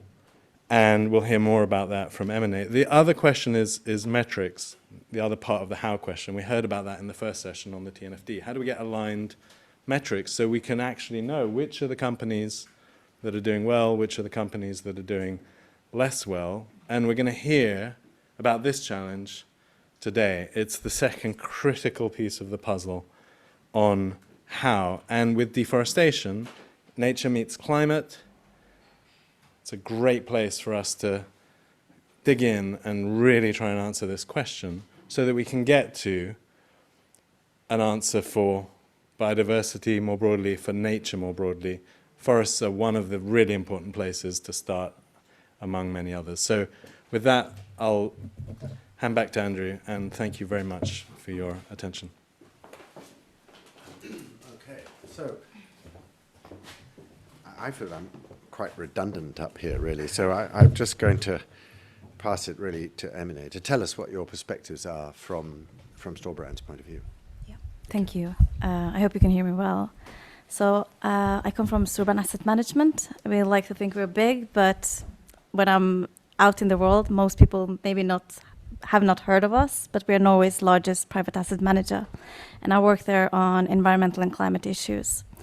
So I'm personally very pleased to be in a panel on deforestation because over the years I have seen that deforestation has struggled to get the attention and action it rightly deserves, but that is slowly changing. Investors are increasingly recognizing financial risks associated with deforestation, and the commitment yesterday from 30 financial institutions, it's evidence of that. And I think our industry has made, significant progress in understanding climate change, climate risk, identifying risk and managing it. But for obvious reasons, we have looked at energy and transport, but we have forgot our best ally in the fight against mitigation and adaptation, nature. And forests are, important ecosystem, not only for climate change, but for water, for biodiversity, indigenous rights, and so on. So we are, of course, pleased to see this joint commitment from the financial industry, and the real job, it really starts now, translating the commitment into concrete actions. And I think it was David Blood yesterday in a panel who said, I tried to write it down because Nikki was also writing, so I had to write something smart down. So he said, the road from Glasgow is way more important than the road to Glasgow. And so I would like to talk a little bit about our work in Storebrand. So we have worked on sustainability for 25 years, on deforestation for 10 years. We started with palm oil, and in 2019, we made a commitment, similar to the one you saw 2 days ago, that we will have deforestation-free portfolios by 2025. So we already had a similar commitment, like the one we saw 2 days ago. And we widened the scope of our policy, and we said we're not only going to look at the palm oil, but we'll also look at other main drivers. We'll look at soy, cattle, timber, but we'll also look at indirect financing, because we had divested from companies in the palm oil sector, and we were invested in banks in Asia that were providing loan to the same companies that we didn't want to be associated with. And our policy is quite flexible. Let's say Global Canopy or an NGO says, look, rubber is the main driver, or cacao or something else, and we have the tools for infrastructure mining. We will start looking at that as well. But the soft commodity angle is practical, because that's what we have. Currently, that's what we have the tools to identify our investee companies linked to deforestation. So we had the policy adopted by the executive management in 2019, and little did I know how complex this issue was, because supply chains are very complex. So we start to look at our main ESG data providers, the main providers used by investors, such as Sustainalytics, MSCI, Bloomberg. Most of them, they don't have any data on deforestation. And if they do, it's at the policy level, so it's not sufficient for our purposes. So we teamed up with another financial institution in Norway called KLP and Rainforest Foundation in Norway. It's an NGO in Norway. And we did a desk review. We looked at, we don't have data from the main data providers, but we have other tools. Maybe they're not developed for us, but we can still use them. So we assessed 10 leading tools that investors can use, Forest 500, Trace, and so on.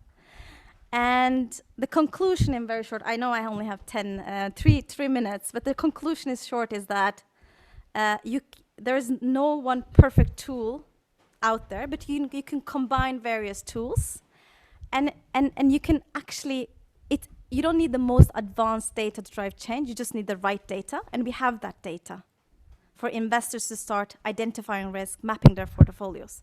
So what we did in Storebrand was that we combined Forest 500, which Emma will talk more about, identifying, you know, the most influential companies.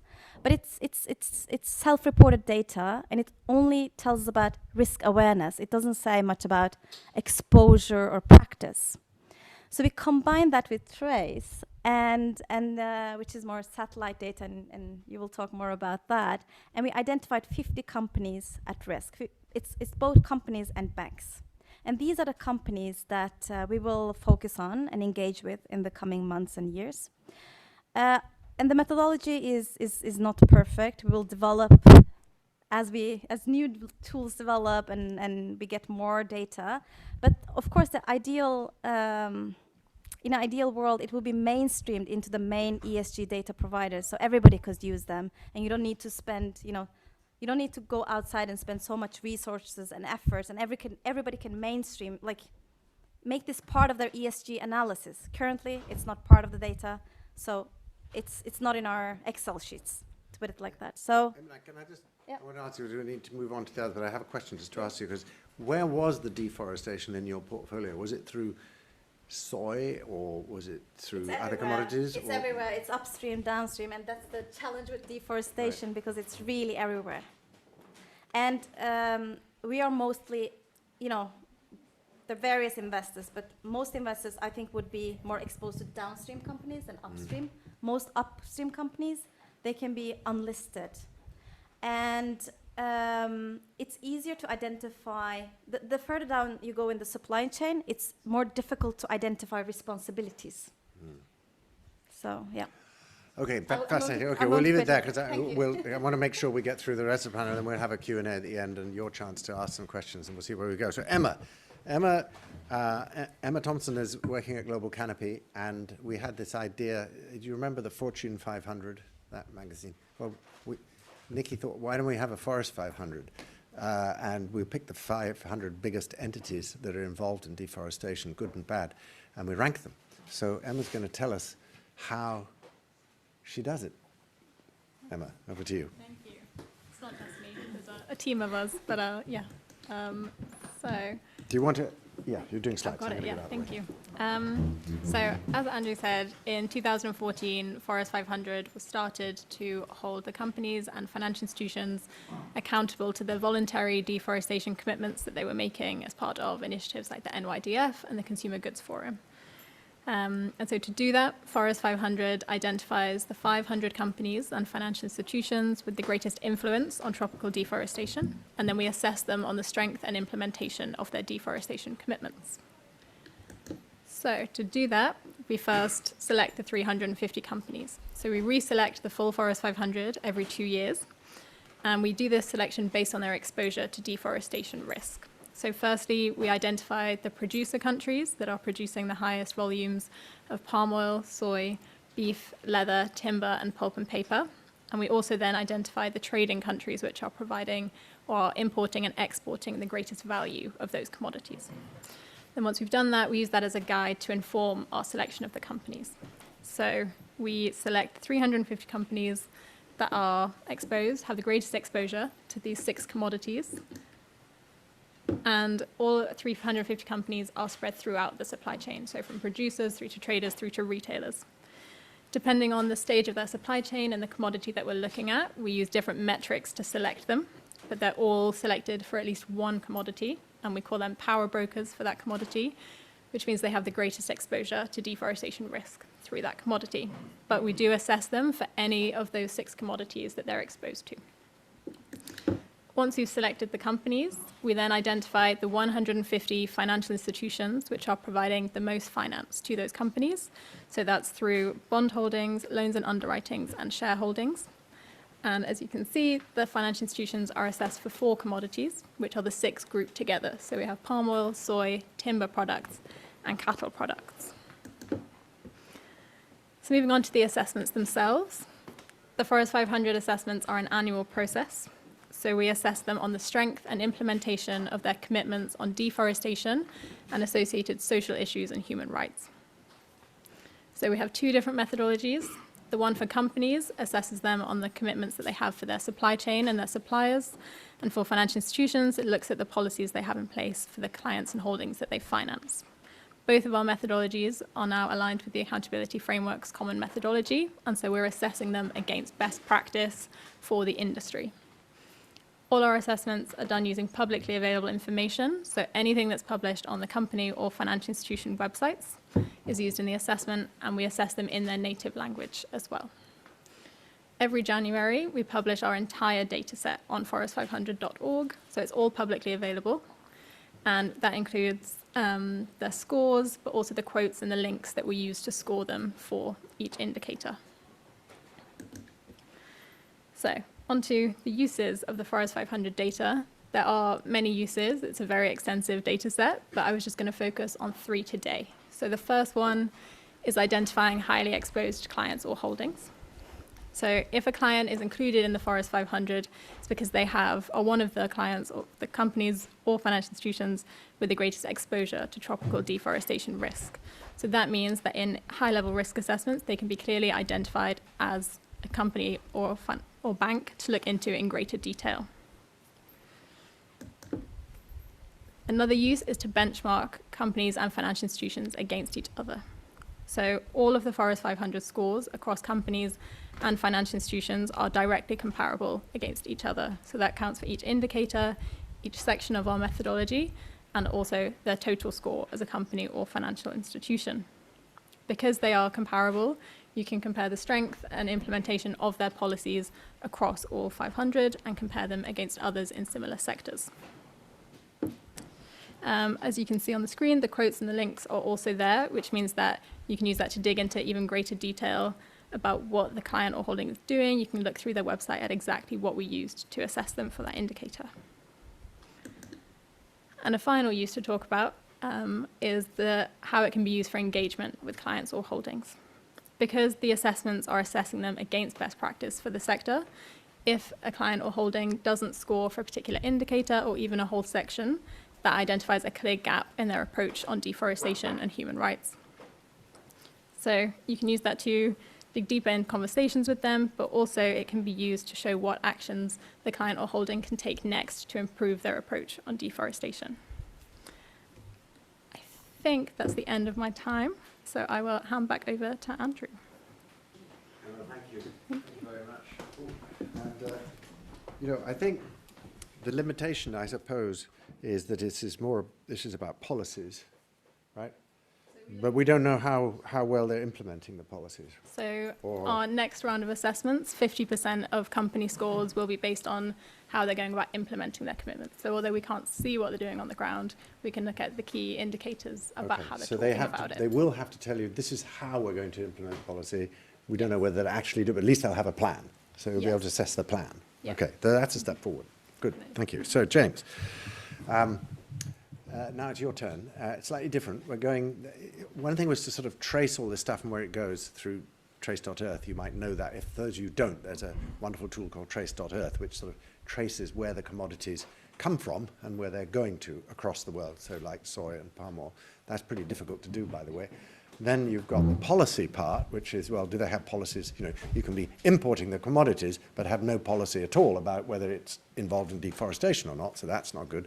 So first we know where it's coming from, where it's going to. Now we know whether they've got a policy, and the companies and the traders and all the people in that thing. But who's paying for it all? Where's the money coming from that fuels that whole supply chain? And that's what James is going to tell us a bit more about. So over to you, James. Thanks, Andrew. Hopefully everyone can hear me okay. Yeah. Great. So Trace Finance, I guess, is quite a different platform to other platforms. So we don't really focus on the policy dimension very much. So obviously, policy dimension being a forward-looking dimension, we mainly look backwards. So Trace Finance builds on the pioneering science-based research of Trace Earth in terms of looking through commodity supply chains for commodities such as Brazilian beef, Brazilian soy, Indonesian palm, and essentially using modelling techniques to allocate deforestation in hectares to different commodity traders that are active in exporting these commodities around the world. So what this allows us to do is take a very unique approach at analysing risk, and particularly financial risk. So what we do with Trace Finance is we essentially have built a financial layer to ask the question, how are financial institutions exposed to deforestation, and to what extent? And what do those direct exposures look like, and what do those indirect exposures look like? So it's always a good idea right at the end of the day to hit people with numbers and data. So put together a quick slide just to run through an example. So Piauí is a frontier state. It's a soy-producing state in the Mata Piba region of Brazil. You have around 5,000 hectares of deforestation that we can prove is happening each year using satellite data. Around 70% of that deforestation we can allocate to around 11 mostly publicly listed commodity traders operating in that region. If we then look through that supply chain, we can see that the average commodity trader has 2 immediate customers. If we then start to look even further at who owns those companies, we can start to do some really interesting things. So we can start to, for instance, assign deforestation risk to financial institutions, to funds. We can calculate what the footprint in hectares is for an ETF or a mutual fund that people would invest in on the street. So we do this every month, and we calculate over 400,000 equity positions. We calculate the deforestation risk in hectares for those. So looking at Piauí, Piauí is a really simple example, one of 28 soy-producing states in Brazil. You have over 4,000 directly exposed funds, 5,500 institutional investors. So this is direct equity exposure. Thinking about indirect risks, which M&A touched on earlier, you can start to see, you have 67 banks directly lending and exposed to Piauí. So you have the credit risk angle. Then looking at indirect risks, those banks have 1,600 institutional investors. So the simple answer is who is exposed? Everyone is exposed, and it's pervasive. So what tools do we try to provide to help investors tackle this problem? Well, first of all, we have a huge database. We cover over 400,000 financial institutions and commodity traders. We provide screens to examine the profiles of different companies. This is a brewing company with a deforestation footprint. We also provide search tools. So this is particularly used for local banks who are doing due diligence on prospective customers. We can search based on tax IDs, common financial identifiers, or names, as is often the case. We also provide tools for uploading portfolios, so for uploading issuers, for uploading holdings, and then starting to screen those portfolios. So you can examine your risks in terms of risks associated with sourcing regions. You can also rank your constituents in your portfolio based on risks. Finally, the other tools that we provide are really focused around targeted engagements. So we see on the right-hand side, this is a legal structure of a well-known commodity trader. And the nodes are resized based on the risk footprint in hectares. So this is a real game changer in terms of allowing institutional investors to have very, very targeted engagements on specific problematic subsidiaries, acquisitions, joint ventures, so on and so forth. Often the legal structures are not necessarily as tidy as the one on the right, though. The one on the left is an example of more of an Indonesian structure, very informal, lots of common directorship links, harder to prove, legal risk and control. But obviously, you can only go so far in terms of understanding this complexity with front-end tools, with data visualizations, and it is all about the data and bringing these tools together. So we also offer a range of tools to automate and allow financial institutions to integrate this data in-house into ESG reporting tools, investment management tools, risk reporting tools, and so on. We offer APIs, we offer bulk data products, and we also offer services to help with deeper screening. So going beyond issuers down to particular securities, physical assets, and other more specific entities to screen. And that's pretty much it in terms of a whistle-stop tour of Trace Finance. Hopefully I'm running reasonably to time. James, thank you very much. Just a huge amount of data that's been sifted through, amassed, shell companies unpicked. It's amazing.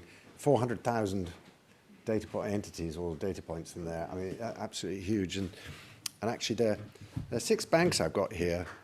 Major ones that are in Scotland: Bailey Gifford, Egen, ABRDN, Scottish Widows, NatWest, Royal London. So if any of you are in the room, if you'd like to buy James or myself a wee dram at the bar afterwards, we'll tell you what your forest footprint is.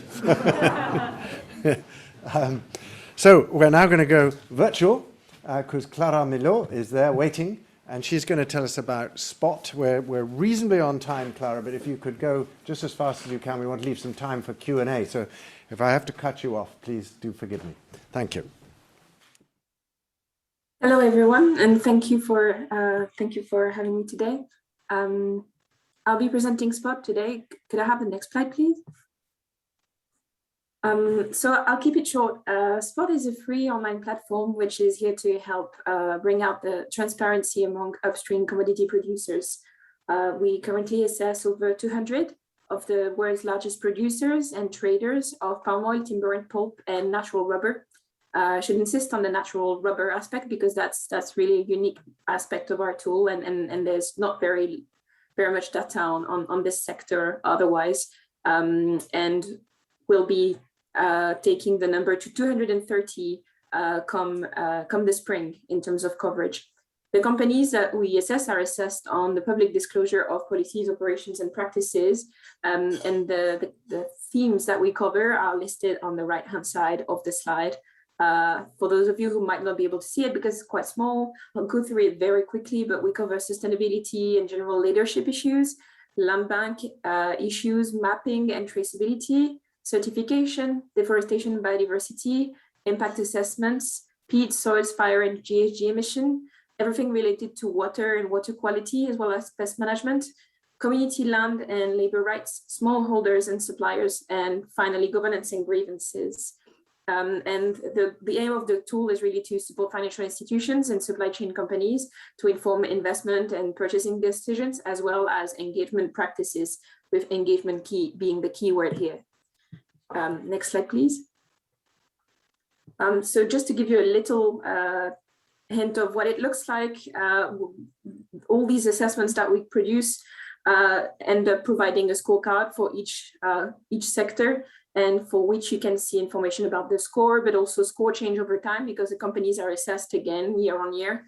You can see whether companies have engaged and provided feedback on their assessments, and you can sort them through by headquarters, land bank, and also the amount of media coverage they have and controversies. But then you can also click on the company's profile and access the very detailed breakdown of all the points they obtained and why, as well as the notes made by the assessor, which should save a lot of time to any of you if you want to look at any given company. Next slide, please. So in terms of the assessment, one specificity of Spot as well is that we do not only cover listed companies. We look at a number of private organizations, and that also means that it can be useful on the banking side, but also private equity side practitioners. There's 100 companies for timber and pulp, 100 for palm oil, and 15, soon 30 for rubber. And for rubber, because of the structure of the supply chain, By adding more companies, we very fast reached the point where we're now assessing tire manufacturers. So you can see a list of the companies that are assessed online, but that includes very big companies, like, for example, Michelin or Kumho Tires or Yokohama Rubber Company, and they'll be assessed next year. Next slide, please. The way we select the companies is based on where they operate and how much land footprint they have, either through the land that they actually control or operate on, or the kind of impact they have in terms of volumes. And we try to go from the biggest in the industry and add companies over time. We are also taking nominations from interested stakeholders, but we weigh that against the impact effort we try to have on biodiversity conservation. Again, looking at how big those companies are. Next slide, please. The way we assess companies is based on public information, so website, reports, and other trustworthy sources. But I should add also that in terms of indicators, we have information about whether general company information, but also policies and commitments, targets for improvements, and what they report about how they progress on reporting.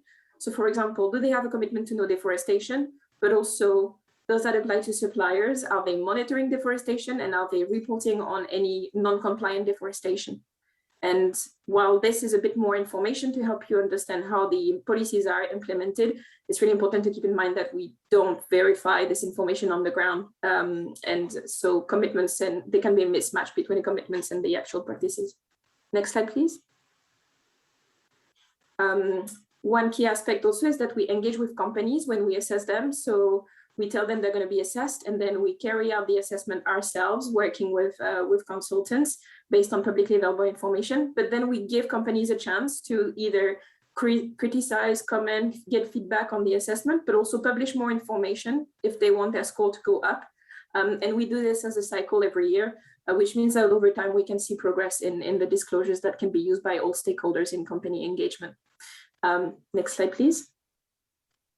A last comment is that based on all of this data, which is currently downloadable on Spot, but will also be made available through the partnership we'll be discussing later, we can produce a lot of knowledge, and we try and share that based on, on the findings we have based on the data every year. So please feel free to reach out for any more information. Thank you very much. Well, thank you, Clara. You did a great job whizzing through all that. Super interesting stuff. And Spot has been around for quite a long time. I can't remember, when did you start it? Did you say it wasn't 2014? It was earlier than that. 2014. For some companies, we have up to 6 years of data. So it's got a lot of data. So really good stuff. Thank you very much from ZSL. So now, you've heard a range of different things. It's now, Sarah, Sarah, you've got a tough job. How do you pull all this together? And tell us about this aligned accountability project. Thanks, Andrew. So I think, as Andrew said in his introduction, we often hear that lack of data is one of the biggest challenges for financial institutions trying to look at how to make their portfolios or their investments greener. But as we've been hearing here, when we look at deforestation in particular, there are a lot of tools already out there. There is a lot of data. So yeah, and from M&A, that data is good enough to get going. So I wanted to talk about how we're bringing those data sets together. We still do hear a few kind of challenges from financial institutions on how, when they're trying to use these existing data sets, the challenges that they're facing. So there's kind of reflections that these are multiple tools with different data points, different frameworks, and it's difficult to work out how to bring them together. Occasionally there's challenges with accessing the data. There's limited coverage within these data sets, so comparing it to a huge portfolio from a financial institution, we're only covering maybe sometimes a few hundred. And then finally, some of these data sets cover policies, commitments, as we've heard. Some cover exposure, but it's really valuable to bring those together, as M&A's covered. And also, we need to move away from these assessments of policies and to get better assessments of true impact of these companies as well. So aligned accountability, our project, we're aiming to address each of these, so I can talk through this.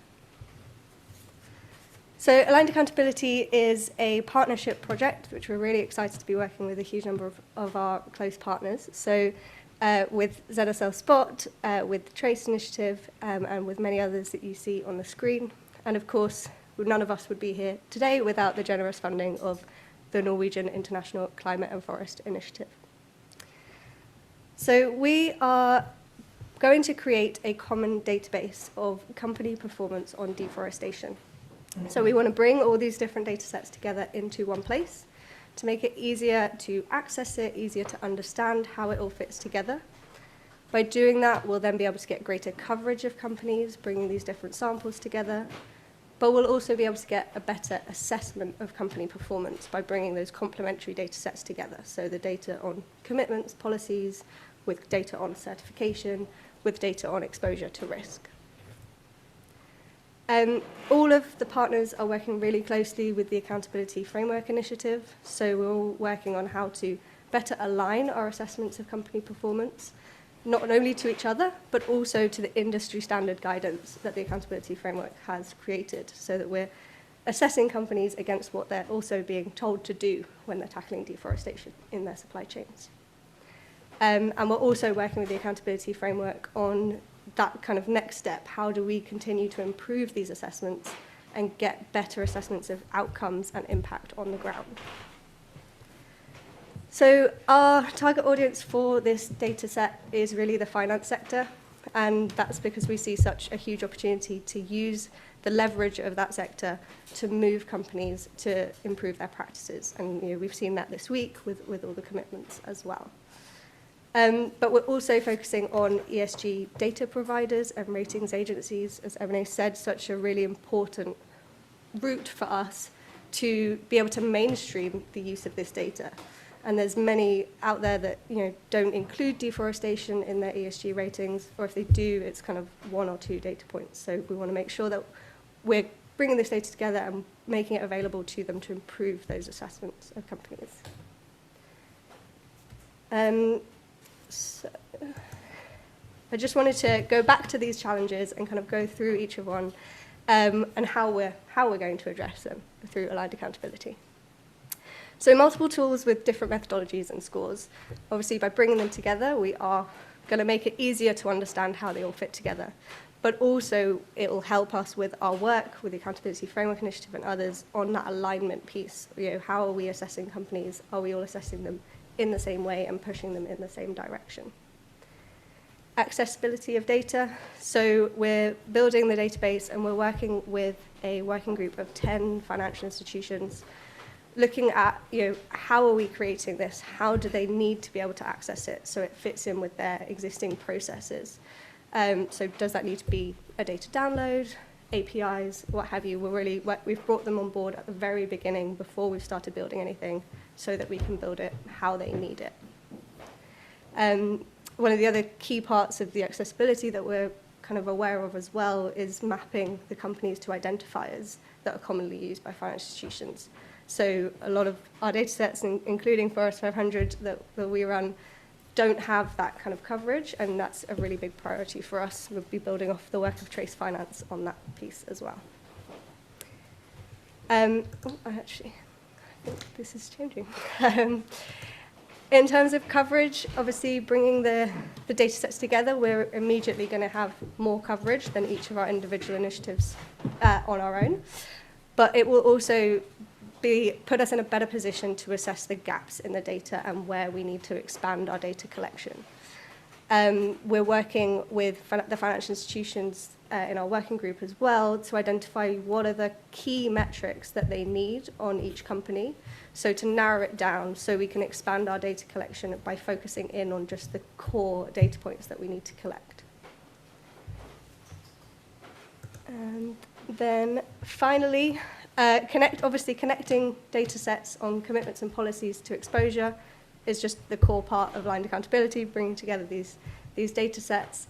But then, as I said before, thinking about that next step, thinking about how we continue to improve the metrics that we have in there, how do we assess outcomes that companies are having on the ground, the impact.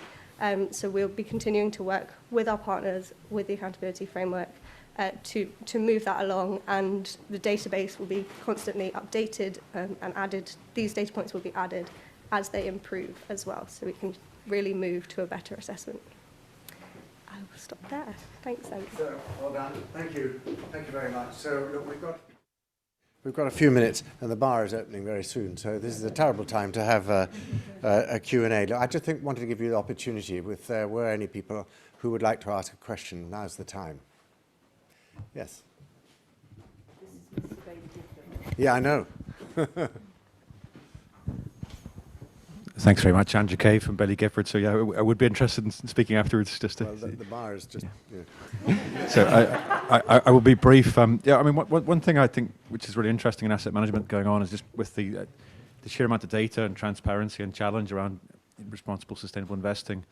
Is there a danger that funds increasingly gravitate towards sort of safe investments, and then there's a sort of privatization of all the sort of difficult stuff? So high impact. Commodities and products become entirely privatized and therefore less accessible to engagement and action from outside stakeholders. What do you think about that, Emily? Is it all going to go to private equity so they don't have to report anything anymore? No, I don't think so, because as I said, deforestation is in a way everywhere. It's banks. We are mostly exposed through downstream companies.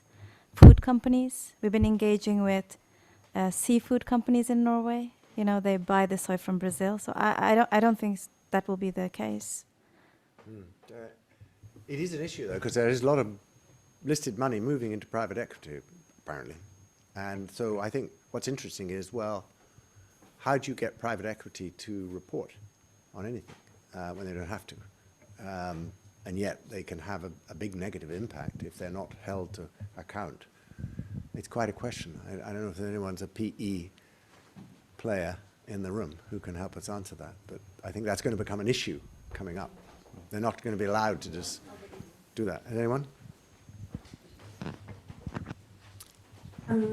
We have a case study on this on the way Color Capital has approached deforestation. And they are even more particular in their approach because they are actually secondaries in the secondaries market, and it's more indirect, and they engage with their GPs, which then might decide to bring up issues with portfolios. I'm absolutely not talking to them. Talking for them, but I'll share the case study in the chat.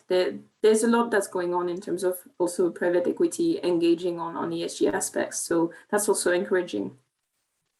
Thank you, Clara. Any other questions? Yes, sir. So I come from Malaysia, and obviously palm oil is a hot topic. So we are seeing the deforestation coming down. Banks like us, we have committed to NDPE. So we don't finance unless the companies no deforestation, no peat, and no exploitation. We also have the RSPO, a certification for palm oil. So what we need is some support from the developed countries to bring some of the downstream industries to Malaysia, to Indonesia. The population is growing. We need more economic activities. The easiest thing to do is to grow more palm oil. But if we can get more downstream industries to come, have the factories in Malaysia, Indonesia, that could actually economically empower the people not to go through the deforestation route. So that's an angle we need to look at as well. Absolutely. Yeah. Locally. Thank you. More refining and that kind of thing, or more product creation. Yeah, cosmetics and get it made there. So is there any reason why we can't make more cosmetics out there using sustainable palm oil? Yeah. Instead of having them all made in Europe? I'm not going to answer that, but I am going to ask another question. Okay, something to reflect on. So thank you. I think we have to end there. And, what, do we not? Or are you Yeah, going to say sorry, something? there was just to tell us we had to stop. one very quick question from online to Sarah, wondering about how we can find out more about the framework that you've just talked to us about. Sure. Well, you can go to our website, globalcanopy.org, where you can then find my email address, but it's s.rogerson@globalcanopy.org, so feel free to get in touch. All 200 people online will be emailing you soon. It's normally on the slides, so that's fine.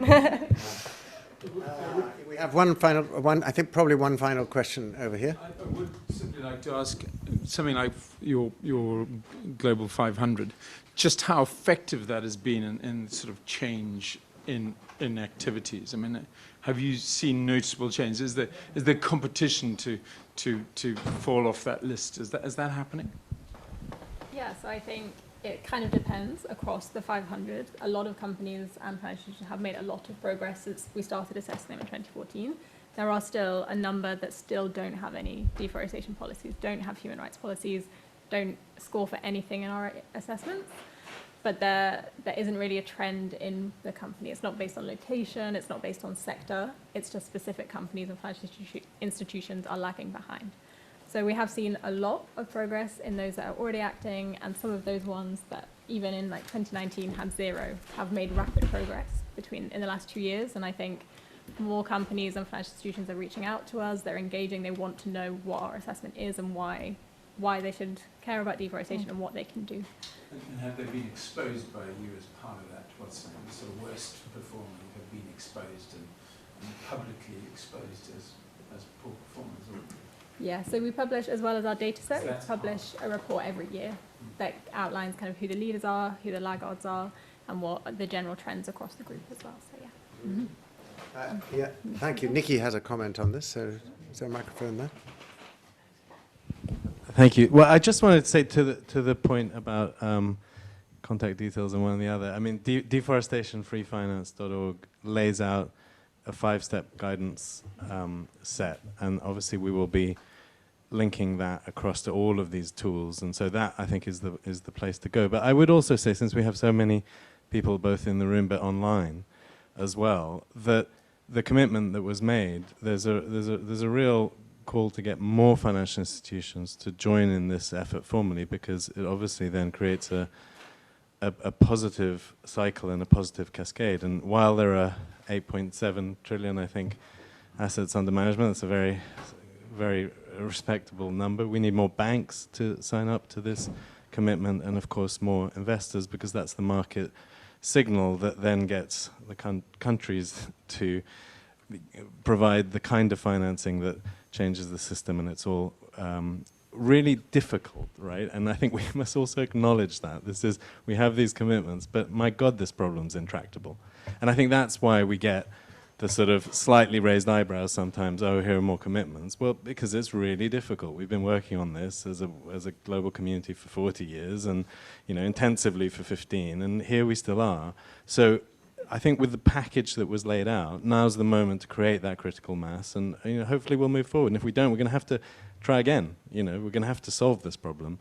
So I really do think now is the time to try and do that. So hopefully we'll see more commitments from financial institutions, and hopefully from some of those who are following today. Well, I think we probably have to end our proceedings today and on this panel. So we've had a pretty interesting look at a number of sources of data and the way it can be used and the way it can be brought together. And that would be very useful, because we've had this huge commitment made to end deforestation by 2030 by well over, I think it's now nearly 150 signatories to that pledge. So we're also seeing the tightening regulatory environment, such as the EU and also the UK, bringing in laws which will require companies and importers not to import illegal deforestation into products coming into the European Union and the UK.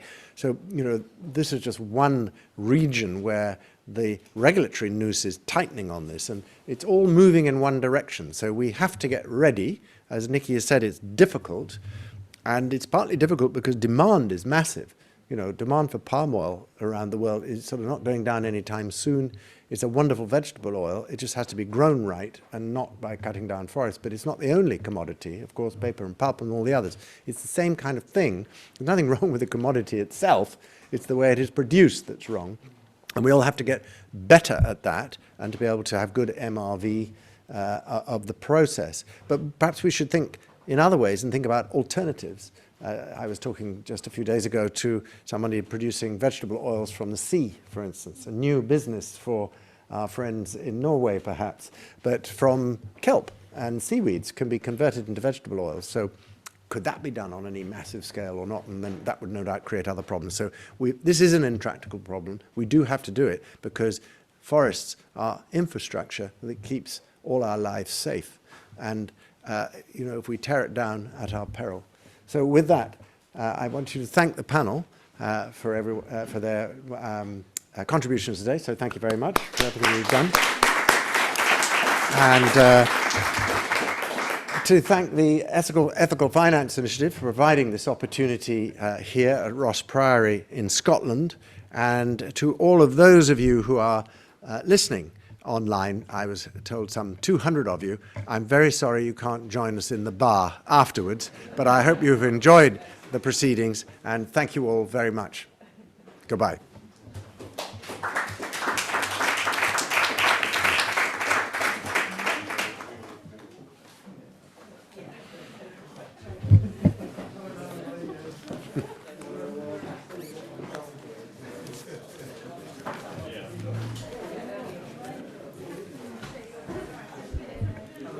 Well done. Yeah. I don't know if you're the right person to address it to, but yesterday, Catherine. You know, a couple of NGOs already trying to map. Yes. The investors have come in. So, apologies everyone. We have one final session. My fault. I didn't No, realize that's you. okay. I'm so sorry. No, I'm so that's sorry. all right, I'm Andrew. so sorry. My fault. That's mine, Oh, but that's- but you're welcome to have it. Would you like to do it tomorrow morning? I'm so sorry. Yes. Right. Yes. Okay. Right.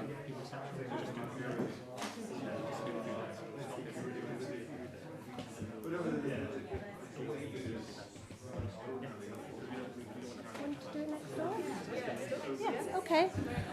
Right. So we have a change of plan, and I think this is a really excellent plan because this is always the graveyard slot right at the end of the day. We did have one final session planned with Catherine Preston, who has prepared a few remarks, but what we're proposing is that we do it in the bar. And so we go through to the networking reception and we get ourselves a drink and we hear a few reflections from Catherine on the conservation finance journey so far. So for those of you who are here and would like to join us for a drink and to hear what Catherine has to say, please do. For those of you online, we look forward to welcoming you back again tomorrow morning at 9:30. So thank you again, and perhaps let's all move next door. Thank you. For people. Highland Rewilding Limited is a new mass ownership company that has emerged from the Bunlight Rewilding Project. Rewilding Limited is a new mass ownership company that has emerged from the Bunlight Rewilding Project with the purpose of nature recovery and community prosperity through the scaling of rewilding in the Highlands of Scotland. Rewilding to us is a holistic approach, restoring whole ecosystems, providing many interlinked benefits for climate, biodiversity and people. Jeremy Leggett is the founder and director of Bunlight Rewilding Limited and Highland Rewilding Limited. He is a social entrepreneur and climate campaigner and former director of international solar company Solar Century. The Bunlight Rewilding project began on Bunlight Estate on the banks of Loch Ness. For the past year, the Bunlight team have been researching and consulting to develop an economically viable land management model that boosts carbon sequestration and biodiversity while creating rural employment opportunities and making an ethical profit. Collaborating with various experts in the field, we've been measuring our carbon and biodiversity baselines at Bunlight Estate using a combination of traditional and cutting-edge survey methods to achieve the most granular dataset possible.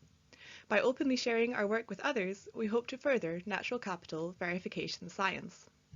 Highland Rewilding Limited will scale the work that has been underway for the past 18 months at Bunlight by replicating locally appropriate versions of the Bunlight model on other suitable tracts of land across the Highlands. The first project for Highland Rewilding is the ownership of and nature-based solutions business on Beldorney Estate in Aberdeenshire. Here we will focus on the following land management themes: afforestation of native species, sustainable forestry, regenerative agriculture, ecotourism, eco-building and natural capital credits. The work here and on further land in future will be carried out by the Bunlight Rewilding operating team via a framework agreement. Jeremy Leggett is a startup specialist and has a good track record of finding world-class growth phase leaders and boards for his creations. The Bunlight and Baldurny estates were initially bought with £9.3 million raised, of which £5.5 million came from 3 bonds, £500,000 from a loan, and £3.3 million from Jeremy Leggett's post-tax proceeds from the sale of Solar Century. The target for the start phase of Highlands Rewilding is £6 million of equity from founding funders, and the tally so far is at £3.3 million and counting from 25 high net worth individuals, family offices and impact investors. As we are very aware of the issues of land ownership inequality in Scotland, we also hope to do a circa £2 million retail crowdfunding campaign to widen the shareholder base and let in as many local community Scots as possible at some stage as citizen rewilders. If you're interested in joining the Highlands Rewilding team on this journey, head to the website to find out more. Please do sign up to our mailing list there if you would like to register your interest as a citizen rewilder. If you're interested in learning more about becoming a founding funder, contact Jeremy Leggett directly. Thank you. Trees as Infrastructure is an open source platform that is aiming to support various city stakeholders to collectively value and invest in urban nature in cities across Europe and the world that for way too long have understood trees from an aesthetic point of view. They've seen them as beautiful lampposts rather than understanding them from all the different values that they can provide, from cleaning the air to actually filtering water to supporting humans and non-humans to have better lives in cities. There is many European cities that are committing to all these targets. You know, we will plant 3 million trees, we will plant 2 million trees, but essentially the problem is that they don't have the money or the capacity or the resources to do that right now. And so I think Trees as Infrastructure is working with cities to help them understand what is a new asset management system, a new way to price urban trees, and a new way to understand their impact in order to grow urban forests in cities.